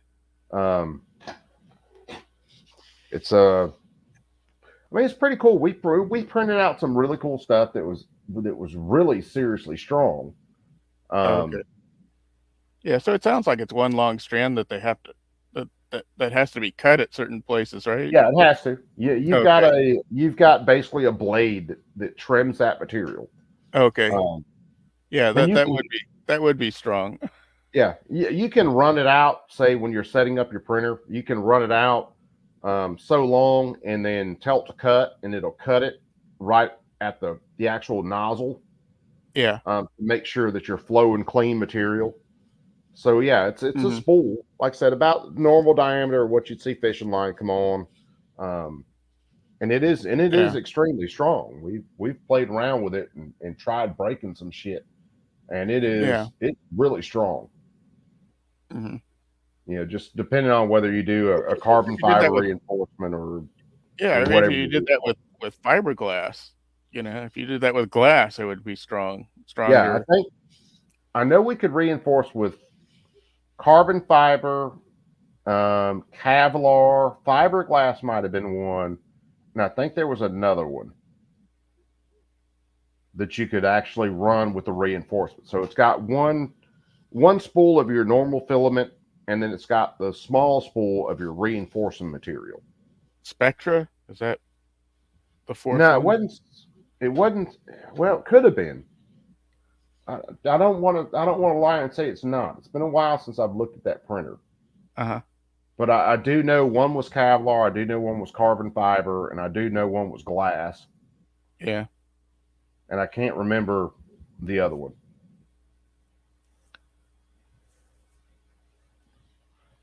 And then Barton says the chopped fiber and glass are kind of like packing.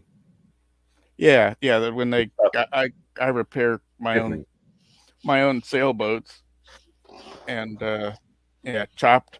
When I saw the chopped up carbon in filament, I was like, that's going to make it a little stronger. It's really not going to do a whole lot.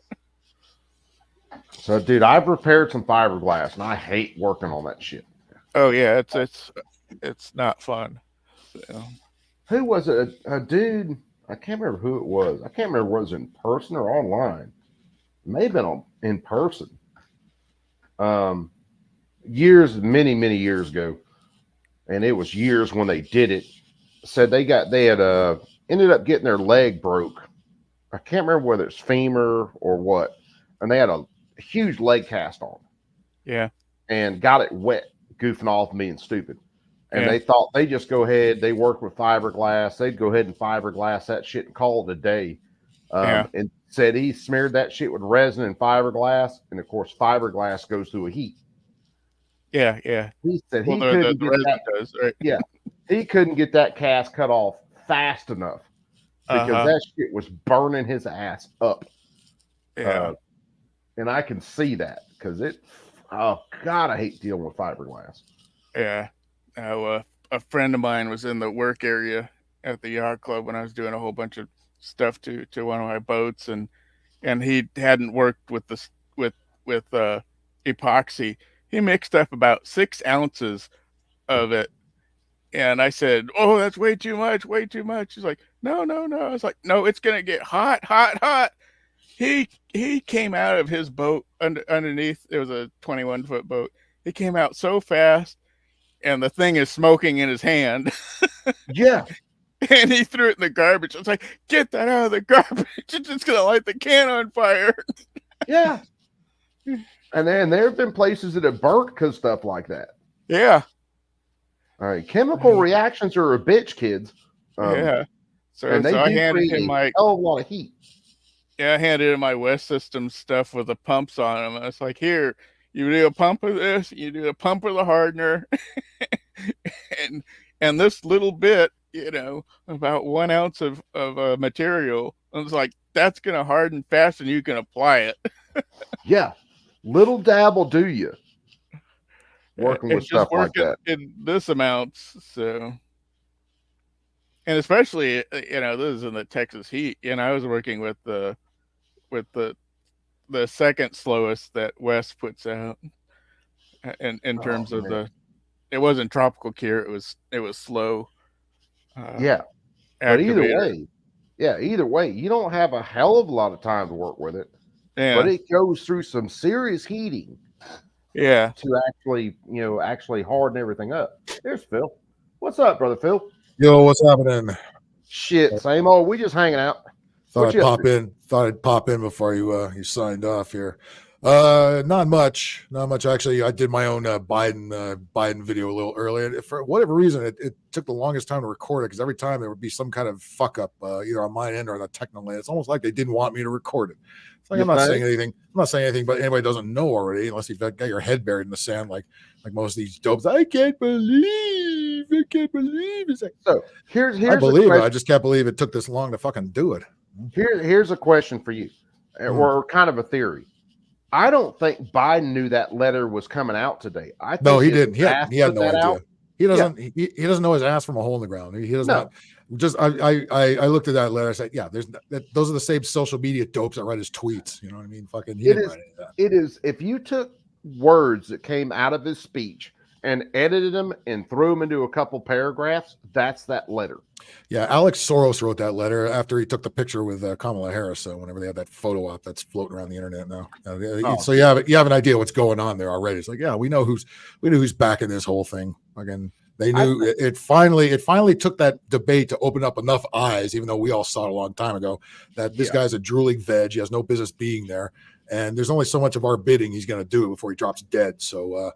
Now we're gonna shift the narrative around. We're gonna make it, well, you're a racist if you don't vote for the strong black women. Fucking here we go. You know it's coming. You're a white nationalist. You're a white supremacist. Yeah, we're gonna hear it all.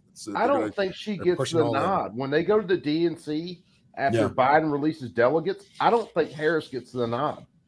I think she gets blown completely off. No pun intended, because we know Harris likes blowing things. That sounds like a good night for her. Shit. You think, well, if I can't blow my way to the top, then I'm just gonna stop blowing altogether. I don't think she'll ever stop blowing, but okay. She's gonna blow her way down to the bottom. We'll have another cocksucker from California in the name of Gavin Newsom, who's been googling his ass around Washington ever since old Joe has had one foot in the grave, which is fine because we don't want him here in California. Again, let me put it everybody's mind in this that we're all not a bunch of libtards here in California. Most of us can't stand Gavin fucking Newsom. It's the politicians that are running into the ground. Most people are not lefty lunatics, just the elitists and the big cities. The rest of us, are done with it. Hello, what's up, man? Most people in California are cool as fuck. Yeah, but the politicians are running that joint. They're terrible. I mean, when it came to recall Gavin Newsom, a lot of people lined up to vote him out, including myself. So there was a long line for that thing. A lot of people wanted his ass out of there. Oh, I don't know how he survived that recall vote. They did it because are you kidding? They're gonna allow him to be recalled. Hell the fuck no. No, the Democratic donors that he has. They'll throw that right out. There's no reason that I can see his face. Shouldn't have won that recall. Yeah. I went fucking brain dead. But yeah, there's no reason he shouldn't have won that recall except the powers that be ain't letting shenanigans, Yeah. Shenanigans. And you know what's funny? If you big tech, who's of course always on the side of the left, if you're looking for a meme or something, or if I'm running a text to somebody and I go to the gift I use, if I'm like making fun of Newsom or something behind the scenes, I put in Newsom, what you're going to get is a list of all kinds of pro Newsom stuff, like help me beat the Republican recall, all that kind of shit. So you don't really have to look hard for something where Newsom looks goofy that you can use. What's going on, Barton? No. Outlaw, how you doing, man? You back in? What's going on? Oh, nothing much, brother. Had to go take care of some things. Yeah, I understand that. Pallets wait for the winter. Yes. I saw you over on Anime's channel a little while ago. The whole crew was over there. That's good. I finally caught Anime live for the first time, and I had to go subscribe to him. Yeah. No, I got a sub Anime. Anybody with a wrench who's got Anime's channel, go ahead and throw it in the channel, and I'll go ahead and sub him tonight. But Anime's like a cool dude. Well, I don't hide it. The fact is, I'm a big anime nerd, like they are. I love like Japanese cartoons and stuff like that. I think it's a goddamn shame what's happening to this country's cartoons and entertainment in general.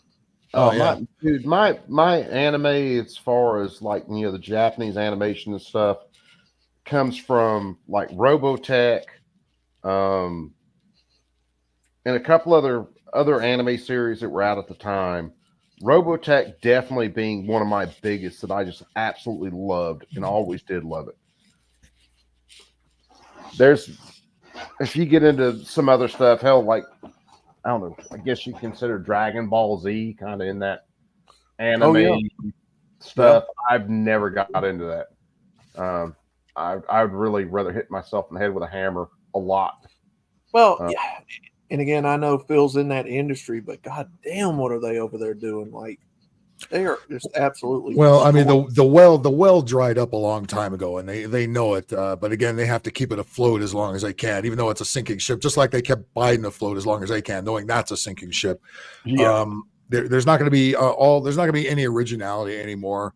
And even though there's been a little bit of pushback against the DEI crap, that's still enveloped big time in the studios. So they're gonna take that crap right through the grave. But but nobody's going to movies anymore. That's obsolete. People are watching content creators more than they're watching the Hollywood machine. The stuff that's crapped out of Hollywood machine. That includes Netflix and all that stuff. Who the fuck watches Netflix anymore? I mean, there's so many of these. I've gotten rid of so many of these fucking streaming services. I don't watch them anymore. There's just nothing on there but fucking propaganda. And even HBO Max, the only reason I keep that around is they have South Park reruns on it. And that's the only place to get them. They also they had Looney Tunes, a bunch of Looney Tunes shorts on there, but for whatever reason they only have they cut out everything except for the first 10 years now. They used to have everything from between 1930 and 1965 or whatever, and now all of a sudden they're just up to the 1940s, and everything else after that's gone. So they can't even hang on to their own shit. It's crazy. Thank God I got ahead of the curve years ago before all this shit started hitting the fan, and started buying up a bunch of DVDs. Yeah. VHS. I've got like the first 10 Simpsons years of the Simpsons on DVD. That's when they were good. Same with Family Guy, and that's when they were good. A lot of Robot Chicken and stuff like that. Yeah, a lot of stuff that you're not going to find on the streaming service. If you find them, they might be cut up, or you get a warning label in the beginning. Warning: this might be offensive to some viewers. The warning label thing kills me. You're supposed to be an adult. Right. Put your big girl panties on. If you click on the link, if you don't like it, turn it off. If you do like it, watch it and get over yourself. Oh, Z, Big O, goddamn yeah, Big O's awesome. Steve Bloom, Batman / James Bond cartoon, hell yeah, who wouldn't like that? Dude, I used to get into Vampire Hunter D. Got into stuff with Appleseed because to me that kind of echoed some of the stuff off of Robotech. There were a bunch of them, man, that I'd watch. You like Gundam? They were good. You probably like Gundam. Some of the stuff on Gundam I have seen that was good, because again, it kind of echoed back to the whole Robotech stuff. Mhm. And yeah, and if you've never went back and watched like the original Robotech, because that's back in the mid early 80s, I think, when they started. It was great. I didn't like the kind of musical things they put in there. I would much rather the robot smashing shit.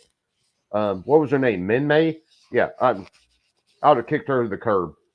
Yeah, don't sing no more. We want robot smashing shit. But yeah, Well, as far as the actual combat is concerned, I like BattleBots.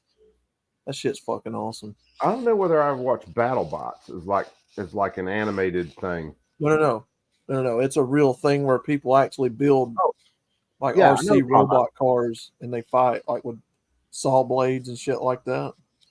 Yeah, I watched a couple of those. That was a History Channel. That shit's awesome. I think it was History Channel. Yeah, I remember watching some stuff on BattleBots. Hell yeah. If they would do something like that in the WNBA, that might be the only thing to get me to watch it. If you give these manly chicks a bunch of fucking weapons and just let them fight it out. But, oh, you ain't lying. Just let them nevertheless, contact sport. Instead, we've got Brittany Griner on fucking Good Morning America, or whatever. I'm going to be a mother. It's like, oh, fucking shut up. Well, when Vince McMahon tried to make the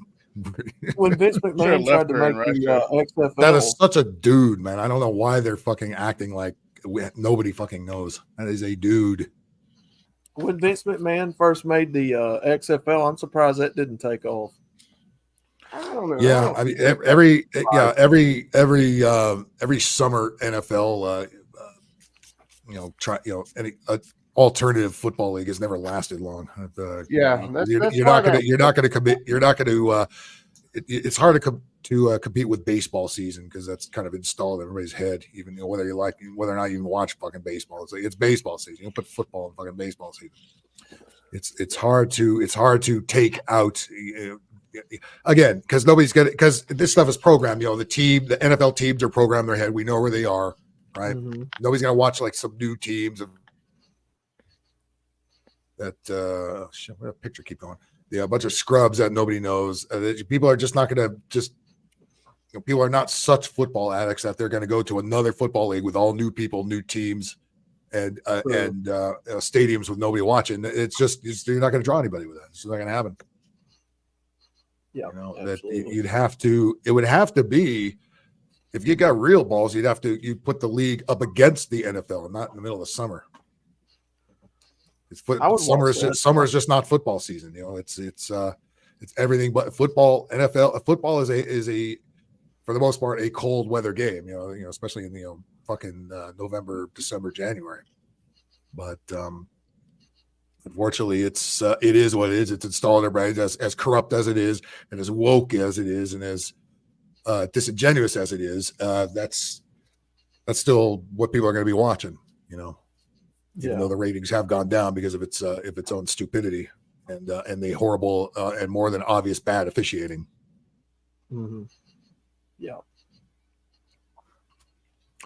Yeah, and they really tried to turn off viewers, by doing things like making them wear pink, and putting woke messages and shit on the field, and Colin Kaepernick and all that stuff. They tried. I mean, they really tried to destroy it. The ratings went down so much, especially after the pink. They notice that's gone now. They don't have that shit anymore.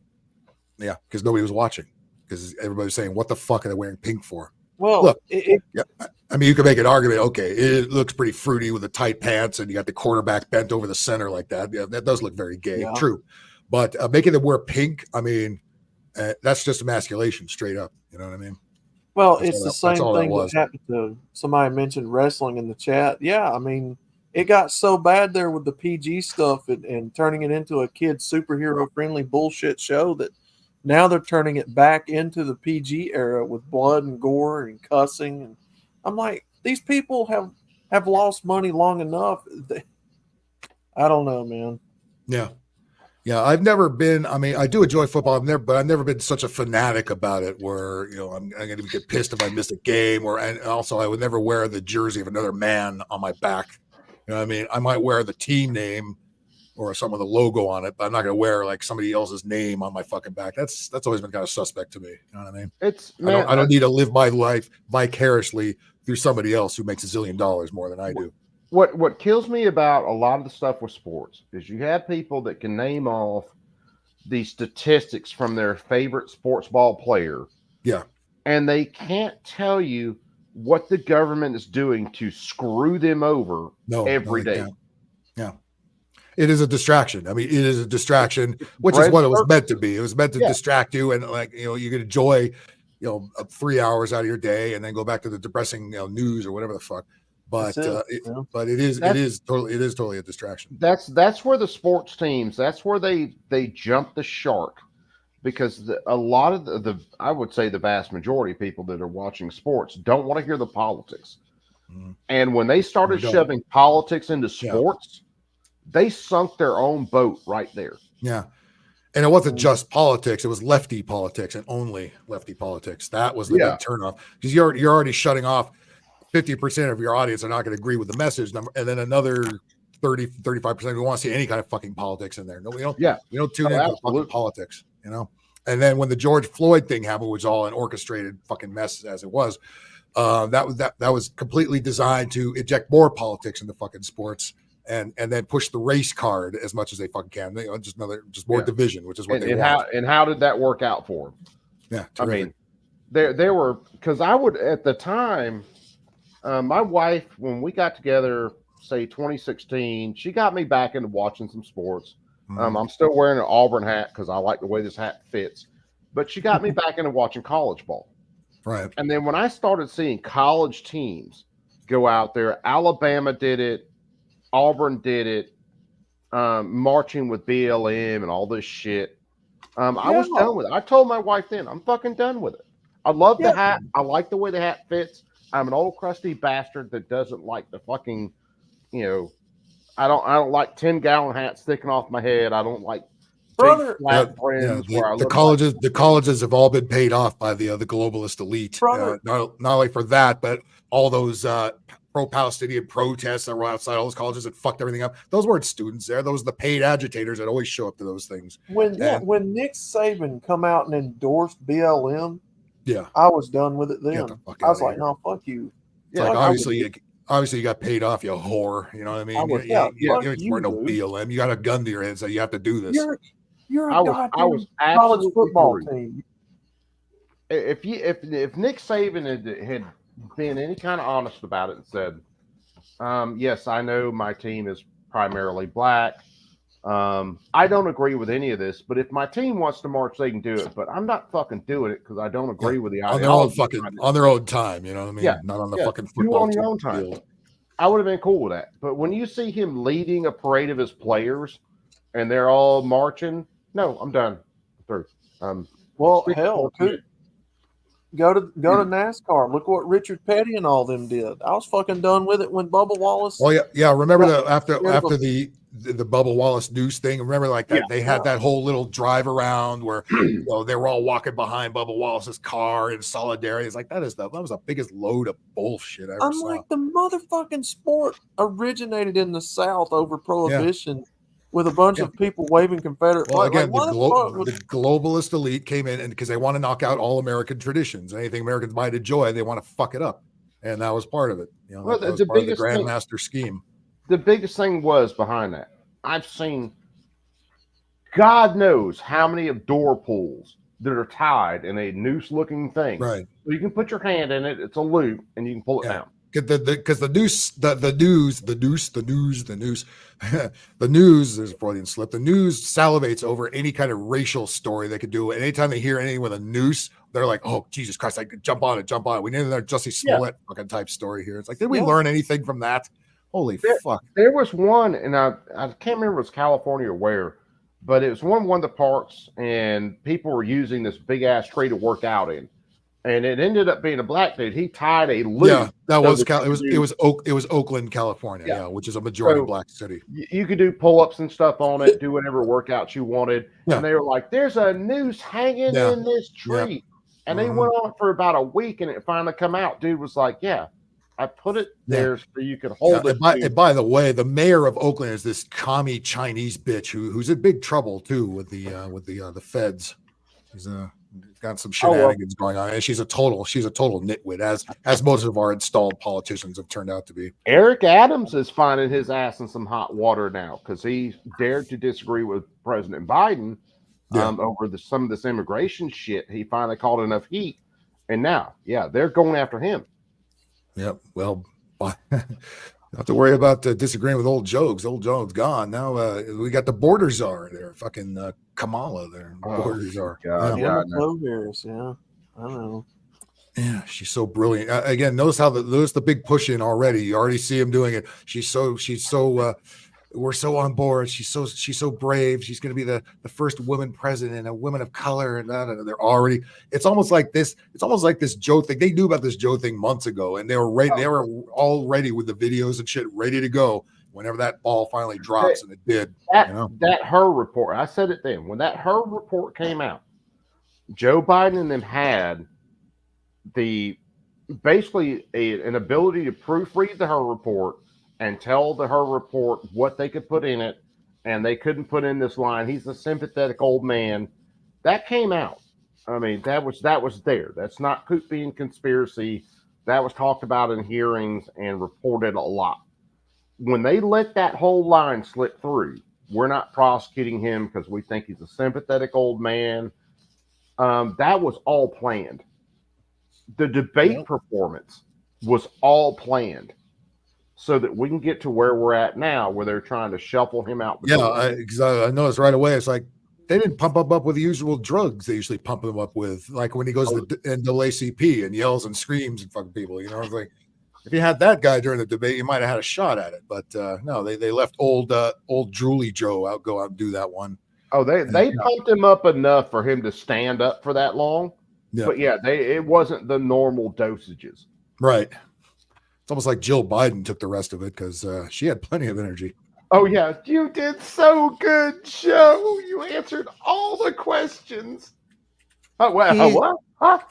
He's the greatest president. Oh, God. All those people just suck. That whole administration sucks. I mean, if you couldn't see how bad Joe Biden was when he was running for president. Yeah, I did. You are willfully blind. Yeah. But they built on the hatred that they installed, the Donald Trump hatred they installed in everybody. So everybody was wham Trump, vote blue no matter who. How'd that work out? You know, maybe it's time to stop voting blue no matter who, or for anybody no matter who. Yeah, they'll never admit that they were wrong. Yeah, 80. So he went from 81 million votes to being pushed out of his ass by his own party. Yeah, something ain't adding up there, folks. It's time to start coming clean, you assholes. But hey, there's plenty of people out there buying this shit. How many of you guys are on X and watching some of the social media shit that's coming out? Oh yeah, I do. I see it all the time. Fucking hilarious. I'm not on there.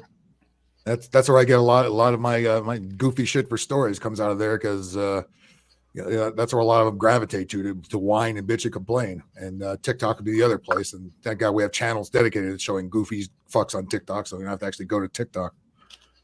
Dude, I don't think they 25th Amendment Biden.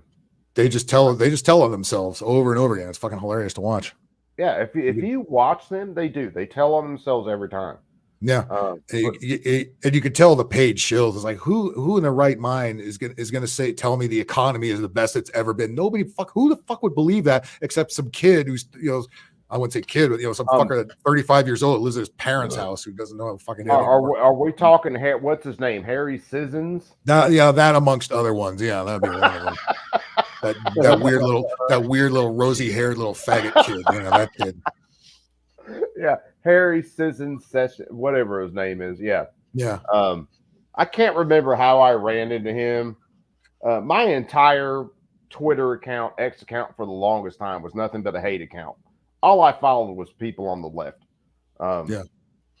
That's all I did there, and it was all to see the narrative, what they're pushing, what the next narrative will be. That's all I get on my feed now. It's like I don't even subscribe, but I see the same. I get all the Hollywood shills that are at a million years old and don't, all wah Trump, fucking Rob Reiner and Stephen King and fucking Mark Hamill and all these people. You know what I mean? They all carry the same script. It's like they think they're still acting. It's like get up, give it a rest. You were Mark Hamill, Luke. Luke, you have been relevant since the Return of the Jedi in 1983. I swear. And you can see it, whether it's with mainstream media or you can see it with the people on Twitter. It is honestly like they send out an update at like 5 a.m. Monday morning. This is what we're going to say today. Yep. And then they all run the same line. Yeah.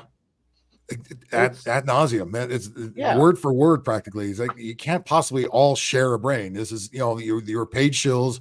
Soros Incorporated gave you the latest script, which just came out 2 hours ago. Read it, learn it, live it. The other day, one of the lives I did, I had a bunch of tabs open. I was looking for some particular information and had a bunch of tabs open, and the first 3 paragraphs of every single story read the same exact way, whether it's ABC, NBC, MSNBC, whatever it was. Totally, same exact way. Pretty much word for word. Yeah, you just do a search and you just look down the first 10 words of the search result. They all have the story all is the same exact fucking wording. That is how you know they are all on a script. That's it. That's it. Well, anybody with a brain knows it, Outlaw. And there's good compilations that people put together on YouTube of like various anchors from around the country, whether it's in the middle of the country or New York or in LA. They read the same exact fucking script when it comes to the national news. When they get done with the local stuff, that's the only time where the news might sort of be truthful because that shit happened there. Like when we have a high-speed chase or there's a burning building or something. Yeah, that happened. Okay. When they get to the national stuff, that's where the bullshit starts coming in. Yeah, and they all read the script. It is word for word. Yep.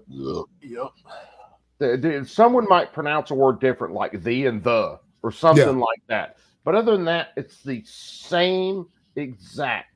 If you took 2 of their transcripts and stuck them over the top of one another, they'd be damn near identical. Yeah.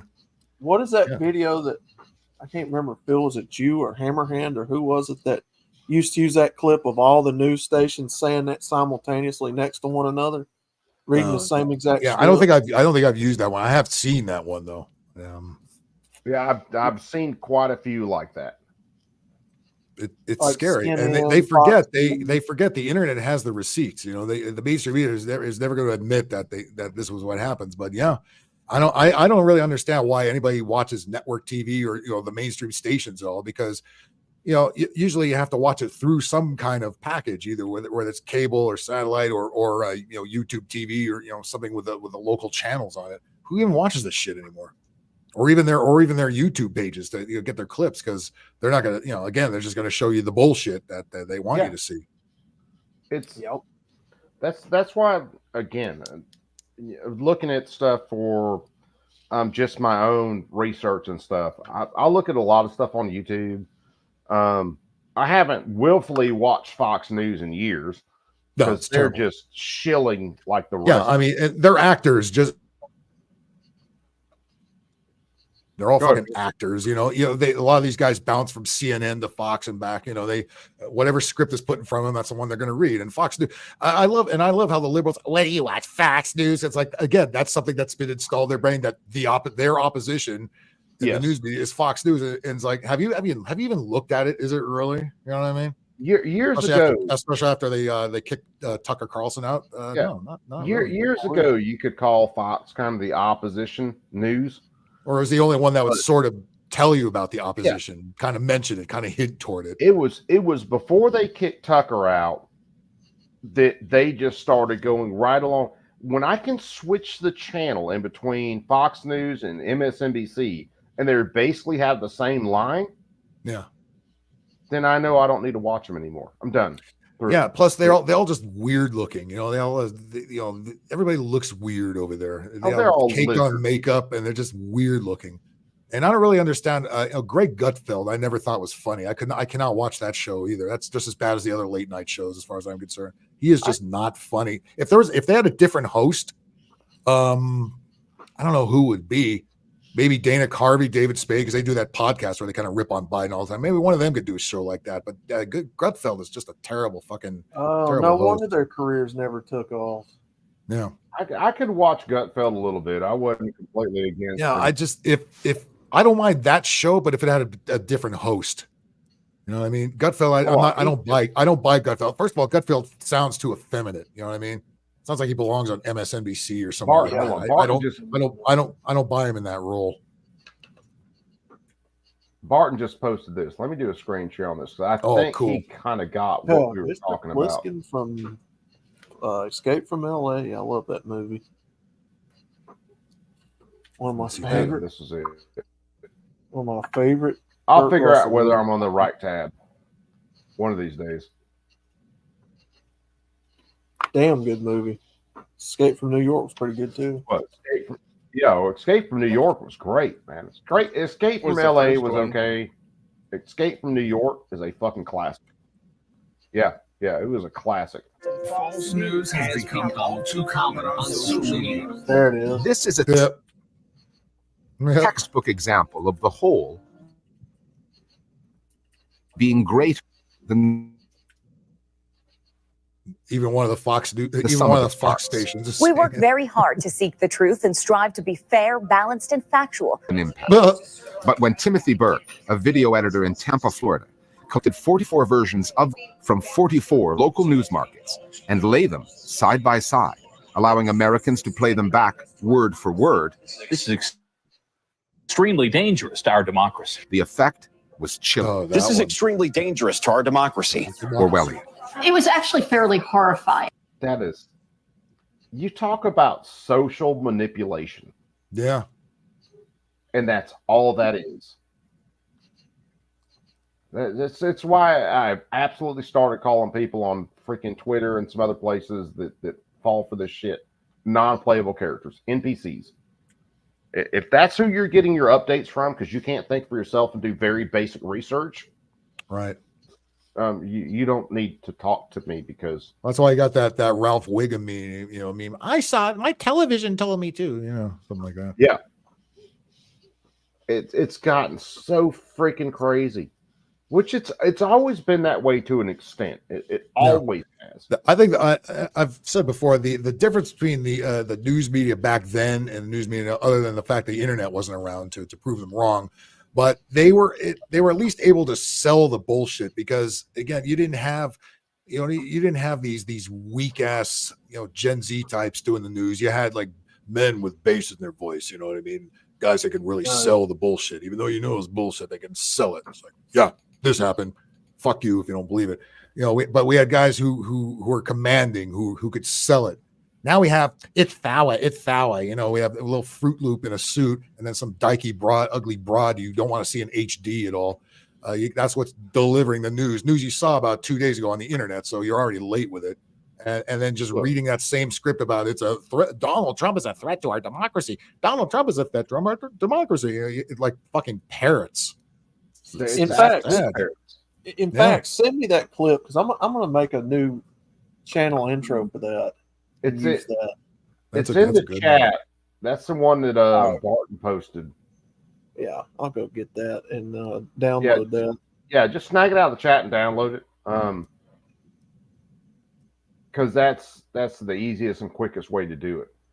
But yeah, it's such social manipulation, and again, it always has been, but it's so in your face these days, because you have a supercomputer in your pocket, you have a supercomputer sitting on your desk like we're talking on now, and it's very easy to go in and do the basic research. Right. But people, I'm seeing friends of mine, like I follow on Facebook, and I constantly see them post, wah Trump stuff. It's like, oh, not you, god damn it, what? Well, you've got a bunch. Haven't heard anything I said the last 7 8 years. God damn you people, you're still with the wah Trump fucking bullshit. Thought I'd touch up better. Well, you've got a bunch of pussy people who and word for word. Yeah, I'm sorry. Yeah, I'm sorry, Outlaw. Go ahead. No, I was just going to say we've got a bunch of pussy people that have sold themselves out to the government. Yes, daddy government, give me a check. I'll do whatever you say. I'll vote for whatever you say, you know. And that's what's happened. You know, you got so many people out here that live on welfare that's dependent upon it. Not even what it was created for, but here they are, Section 8, you know, all that. Single mothers trading out the fathers for pimp daddy government. Well, that's why they're bringing all the immigrants are bringing in and say, hey, we'll bring you in. Just, you know what to do. You vote for us. Remember, we're the ones who brought you in here. That's one of the reasons. Like I told I was talking to my father-in-law weeks ago.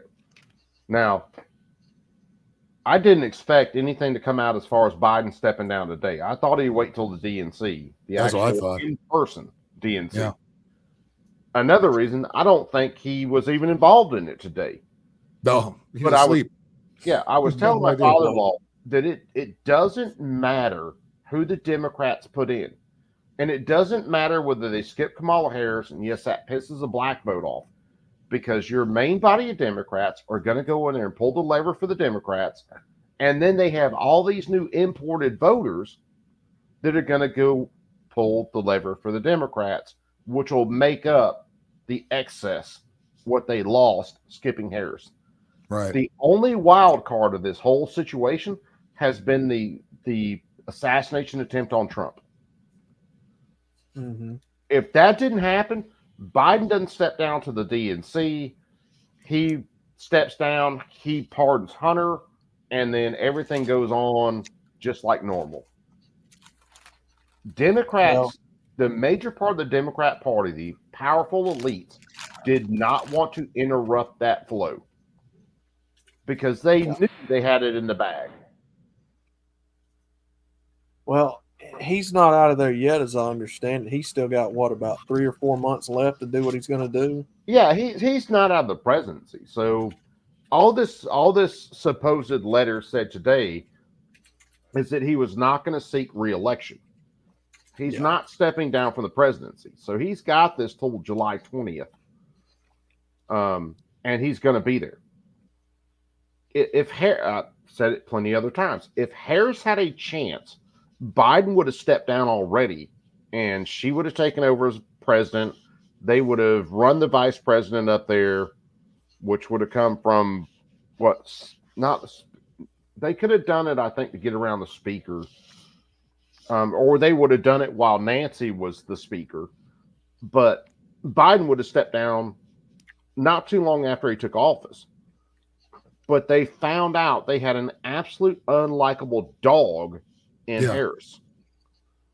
So that's the reason that Biden hadn't stepped down so far, along with his wife just being like, well, he's abused me forever, so as long as I stay in power, I'm going to abuse the shit out of him. All I got to do is collect life insurance. You know, poor me. Yeah. Set a roller skate at the top of the stairs, call it a day. We all know Biden has issues with stairs. Roller skate at the top of the stairs. I'll push Joe off the stairs. You know, the problem he has with fucking stairs. If I had any sort of actual drive to edit video, I would have pulled what I did one night talking about freaking Claptrap from Borderlands, talking all big shit about he's going to do this and that, and then the doors open up and there's stairs there. He's like, stairs? Oh no! That would be Joe Biden. It's hysterical. But yeah. I like all the remember before he stepped down, he had COVID. That was, that was the other excuse there. Oh, the poor guy has COVID. And then right away, somebody made, they made memes. The famous ones where he's tripping on the stairs up there, Air Force One, and those little COVID symbols kept hitting them back every time he fell over. Fucking awesome. What was the? I showed one night of freaking. It used to be Trump's golf balls that were hitting him. And that's what I was fixing to say. COVID. It was a Trump golf swing. Yeah. Yep. Stairs in the middle of the forest. And I showed a couple of videos one night One of that where Trump, hit the golf ball that's hitting Biden, and there was one of Biden trying to hit the golf ball, which was absolutely hysterical, because he missed it on like the first 2 tries, and then finally got back to it, and that ball wasn't in the air for 50 yards. I could literally take a putter and hit a golf ball faster than that, or further than that. If Biden falls up the stair in a forest, does he make a sound? I think he makes a farting noise because he's always crapping his pants all the time. That is more than likely true. Oh, I shit. Oh, I shit. Oh, I shit. Stand up. Oh, I God shit. damn it. God, why there's so many stairs? Why do they have an escalator? Oh, fuck. Have any of you guys seen the videos? If you remember back in the day, there was a British dude who basically narrated a bunch of wildlife videos. And Oh yeah, that was David Attenborough, I think was his name. Yeah. I used to watch those in the 80s. So now I think it's pretty much like the AI voice, and he's narrating videos about Biden. The jackass. Well, there's the first time I ate that the other day. I like go shit myself. It was so funny. Oh God. There's an AI one they put out today with him, of Biden in the Oval Office saying all I gotta say is go fuck yourself. Good luck with the black chick. I don't know who put that out. Oh, hold on. You guys are gonna make me have to fucking do it. Yeah, No, Martin, it's up there somewhere. I've Martin, got. think that's fucking hilarious, dude. It didn't Hold say on. repeat that line. It paused. I did spit beer and hit my computer. Damn it.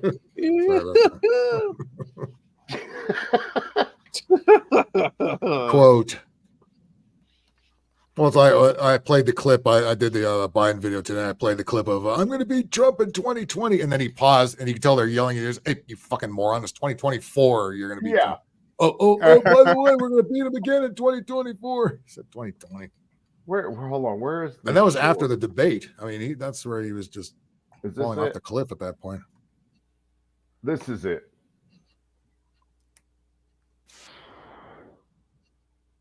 So talking about AI stuff, this is hysterical. On a stream one night. So it's 50 Cent doing the whole mini men. Oh yeah, I remember Yeah, because it's funny as shit. that. Lady man, wish death upon me. Blood in my eye, dog, that I can't see. I'm trying to be with her. And Nita's trying to take my life away. Oh, I put a hole in a nigga for fucking with me. I seriously need that as a ringtone. I have so got to download that. That has to be a damn ringtone. That has Well, to be. I'll bet some lib somewhere saw that. Like, Where? Trump said the N word. Where? you know what happened? It's so fucking stupid. You know he Terrible. did. You Yeah, I know was they did. watching They probably made the Trump is news on too. Like some idiot on CNN said, "Did Trump say the Trump N said word?" the N word in a controversial new Yeah. ringtone.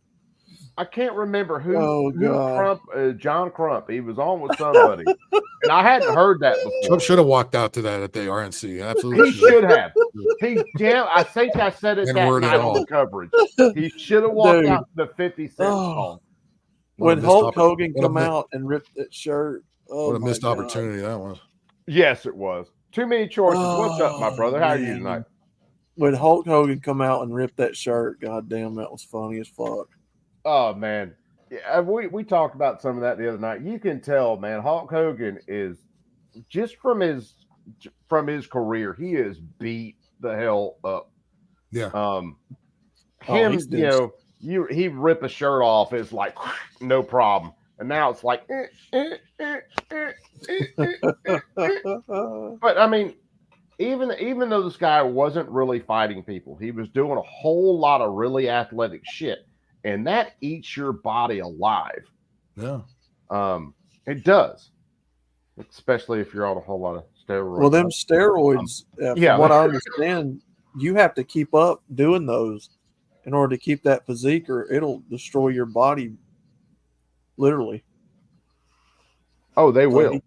So he kind of has to keep taking them to keep that physique to a certain degree. Or oh man, well if you just look, another thing we talked about the other night. If you look at a lot of the guys, say WWF, I will always call it the WWF because that's my generation. So get it.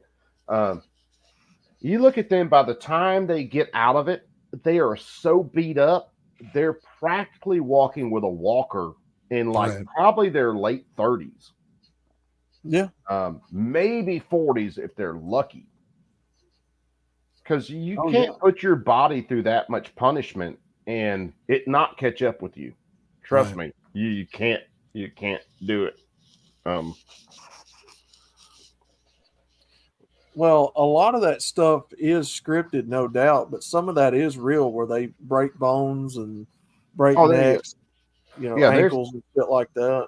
Yeah, there's no doubt they break a lot of real shit during those. You can't take a fucking flying leap 20 foot up in the air and land on dude with your nuts in his mouth without freaking breaking something. It's gonna happen. Who was it? Wasn't it Sting that died in the ring in one of them? No, that was I think that was one of the Hart brothers that come in on a cable from the ceiling. No, and the cable snapped or something, and he fell to the ring to his death.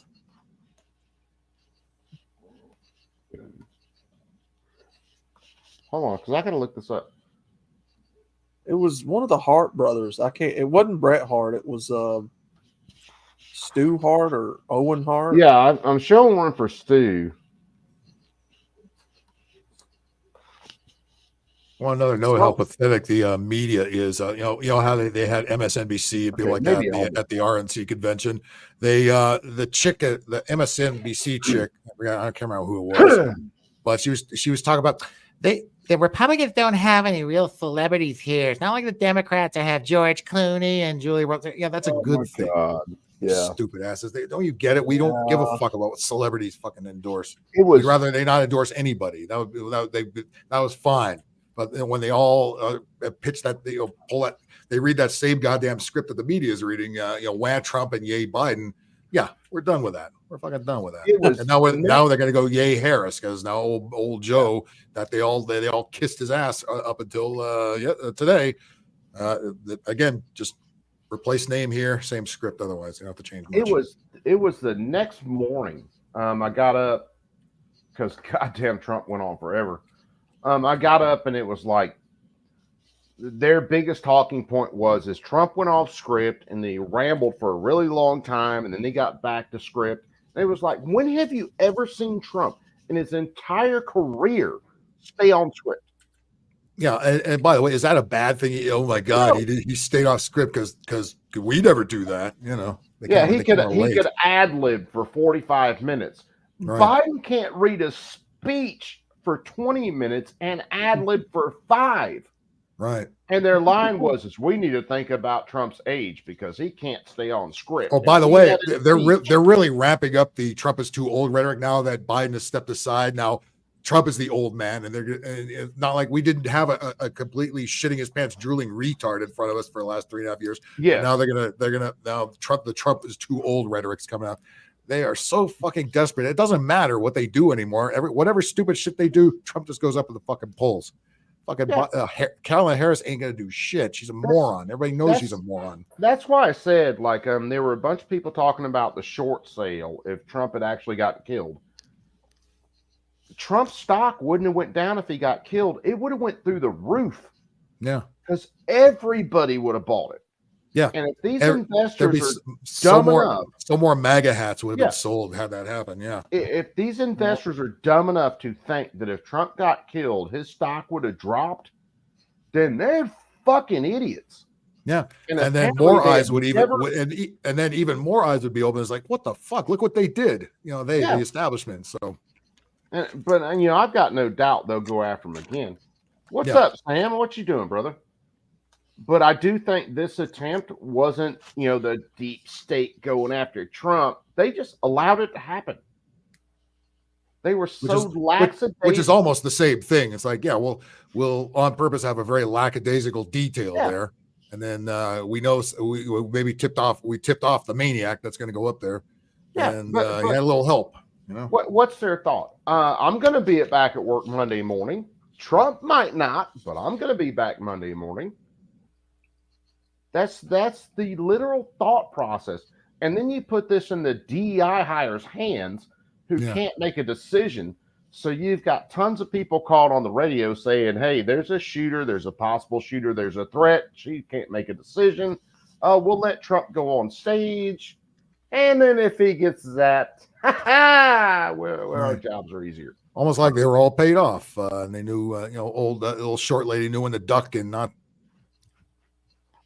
You talk about the brunette that was behind. Yeah, she left her post. There's another great meme of somebody put Ralph Wiggum's head on her body. I thought that was fucking great. I think I've looked at a bunch of the stuff with the chick behind Trump, the brunette, and I think there's two things that could be. One, she was a Fed who had instructions that no matter what you record, and two, much like many people I've seen on social media who will stand out in a fucking firefight and record, she was like, "Oh, I'll make a fucking million on Instagram." Yeah. That's my two excuses for her, because we've all seen plenty of videos with someone and you're like, yeah, it's a great video. I'm glad we got it. Why the fuck weren't you ducking at that point? You just go ahead and wear a mask with fucking crosshairs on it. Hold your phone up in front of you. Because that's what that looks like. Yep. It's just, and we've never seen it before to where it's got to this point where very bad things can happen. And you have more people pulling out their phones to record it than people to actually help. Yeah. Because everybody's, well, if I help, I'm not going to get any social media clout. Yeah. If I record it and I'm the first one, think of the views I could get. I could be world famous. Wow. That's everybody's motivation now to be fucking social media fucking clout. I hate using like someone like TMZ as a source, but they have a lot of really good video because there are people that sell their videos to TMZ whenever something happens. They're not going to give it to MSNBC or anybody like that. They're going to go right to the tabloid and be like, "Oh, I got this video." Yeah, I noticed too is the network news are like showing YouTube videos from YouTube creators, like when there's an emergency landing or something. Because there's some live plane streamers that I watch sometimes, like from LAX and elsewhere. Yeah, and there's a guy from Tampa who's funny as hell who does a daily video from Tampa International. And he recorded an American Airlines. Of course, it's a 737, so it means the media's already up. Oh my god, a 737! Another 737! Blew a tire on landing. Blew both tires on the right side and caught fire. And it showed up like a day or so later on the network news. It's like, well, I already saw it on YouTube 2 days ago. Why would I want to go the sanitized network news to hear a dope in a suit with an effeminate voice narrate over it? I've seen this already. Yeah. I subscribe to the guy, You don't need that. You don't need you jack offs anymore. You got your time was done a long fucking time ago. Hold on. Dude, it's sending me an unsupported message on one for the stuff you just sent me on Instagram. One of them's telling me unsupported message.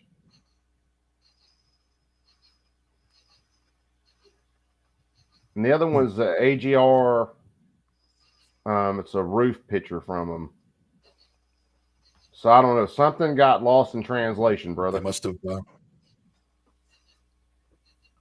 Dude, Phil, here's a question for you. Because the elitists pulled them. Yeah. Who do you use to stream your shows? The live shows, StreamYard, the recorded stuff, OBS. How much are you seeing on your live streams where StreamYard it's either StreamYard or YouTube, but it won't let your chats, like say I chat right now, it won't let my chat go through to actually go to YouTube. That's weird. I haven't had that problem because I multi-stream. I go to YouTube, Rumble, X, and sometimes Instagram at the same time. But the majority of the videos come from, or the majority of the comments come from YouTube. Maybe one or two from Rumble. I usually, or I used to until X changed their policy. I used to go to YouTube, Rumble, and X. And I was seeing some of the time I would go to type a chat on StreamYard side, and it wouldn't go through to YouTube. It would tell me that YouTube blocked it because it was spam. And we talked about it. Yeah, that's weird. Yeah, if I'm doing a stream, I don't type in the chat most of the time. If I'm on other people's streams, I'll type in the chat. Well, you're typically doing all kinds of stuff during your streams, but when we streamed Trump's his acceptance speech, I had 10 separate chats that I was trying to put in chat that I typed in on StreamYard that would not go to YouTube. That's weird. And one of them was innocuous, like balls that clank. Yeah. I can't remember who said it, something about Trump, and I said, I went to type in the chat, balls that clank. And it kicked it back twice on StreamYard. I went to the YouTube side, and it finally posted it. And then there was another one that StreamYard or YouTube blocked, one of the two, and I went to put it on YouTube, on the YouTube chat side, and it still didn't go through. It still kicked it back. I think it was the one about not a good idea for Iran to have nuclear weapons or something like that. I think it was one of those.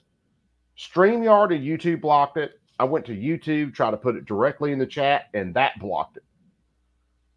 What fucking narrative did you bust on that one? Jesus Christ. Oh, it was when Trump was doing his speech and he was talking about the whole Iran deal and now Iran's doing this and that. And yeah, it was simple because it was nothing. The lefty media had a problem with that. The algorithm fucking had a problem with that. I showed it to everybody once we got done streaming Donald Trump's stream. I showed it to everybody. I did a screen share and showed everybody the chats that I was trying to put in that got blocked. And then there's a lot of guys in the streams that say they type something on the YouTube side because they're in the YouTube chat, and that just disappears. And it seems like that's gotten way freaking worse. Because I know you probably don't. I don't have any limitations on my YouTube chat. I haven't went in there and, keyword this, keyword that, and all the other horse shit. I just let that shit ride. Yep. And it's happened more and more in the last little while where I've seen people go, did my chat just get blocked, or did someone delete my chat? The majority of guys who continue to come back to my chats, I make them mod so they can share their channels. Right. You know, there's a little bit of, hey, someone might be screwing with somebody, but for the most part, everybody in the chat knows the only reason you get rid of somebody is if they're being a complete racist douchebag. That's my one line that I have. Or they're spamming or something, or just being really, extraordinarily stupid. Yeah. Yeah. Sex, which hell, I'll let the sex bots hang around. Fuck them. It's interaction, you know. Yeah. But the only time I kick one off is they try to show a gay porn in the panel, and I had to fucking boot them. But that's typically the way I run stuff. It's really open. But usually now if some name I don't recognize tries to get in the panel, like make them say a couple of things in the chat first, and then I'll figure out if I want to put them. Oh yeah, absolutely. If I'm running an open chat like I'll do like tonight, where I go through a subject, open the panel up. If I have someone who's brand new comes on the actual panel itself, if I let them on, my finger's on the ban button the whole time. Now if they posted a bunch of stuff in the chat, it seems logical, even if they disagree. If as long as they're being rational, come on in, hang out. Right. And if they come on to be a dick, well, I mean, my policy is let them bury themselves, because 9 times out of 10 that's what they do, and then the panel have fun roasting them too. So see how much of a backbone they've got. Usually they'll go wham, they'll bounce out in about 5 minutes. So yeah, we've had a few because I've actually started to try to use my social media decently. So I'll share, hey, we're going live on X or something. Come on in the chat, hang out. And we've had a couple that were, one of them come in, or a couple of them come in that are just absolutely anti-Trump whatevers. And it's like, look, the link's out there. If you want to explain your position, right, the panel's open. Come on. And we can actually talk about it. If you talk shit in the chat and you get roasted by the chat, right, you just had that shit coming. And I'll let that ride in a hurry. Yeah, had some weird skinny guy come in and was talking about he was trying to look for, do I know, he had some weird Mexican guy as his avatar, and he say, I want to kill this motherfucker because he wants to bang my wife or something or other. I can't remember where he was fucking, I think he was somewhere in the Midwest or something, I can't remember. And I said, well, what Mexican guy? California has a lot of Mexican guys. You want to maybe narrow it down to a county or something? And he just got weirder and weirder. And then he kept showing himself. He was like a really skinny dude, looked like a heroin addict almost. And he was just getting weirder and weirder. It's like, okay, that's enough of that. We had enough fun with him. Now it's time for him to go. There's only some. It's not like SNL where it's a lame bit that goes on for half an hour. It's like sooner or later you got to. All right, they're not. It's not going to get any better. They got to go. Let me screen share this because I'm getting some stuff on the old IG messages.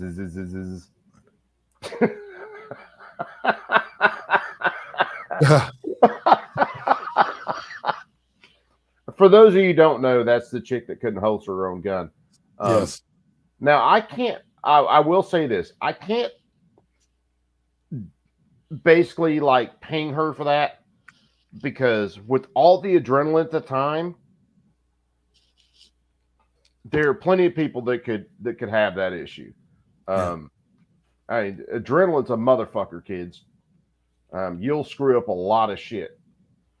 People don't realize they were so close to the birth of Batman. Well, that being the case, she shouldn't have been hired for the job. You know what I mean? Yeah. Well, you're right about that. It's such a nervous Nelly that's her one fucking job is to protect the fucking president, or the president elect, or whatever. My official DEI service.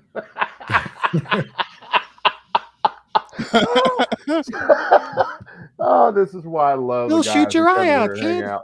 Yeah, you'll shoot your eye out, kid. You'll shoot Trump's ear out, kid. Oh, that's why I love the people that come in here and hang out, and I have so much fucking fun with it. That's great. Oh, fuck me running. But yeah, it's with the adrenaline pumped up, and I've only taken a couple actual pistol firearms classes and worked with a lot of other people's material, and they will tell you that even under a high stress situation, you grab your holster, you look at your holster, and you holster slowly, because in a situation your adrenaline's going to be up. Adrenaline affects fine motor controls and stuff like that. I completely understand that. My biggest issue with some of it is they look like a gaggle of fucking chickens when you throw corn out. You see the way that the men reacted. They were pretty much on point, covering sectors, covering zones, and the women look like you were herding cats. Yeah. That's my. But we want equal pay. Okay.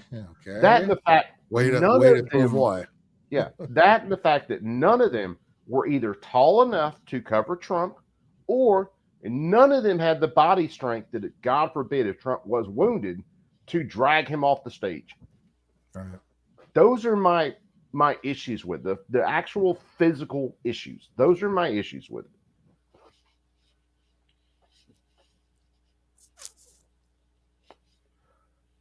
It's because I saw, just to kind of tell it again, I was asleep when this happened.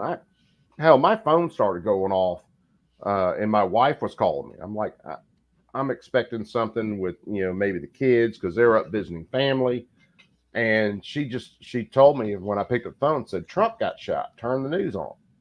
And I thought she was joking. And I turned on YouTube and I saw like all these pages, Trump shot. Okay, let's check that out.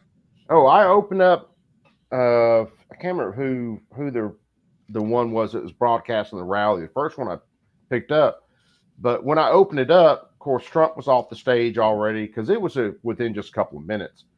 Trump was off the stage already, so I backed the stream up and started watching it. I'm like, oh shit, someone just really tried to murk the dude. Yeah. And then started slow-moing some stuff so I could kind of see what was going on. And when it went to the SUV, when Chick was outside there trying to holster, I was like, oh shit, that's going to catch a lot of hell.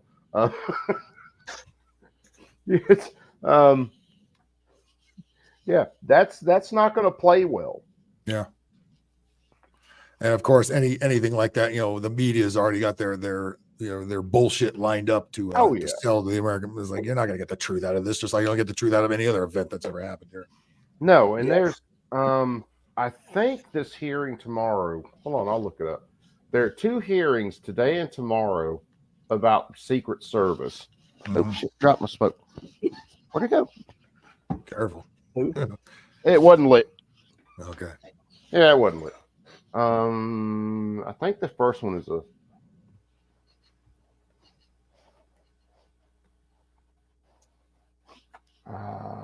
it's not. I don't think it was a judiciary, but I might be able to pull it from there. That would be a hell of a beam, right? The coop There are burns 2 up his hearings. room during a live stream. That's worse than Yeah. Ballsack Bob. Yeah, there. Polska's left that damn camera running so Bob many just times. Bob just leaves it empty, but he doesn't burn it down. Oh shit! Well, I have to have a new background of Coop's burned out room. There are 2 hearings. One tomorrow in the House, and the other one is with the Plenty of Bob's. the Homeland Security Committee is doing one Tuesday about the boy. Secret Service and the the Homeland Security Committee. Oh yeah, that's no more brain trust. yeah, they're going to tell the whole truth, Lord. right? Like a bogus branch of the government, with George Dubb put together. Yeah, great. Lovely work you're doing there at the airports, especially. Let me see. Now, there was talk about the Secret Service director that Mayorkas had stopped her from testifying. House Committee on Oversight and Accountability. Is this it? This is 5 hours ago. Yeah, this is it. So I'll probably stream some of this before I go to work tomorrow, and I'll stream it while I'm at work. Let me see. Let me flip it to watch on YouTube. Yeah, this was live in 8 hours. Let me throw this out in the chat. In case any of you guys love pain as much as I do, we'll be looking at this. Oh yeah. Hold on, the anime's in. Oh, anime. I am a masochist. Yes. What's up, brother? Anime? Anime stuff happening. Not here. Not What's here. up? Come on. What's up? No fapping. It's a no fapping zone. Yeah, it's a family show. Coop's in enough hot water with YouTube. Yeah. I just got done with my stream though. I just got done with mine. Nice. We went 8 hours. Oh damn! Yeah, I saw on a long time ago when you're playing Cards Against Humanity or whatever that game is. Yeah, and then everybody finished, and then we just been talking about comics, and Especially anime. I know you finished. Oh well. But yeah, this whole thing with Biden dropping down and Kamala stepping up and the weird Hillary Clinton endorsement. If we could get rid of one cunt in the world, that would be the one cunt. Yes, right. Go away. Hillary's like, Kamala, dear, Ugh. have fun. Here's my endorsement. And then she goes to the control room and just sits there and be like, okay, now the talking heads, get to your talking points. Yep. They already have. Oh yeah. they scrambled to get to the talking point. Yeah, make no mistake. Hillary is vying for the job. She's not supporting freaking Harris. But Hillary has an issue. She's been kind of irrelevant for the last little while. And Newsom and Whitmer and a few others have really been out there supporting Biden. And they're the ones who will get the nod before Hillary. God damn, not Newsom. Not Newsom. Not Newsom. I think it's coming, brother. Hey, Anime, I'm coming to Arizona if that fucking that's not gonna save the rest of us, but should have shut that out when he was here. Yeah, that was a good stream. That was a good stream, Anime. Where can we Thank go? you. Where the fuck can we go? Come to East Phoenix. Come to East Phoenix. It's not as bad out here as West Phoenix. I know Phoenix very well, so yeah. If Newsom gets the nod, baby, there is nowhere to hide. No. South America. Or we could find one of our billionaire friends and be like, hey, can we crash at your island mansion for can we? couple weeks? Oh, here it is. Can we get the code to the Denver airport bunker, please? I'm going there right now. So this is a hearing Tuesday. This is the House. The Homeland Security Committee. I'll throw that down there. So tomorrow there's a hearing, should be starting at 10, and then Tuesday there's the Homeland Security meeting. So the biggest thing about these two hearings is it's going to be interesting because if you watch these people long enough, you know exactly what they're saying by what they won't say.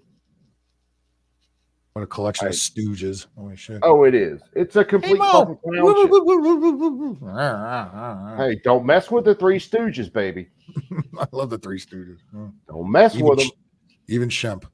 Not Joe. Yeah, not Joe Besser. Joe Besser sucks. Yeah. I was going to say, how about it, Shemp or Curly? Yeah. Oh, Shemp. Anybody in the Howard family? Anybody? It's fine. Uh-oh. What happened? What we do? Phil froze for a second. Yeah, I heard some robot voice for a second. Go fuck yourself. No, it's no. All the Howard brothers are good, and then Larry Fine. Anybody else? No non-Howard. He's got actually a pretty tragic story. I mean, yeah, really, Curly does. He does. He was a big time ladies man. He partied all the fucking time, and we're talking in the 1940s here. So, and he had a couple of strokes. One of them right in the middle of a shoot, and it killed his career. He had it right in the middle of an episode. You could tell because he wasn't in the last 10 minutes of it. It was the last one. It was in 1946 called Halfwit's Holiday. Oh man, and, I didn't know. And he disappeared in the last act of it. They had a big pie fight, and he wasn't even in it. I mean, you knew something was wrong if Curly's in a pie fight, for fuck's sakes. You know? Yeah, he had to keep shooting. He had a stroke in the middle of that shoot, and he had a stroke before that too, because you could tell his mannerisms had kind of changed a little bit. And he didn't have as much energy, and he had a stroke sometime in the mid 40s, and he kept going. Then another one in 46 during the filming of that episode. That was his last one, and then Shemp took over. There, Shemp originally was the third stooge when the Three Stooges started. Then he went off to do his own thing, and he actually has. I started seeing like Shemp, Shemp with the shorts of its own with other actors, not the Stooges. It's just his own thing. He has a whole library full of stuff I didn't even know about. But they called him back when Curly couldn't do anymore. And I'm sure that was at Moe's assistant because Moe and Shemp and Curly are brothers. Which I don't think a lot of people even knew that. Yeah, and dude, I didn't know that about him, man. Yep. And it's so sad how Shemp passed away. Yeah, Shemp passed. It passed in 1955. Yeah, I think he started getting ill because the last couple of years when he was around, they just kind of showed. They just kind of cut together old shorts of his, and or maybe shot maybe a 1 minute of new footage, and the rest of it was something they did about 7 or 8 years ago. So I can't remember for the life of me if he was drinking or smoking in a bar when he passed. Like he was doing one of the two, and boom, he falls over and passes away. Are you talking about Shemp or Curly? Shemp, yeah. Yeah, I wasn't as familiar how Shemp died. The Curly story I knew because Curly was he was a big time partier and womanizer, and he just even when he's married, he used to bang it, everything that moved he fucking banged. And Curly, you know, I can't imagine he still sounded like Curly when he, Hey, baby, how you doing? you know. Well, you never know. Maybe he did. Maybe he did. Maybe that got him so much poo, and that's what killed him. You know. Oh shit! Screen grab of Coop's room. Oh fuck! Yeah, you're right. You grab that. Yeah. Let me try too. Download that for Let's use. blow it up a little bit. But yeah, anime. That was a really good stream. Yeah, I had a lot. Maybe we could put some burn. Put some burn marks in it. I don't get very many opportunities to spurg out about my anime love, so yeah, that was a lot of fun. Once I am thinking about doing like because my idea is I want to do a watch party one of these days. However, we're not going to use the streaming service, but like for the other animes. What I'm thinking is I can probably have a friend of mine copy all the episodes off the DVD, put it on a flash drive. I could plug it in here and just play it from Windows Media Player. And boom. Heck yeah. Sounds awesome. But we'll do it on a separate. It's gonna be on a separate screen though, not the main one. We're gonna have like the chat. We're gonna have like the chat and everybody here. The other screen is going to have the show and everything. We're just going to be watching and reacting to it and everything. And they can't hit us with the DMCA bullshit or any of that. They can't hit us with it. They can't hit what they can't see. This is true. They will try to find a way though. Well, I mean, as long as there isn't an echo or anything, I think we'll be fine. It's, that's what worries me. most copyright stuff. I've won any. I've won any appeals on copyright strike stuff. Even but I try to stay to using.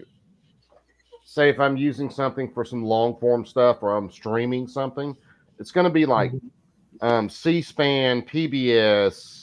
Some public broadcasting stuff.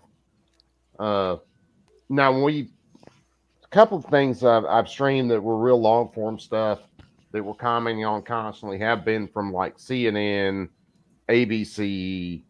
It just depends. It really does. Yeah, I remember. I like your room. I like your room, Coop. It's very comfy in here. Hey, it is comfy. Now you done stole my room. Hey, your printer is not moving. Your printer is not moving. Hold on, Coop. I'm fixing to join you. Hold on. Let me hear you say, "Get out of my room." No. Anytime you guys are in here, now you are required to use that background. And that'll seriously fuck everybody up. And I'm all about fucking people up. Dude, you got like one of the coolest. I don't know what it is about blue neon, but it's very relaxing to me. It's like a peaceful. Can you change the colors at all, or is it always it's just blue? No, I can change. Where's my Modi mode at? Where's the Modi mode? Here it is. So something about blue neon. I don't know if that's the mosquito in me or white, red. Red's going to be for all my angry speeches. God damn it! Just like Joe Biden. Kind of the greenish, more bluish. Do you have a pink color, and then walk away so I can screenshot? Hold on. What do I have that's more pink? No, that's not more pink. God damn it! I pressed the pink button. Come on. This is gonna be good. Yeah. I pressed the pink button. God damn it. Hell yeah. Oh, there she goes. Nice. Okay. Look, if you order this shit off Amazon, the lights do not match up to what's on the fucking button. Fortunately, mine just has my ugly ass in it. Coop. The blue is your color, man. Like it don't work with any other color. It matches my eyes. You could probably do that. You could probably do that. We can do the flashing. Green. You could probably do that green for like the. You could probably do the green for the Halloween. Barton, you're a One Punch fan. I'm not. That might be gayer than pink. I don't know. I'm not real big on One Punch Man. Saitama. Have any of you guys seen the Tom McDonald video, Bitch You Missed? Yeah. No, I have not. Now I gotta go If you haven't seen it, we're fixing to watch some of it. Hold on, we got to do the whole screen share on this. So if you listen to Tom McDonald, do you listen to Bryson Gray? Not really. And I don't listen to a whole lot of Tom McDonald. This just came across my radar. I mean, like anything that libs are crying about, I'll pay attention to. Yes, that's basically my whole thing. So let me shut my camera down so maybe I can get this to freaking roll out and actually be cool. And we're fixing to listen to Tom McDonald, kids. Where?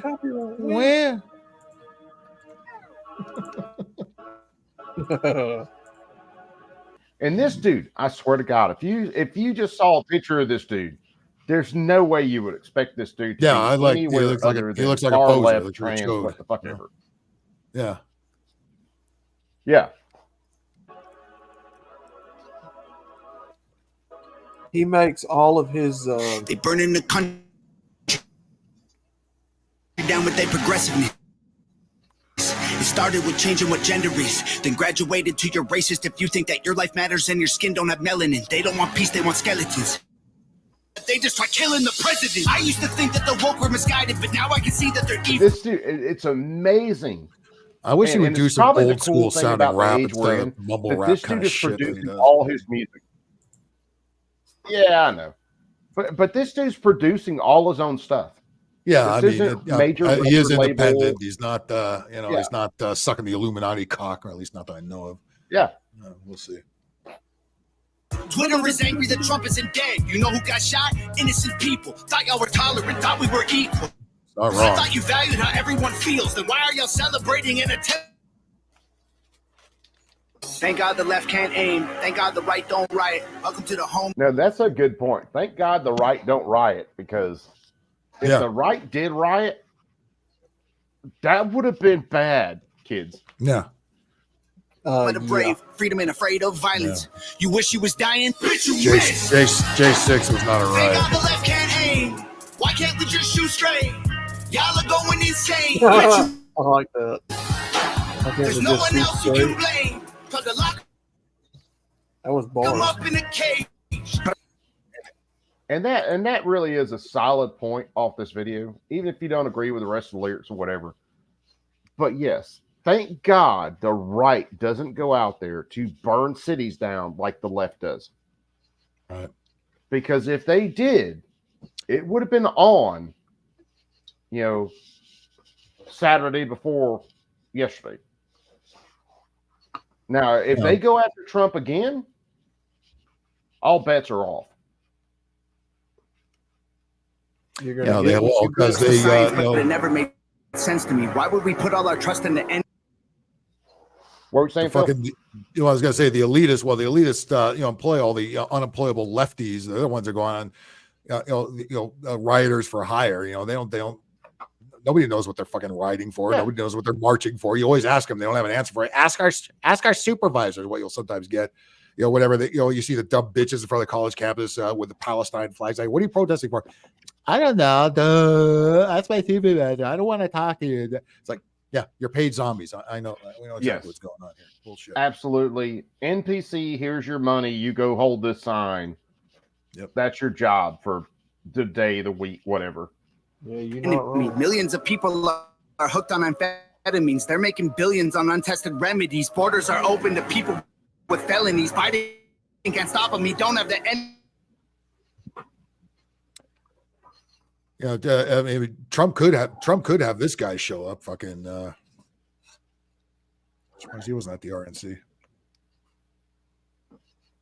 I, Donald Trump, endorse Tom McDonald. He's gonna be great. Gonna be huge. Huh? Go to my rallies. What was that? He's gonna sing in my role. Right, don't riot. Welcome to the home of the brave. Freedom and afraid of violence. You wish you was dying? And that's another point from this song that actually is really good. The major majority of the people on the right are not afraid of violence. We just don't believe in violence for no reason. Yeah, and we have better things to do. You know, we're productive. You know, we're not sitting around in our parents' fucking living room at 35 and looking at TikToks. Oh, they need some civil unrest in the middle of Minneapolis. Okay, I'm there. I got nothing else to do. Oh, they're gonna pay me $50 a day. Cool. They're gonna give me all the signs. They're gonna give me the signs. They're gonna give me the flags. They're gonna give me the bricks. They're gonna dump all that shit out of the truck 4 in the fucking morning just for us. Feels special. Oh, leave some bricks on the corners. Yeah. You missed. Thank God the left can't aim. Why can't we just shoot straight? Y'all look to blame. Tried to lock him up in a cage. Now you trying to kill what you hate. Bitch, you missed. All right, so that's Bitch You Missed. We had to watch that tonight. We will go out on. I only wish because I'm an old school hip hop head, and I wish this cat would use like some old school sounding beats, you know, instead of that lame ass fucking trap music that everybody uses now. I fucking hate that shit, man. Hate it.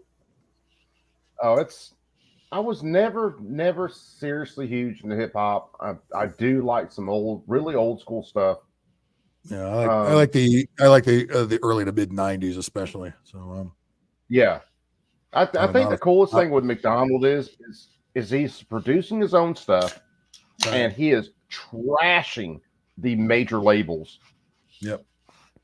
And make no mistake, they are drooling to get him to come to them. Yep. And he won't do it. He's probably gonna need some big bucks. Oh, it's what's his name? Oliver Anthony. They're drooling because they're like, oh, how can we get our hands on this pony right here? Yeah, but the only thing is, like I said before, the left are the one that harp on the celebrities, like the MSNBC bitches. Like, there's no real celebrities at the RNC like the Democrats have. The Democrats have Clooney and all these people because we don't fucking care. Because we don't care. Well, what is their strategy? They always go for. If you can't beat them, join them or buy them out. Yeah. Buy them out, yeah, especially. Yeah, that's what they do. If you can't get them to join us, buy them. That's their strategy. I loved it. I know I mentioned this on the last stream I was on with you guys, but I still go back to that video of Joe Scarborough and Mika threatening the network. You pull us off the air again. Oh, we're gonna fucking walk out like, and I'm like, okay, hey, CBS, do it again, please. Plug. Cut the cord and let them walk. A day without them, it was like paradise. I watched them. I turned on MSNBC and saw Lester Holt throughout the whole day, and I'm like, am I in a dream? Yeah. What happened? What happened to Mika and Joe? Because I think they honestly thought Mika and Joe would go off the rails that morning, and the dude shouldn't have missed. And they were like, no, we're not letting them talk. No. That's why they got so mad because they couldn't gaslight us like they usually do, and Joe going off on those unhinged rants. Yeah, well, we're not watching any shit like that in the first place. We're not watching those two knuckleheads. Holy fuck! No, I watch it just to see again. It's another one of those. What is the media? Let's see what their bullshit narrative is. Oh, right. Morning Joe is a good place to start, and then you see the narrative. Then you see the news push it all day long. Then the nighttime news hits it, and then I know where they're going for the day, the minute, the hour, and then. I know what's happening. Those two, after the freaking debate, Joe Scarborough was falling apart. Right. And Mika was still like, we're still staying. I love Joe, and we're staying with Joe. Like, how could people sell their souls as much as those people? This Joe Scarborough bullshit that he pushes. Here's the thing. Minka Brzezinski is the daughter of the warmonger Zbigniew Brzezinski, the individual who told Obama, look, it's not Iran, it's Russia we have to go after, not Iran. Make a deal with Iran. Right. That crazy warmonger. And Minka hates it when people bring that up about her dad and ragging on him and everything. Oh, she hates it. And I rag on her all day, be like, Minka, you are exactly like your father. Exactly to a T. Right down to the penis. Yeah, probably. And Joe Scarborough, we all know. We all know he killed his secretary or whoever. Yeah, that the woman intern was. or whatever it was. Yeah, we all know. We all know. She probably said something to him. Fucking Alec Baldwin got to walk away from that mess too. Fucking that motherfucker. He was the producer of that film. You know what I mean? He was the producer of that film. We all knew Baldwin was going to walk away from that shit, just like Scarborough walked away from it without any kind of investigation. Baldwin stuff was just more out there in the light, so they threw it out over a very basic technicality. And I would not put it past the state to have fucked that up on purpose. Right. Underneath a Brady violation. And I'm not an authority on Brady violations, but you don't throw out the entire case basically and not let it be brought again over a simple technicality. But we all knew something like that was going to happen. The only reason Hunter got convicted is because they knew his dad was going to pardon him at some point. Right. Hunter doesn't serve, a couple years in prison. He doesn't. That's not happening. These people are just, they're that fucking dirty. Yeah, I'm sure Alec has donated enough to the Democratic Party where he was going to easily walk. It's like, hey, that's our boy. We gotta have him go to jail. How many lawyers did he have just in court? Like 6? I don't know. It was like 6 lawyers. Law, self-defense, Ruckler the Bailey, uncivil law, a couple of lawyers that I follow who do really good and honest content. Although, I've disagreed with them on certain things. I've disagreed with all of them. Hell, I disagree with myself on certain things. But they do very honest content on things.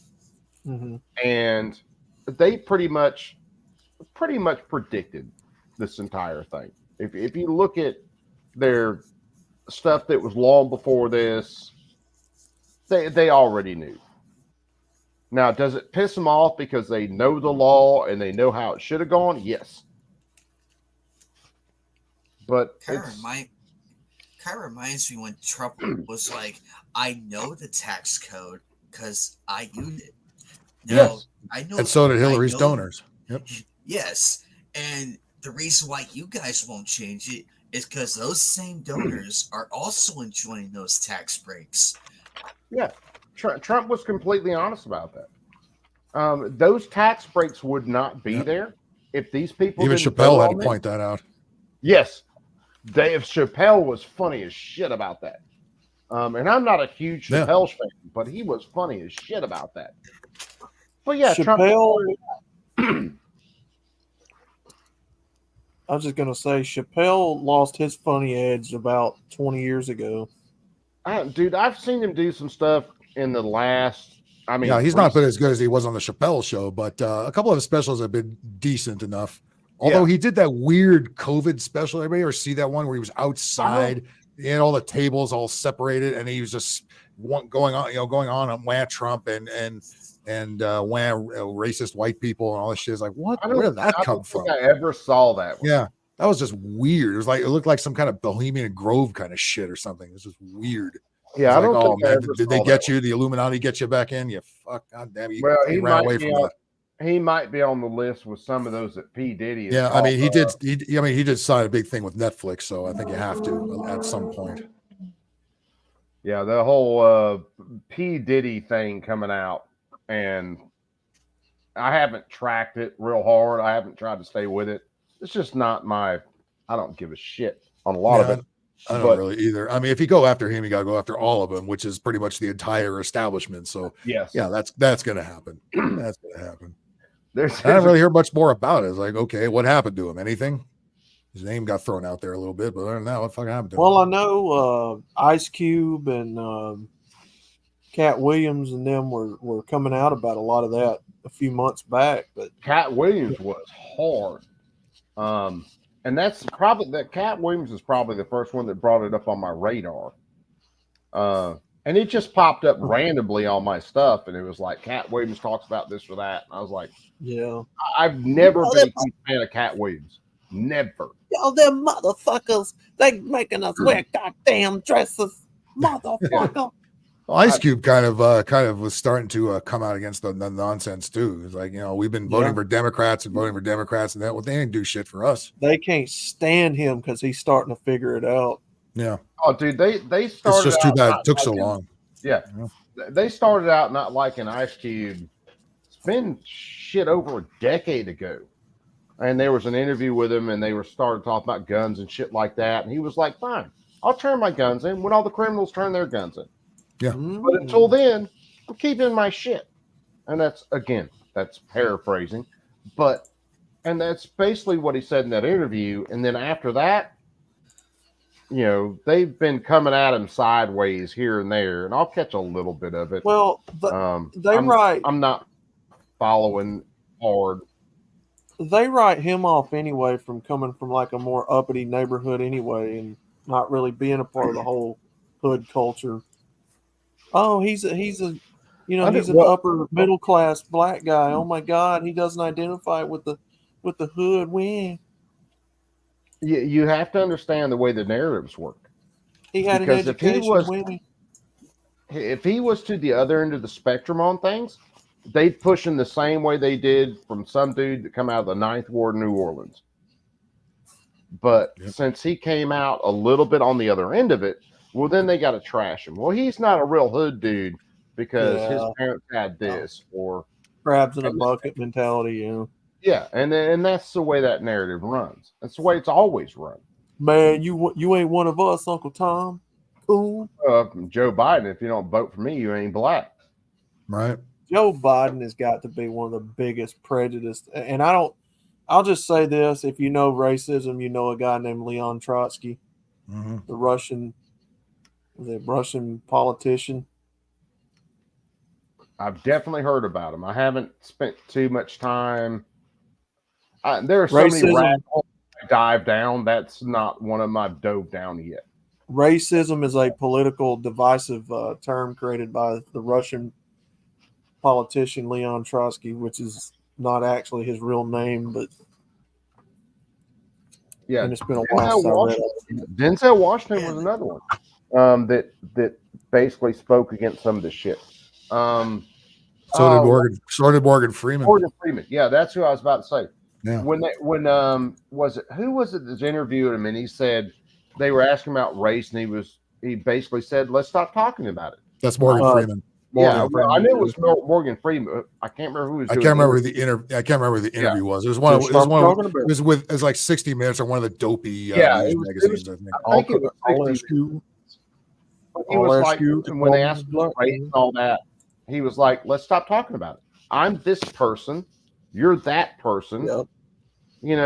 Why does race even matter in any of it? I'll ask you to stop calling me a black man. Yeah. You stop calling me, or I'll stop calling you a white man." It was. Do you want a Jewish History Month? No. Well, why not? And it was a really good interview. And how many years ago has that been? Oh God, that was back 2016, 15. Quite a while. It's almost 10 years ago or so. Yeah, I'm thinking along the lines of 16 or 14, somewhere around there. Yeah. And he was calling that out. I was going to play this. Yeah, Denzel got it. But anytime you speak against the establishment, oh shit, no, we can't do anything with you. Yeah, well, because the white liberals, love to tell the black man what to do, and the white liberals are a lot of the ones who employ the black man in Hollywood. You know what I mean? So yes, they're really at end if they dare go against the narrative. What was the movie? It was the Black Wizard movie that came out not too long back. We got to force Phil to watch that and do commentary. Was it Black Panther? No. I'll have to look it up. It was almost like a weird takeoff of Harry Potter, but all the wizards were black. Oh, and they were trying to do Jesus everything. Christ! Yeah, what the hell was it? What the hell was that called? The Wiz? No. Nobody beats the Wiz. I am half listening. It was hold on, let's listen to some Oliver Anthony, since he's another really good artist that is self-produced, and then I'll try to find this. Well, if it weren't for my whole dogs and the good Lord, they'd have me strung up in the psych ward. 'Cause every day living in this new world is one too many days to me. Son, we're on the brink of the next world war, and I don't think nobody's praying no more, and I ain't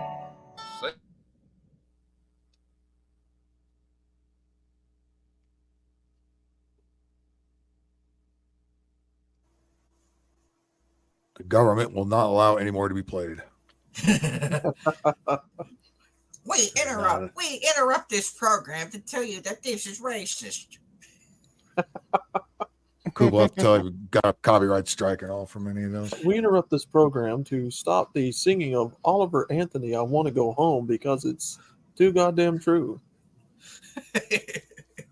It goes against the narrative. Therefore, it goes against the YouTube guidelines. This man's beard is too red and too long. And he's His too voice white. is Where?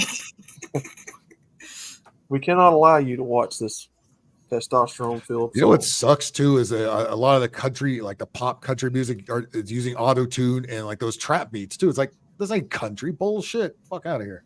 Oh, let me tell you. And neither is Beyonce for that matter. Dude, real country died like in the 50s and 60s. Yeah. Shit, before it went mainstream. Country boy can't survive. Yeah, what happened to that? More of that. Yeah. I think country to me started dying off around the 90s, 2000s. Yeah. I mean, Taylor Swift was country supposedly, but before she became Taylor Swift, like she was rolling around now. She was. That's where she started. Yeah. And then the Illuminati said, hey, you know what? We need a new lanky white chick to be the hero of the world. So does that want to be you? Well, sell us the rest of your soul. We got this. There you go. And believe it or not, she actually looked better as a country singer. Yeah. Well, yeah, because the Illuminati has to ugly you up, you know. Or if you're black, they have to whiten you up, as we see with most of the black singers nowadays. Yeah. Yeah. I think Reba and Dolly Parton are the only two I would ever listen. Oh yeah. Uh-oh, you're showing a viewer angle. Nice knowing you, Coop. Nice knowing you, buddy. Internet stroke. Copyright stroke. We're gonna put you in the corner. Go to the corner. Stop playing this manly testosterone-filled song. It's not working enough. Stop it. Somebody might have a different perspective. That will be quite enough, Coop. That's as far as you go, young man. We already don't like that, you badmouth Joe Scarborough. How dare you? That's as far as your internet goes, young man. Your internet privileges have been revoked. And apparently somebody in your panel has a chronic masturbation problem. We're on to you. I saw somebody tell Sunflowers that today. Sunflowers sitting there beating it. I did in the chat. I said, Sunflower, stop fapping. Yeah. Sunflower's like, I'm not fapping. That means you are. This video was brought to you by AOL Dial-Up. Oh god! Oh my! I could God, just hear the dude. I could just hear the fucking sound of that thing already. Hey, look. Sounds like a My car country alarm. ass connection has nothing to do with this entire video. But now this is the next movie we have to have Phil comment on and watch. The You figure American country Society music would be of allowed on Magical country Negroes. internet. Oh, right. Gee, I can't imagine why that bombed in the box office. Jeez, right. You think? Here we Wasn't go. that the We're- one where we're the gonna black watch pilot, the trailer. where stupid, dopey black actors saying, "I don't want white people watching this." Don't worry, they won't, and they didn't. The American Society No, of that was a couple Magical others. Negroes. Yes, I want the street version. This is the story. They of a actually magician got who away scared with the calling them Negroes on the title. yes, they did. If they had a shorter title, it would have been better. That's a movie with a long title like that never does well. Nobody's gonna have fun to go see a movie like that. Ladies and gentlemen, from the people who brought you the Black Little Mermaid, the American Society of Black Magical Negroes. Yeah, I want to have From Taco in the here fall. just to read the name of the title and then do it wrong. I got the title for you guys. Hey, shut the fuck up. Hey, shut the fuck! Do you hear about this movie? Hey, you guys hear about this? Now remember, this was a box office hit, you bunch of heathens. You just didn't watch it. I think people watching it would make it a box office hit. Nobody watched it. And then you just see some random black guy come in here. Fuck this shit, man. Where the white women at? Fool? This thing went right to the Magic Johnson $2 theater. Fucking Where the chicken and watermelon at? it started there. Where, this why was- we in this? Why And you we in could this tell, goddamn business? nobody went to that movie because nobody shot up the screen. Yeah. This was this Ain't no year. bullet holes in the screen here. What a chicken and watermelon and Kool-Aid, motherfucker. Why we out And here the in and this the funny goddamn thing desert? is this trailer doesn't even get to the theme of the movie. It The was so theme of the boring movie, they all fell asleep where they could shoot at the screen. Motherfucker, these motherfucking crows are shitting on my goddamn whip. it's Get freaking this motherfucking bird out of here, motherfucker. Why is this motherfucker a wizard? I don't like wizards. It's like the KKK wizard. Bam, bam, Where the bam, fuck's the 71 in Paladon, nigga? that's the next movie we got to get Seawalk, Phil to homie. watch and comment on Seawalk, homie. because I can't bring myself to do it. I don't hate myself that much. Where the yellow whip at? I want peanut butter inside outside jelly, motherfucker. It's got to have damn 44-inch rims on it, baby. I want a 71 Impala with adult rims. Oh man, Bro, I wish it was a slipped little the bit M taller. word. I wish it Oops, was a sorry, baller. censors. I'm getting canceled now. yeah. Welcome to another stream going off the rails. Not quite as bad as some others, but Not like we made that. Okay, you know what? I will watch that movie and I'll let you know what I think of it. Coop, have you ever been to Red Pill Rhino? If I get all the way through it without fucking killing please, myself. Phil, watch that and give. I'm not us going your to shoot at the commentary screen. I'm on going to shoot myself in the head. No. well, Have you don't do it on live. And then the movie did what it wanted to do: kill Whitey. There you go. Done. Have you ever been to Red Pill Rhino streams, Coop? No, I haven't. Brother, it goes off the rail 10 times harder than this. Like Oh, bacon dude. streams. Well, It's throw like a stuff bacon out in the stream. chat. You have to got be on the rail to go off the rail. Oh yeah. Oh yeah, well, we typically don't start out with any rails. We're in talking mind. about we're talking about a train that's sitting in the sand already. It was long off. Yeah. the rail.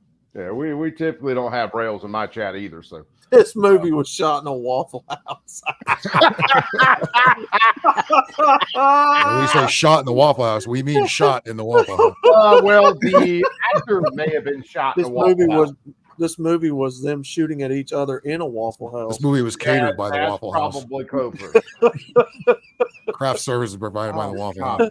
What the fuck, motherfucker? I said ham and bacon and eggs, bitch. Oh yeah, well we could go look at. I said scrambled, not over easy, motherfucker. I want my bacon crispy, bitch. This ain't no smothered and covered, bitch. Bam, bam, bam, bam, Gotta have bam, it bam. smothered and covered, man. Smothered and Hash covered. browns all the is way. Extremely Sausage important. patties too, bitch. Where the fuck the eggs at? Give me some goddamn coffee. I'll cover your Right ass now. with buckshot, motherfucker. Piece of toast on the side too, bitch. and give me your phone number. Where the weed at? Rolling 60s, motherfucker. And then he looks at the Waffle House cook. Where the weed at, motherfucker? I know you got one of them zags behind your ears. Hold on. I can We're gonna see listen. that happening. We're gonna listen to this. Everybody has to fucking sing along, and then I'm getting out of here. I do gotta get some sleep.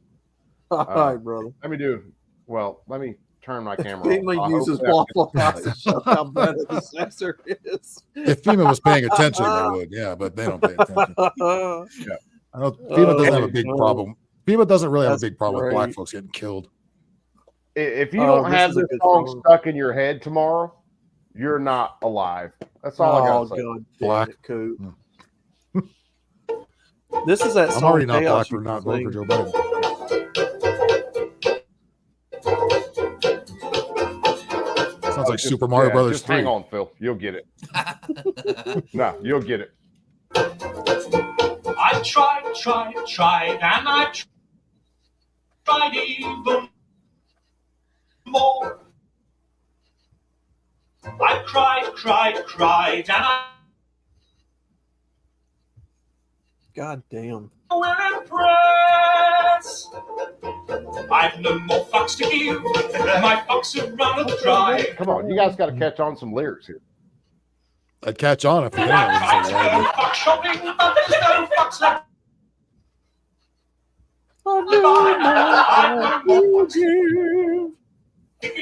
Must be my internet that's lagging. Oh, it's doing it for me too. It's not coming through for me either. Oh, dude, The boys this just is sitting one there of the standing. catchiest songs I've heard forever. I'll have to watch. I'll have to watch it I'd have offline been on up the big TV. No more fun. I know Oh, this yeah, song because Chaos for You plays it all the time at the end of his streams. That's I right. strive to get everything done. I play by all the rules, but I very rarely won. I've smiled, I've charmed, I would have laughed, alas to no avail. I'd run round like a moron to unequivocally fail. I've no more fucks to give. Coop, I'll give you another song that's catchy, but it's for you to listen to off all stream. day, but they've upped and fucked off home. I've no more fucks to give. My fuck rations are depleted. I've rallied my fuck army, but it's been fucking defeated. This would have been a way better video filmed in a gun store. I'm just saying. By the way, nobody's giving any fucks to those two fat broads sitting there either. Knock my Glock and go the clip. Hey, look. Don't knock on the heavies. Coop, I could see that The bar outlaw going. I could see him being in the thing, waving the Glock around. It is a catchy song. I do My like the song. Glocks Yeah, absolutely. and loaded the clip. He should be singing at the RNC. What the fuck? Oh, dude, if this was at the RNC, oh With the shit. ukulele and everything, yeah. Yeah, it would I be know an more easy fuck landslide you. victory.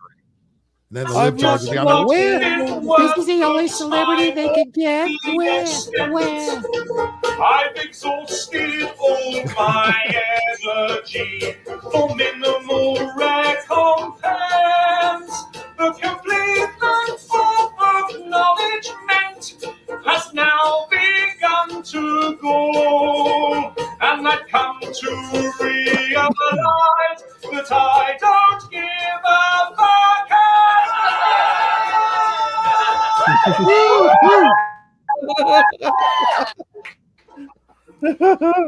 He's That's gonna where get you some guys big gotta fat figure poon it tonight. Give a No more folks to fuck at kill. all. I lock the Y'all Glock check- and load the clip y'all and go check on out that. and give a fuck. Fat chicks need left too. My fucks have blown away. My fucks are now so fucked up they refuse to fucking stay. I've no more fucks to I give. walked into the My store. fucks have gone insane. They've come back round and passed me while they're fucking off again. I've no more fucks to give. My fucks have all dissolved. I planned many projects, but my fucks won't be involved. I've no more fucks to give. My fucks have all been spent. They've fucked off from the building and I don't know where they went. I've no more. This is where you guys sing along. You already know the words. Everybody has to sing along. Fucks to give. I've no more fucks to give. I've no more Oh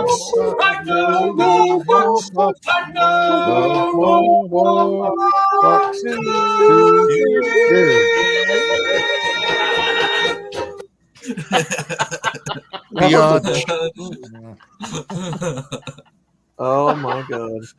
I can't remember the first. I've used that in a few streams. I can't remember the first time I saw it. I liked he had a fucking heart attack. That's because terrific. it's just funny as shit. Trying to think of what that other song that Chaos used to play at the beginning. Which one?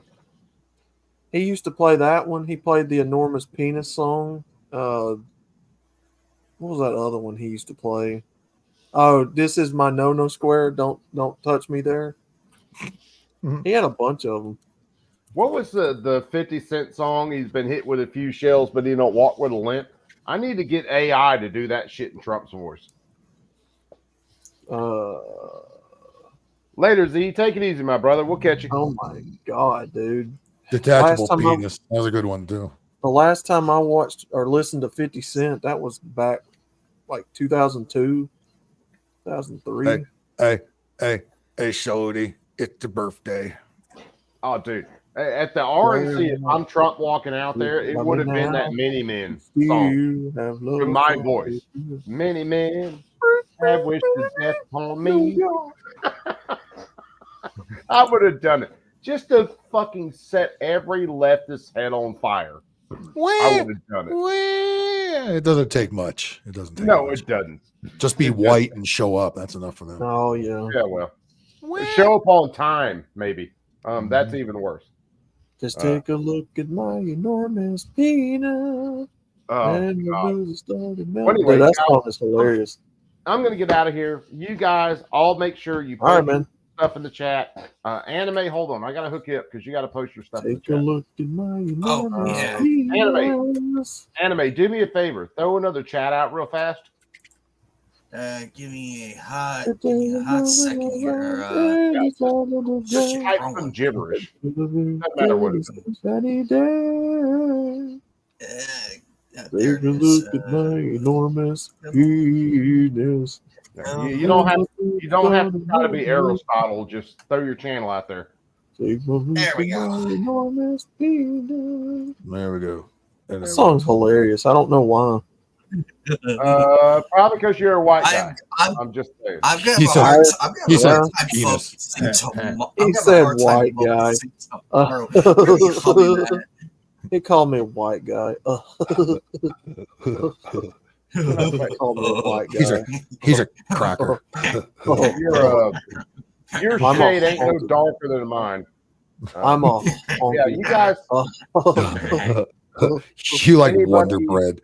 Anybody watching still left, you guys love anime, hit his channel up. It is nowhere near as much pain as mine is, so it's probably a good side quest. Just saying. And hopefully I'll see you guys on Tuesday night for next What the Fuck live stream. Phil, did you throw yours out there? I'm sorry? Did you throw your channel out there? I did not. Hang on a second. Well, throw it out there.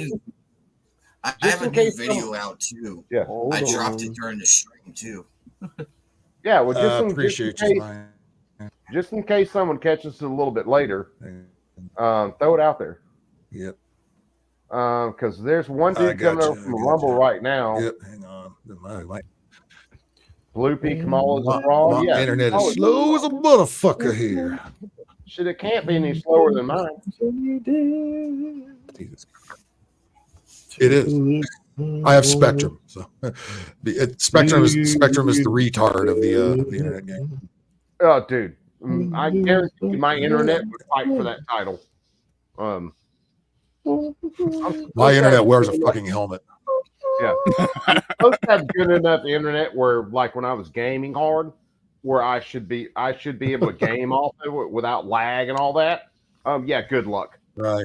Oh yeah. That's funny. I used to be able to, but the later we go in time, the laggier it gets. Go fucking figure. Even if I'm playing a very simple 2D platformer, it's laggy. It's weird.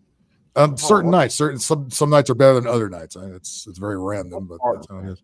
I used to be able to stream when I started the original streams which Bacon named them the Share the Pain streams. I used to be able to stream on like this time Sunday night, earlier Sunday night, and not have a bit of lag. And it's just same here. Fucking crazy. Yeah, I think with each Windows update, they get worse. And OBS just had an update, and it's even laggier than it was before. So I don't know what the hell the problem is. Crazy. Are we supposed to pretend she got the nomination? No. Kamala gets replaced at the DNC, brother. By another dipshit retard. Like Gavin Newsom. That's the only reason why I'm gonna watch the DNC, just to see what happens. Why did you have to say that, Anime? Because I gotta stream a lot of that because it's what I do. I know.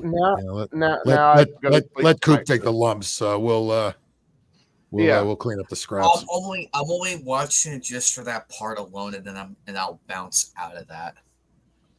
Oh well, anything I can stream from the virtual that's supposed to come out probably starting.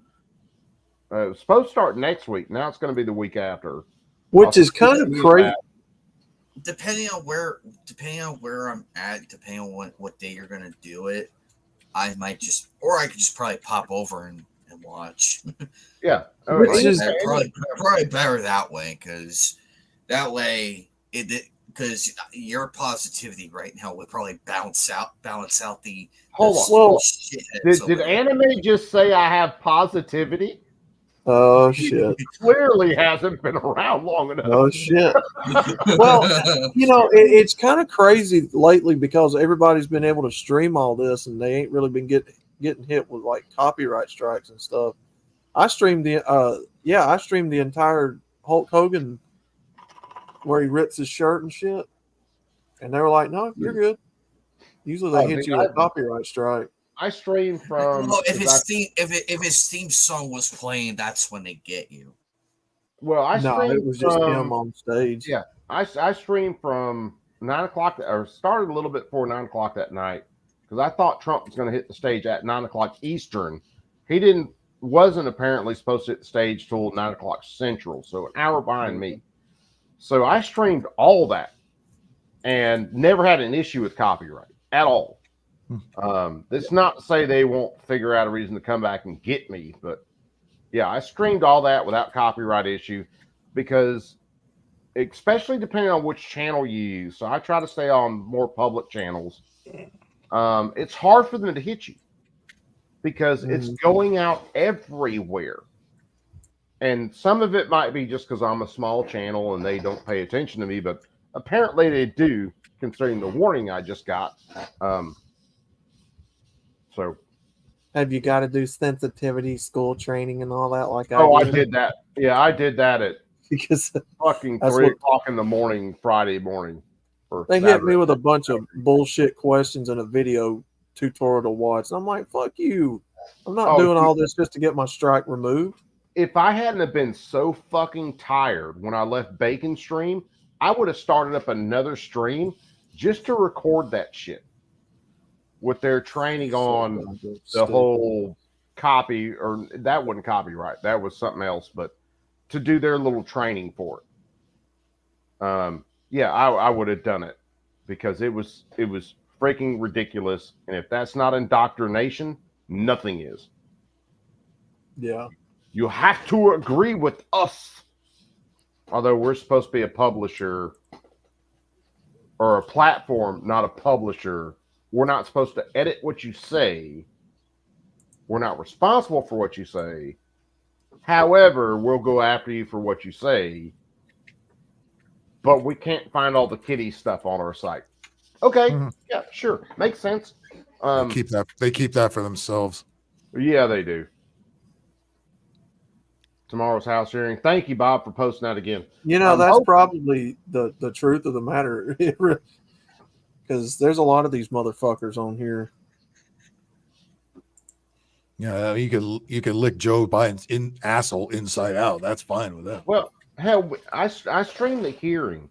It went all the way to the Supreme Court, where Twitter was defending not deleting kitty stuff off their site when they were warned about it multiple times by the person who was involved in it, by his lawyers, everything else.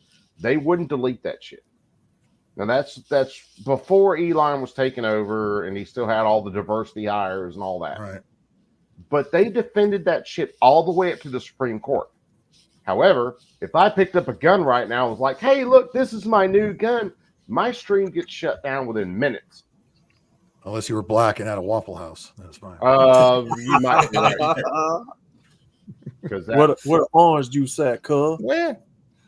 Yeah, Bob, that's popping up at 10 a.m. Eastern, the first hearing. Then tomorrow, I think it may be at 10 a.m. Eastern, too. So, God damn it. That sounds good. I'm actually hungry, and it's 1 o'clock. I do have to grab a snack before I crash. No, I gotta watch. I gotta watch The Amazing Negro Wizards or whatever the fuck that movie was. Oh God, yeah, you do.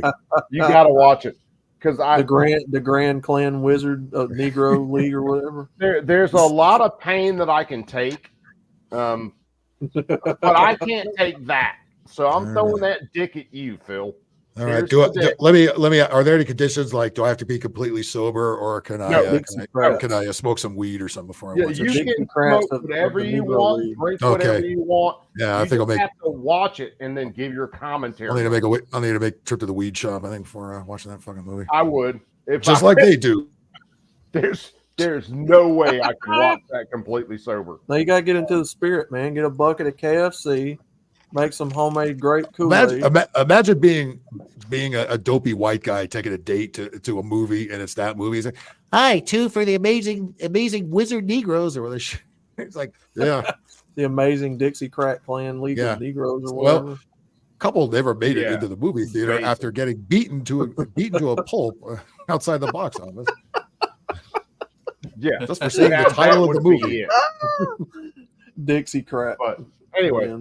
Let's get out of here, guys. Right, I'm going to kill this one. All right, cool. All right, man. We'll see y'all guys tomorrow. See y'all soon. All right. Anyway, see you. Hopefully, we'll see you guys tomorrow. Yeah.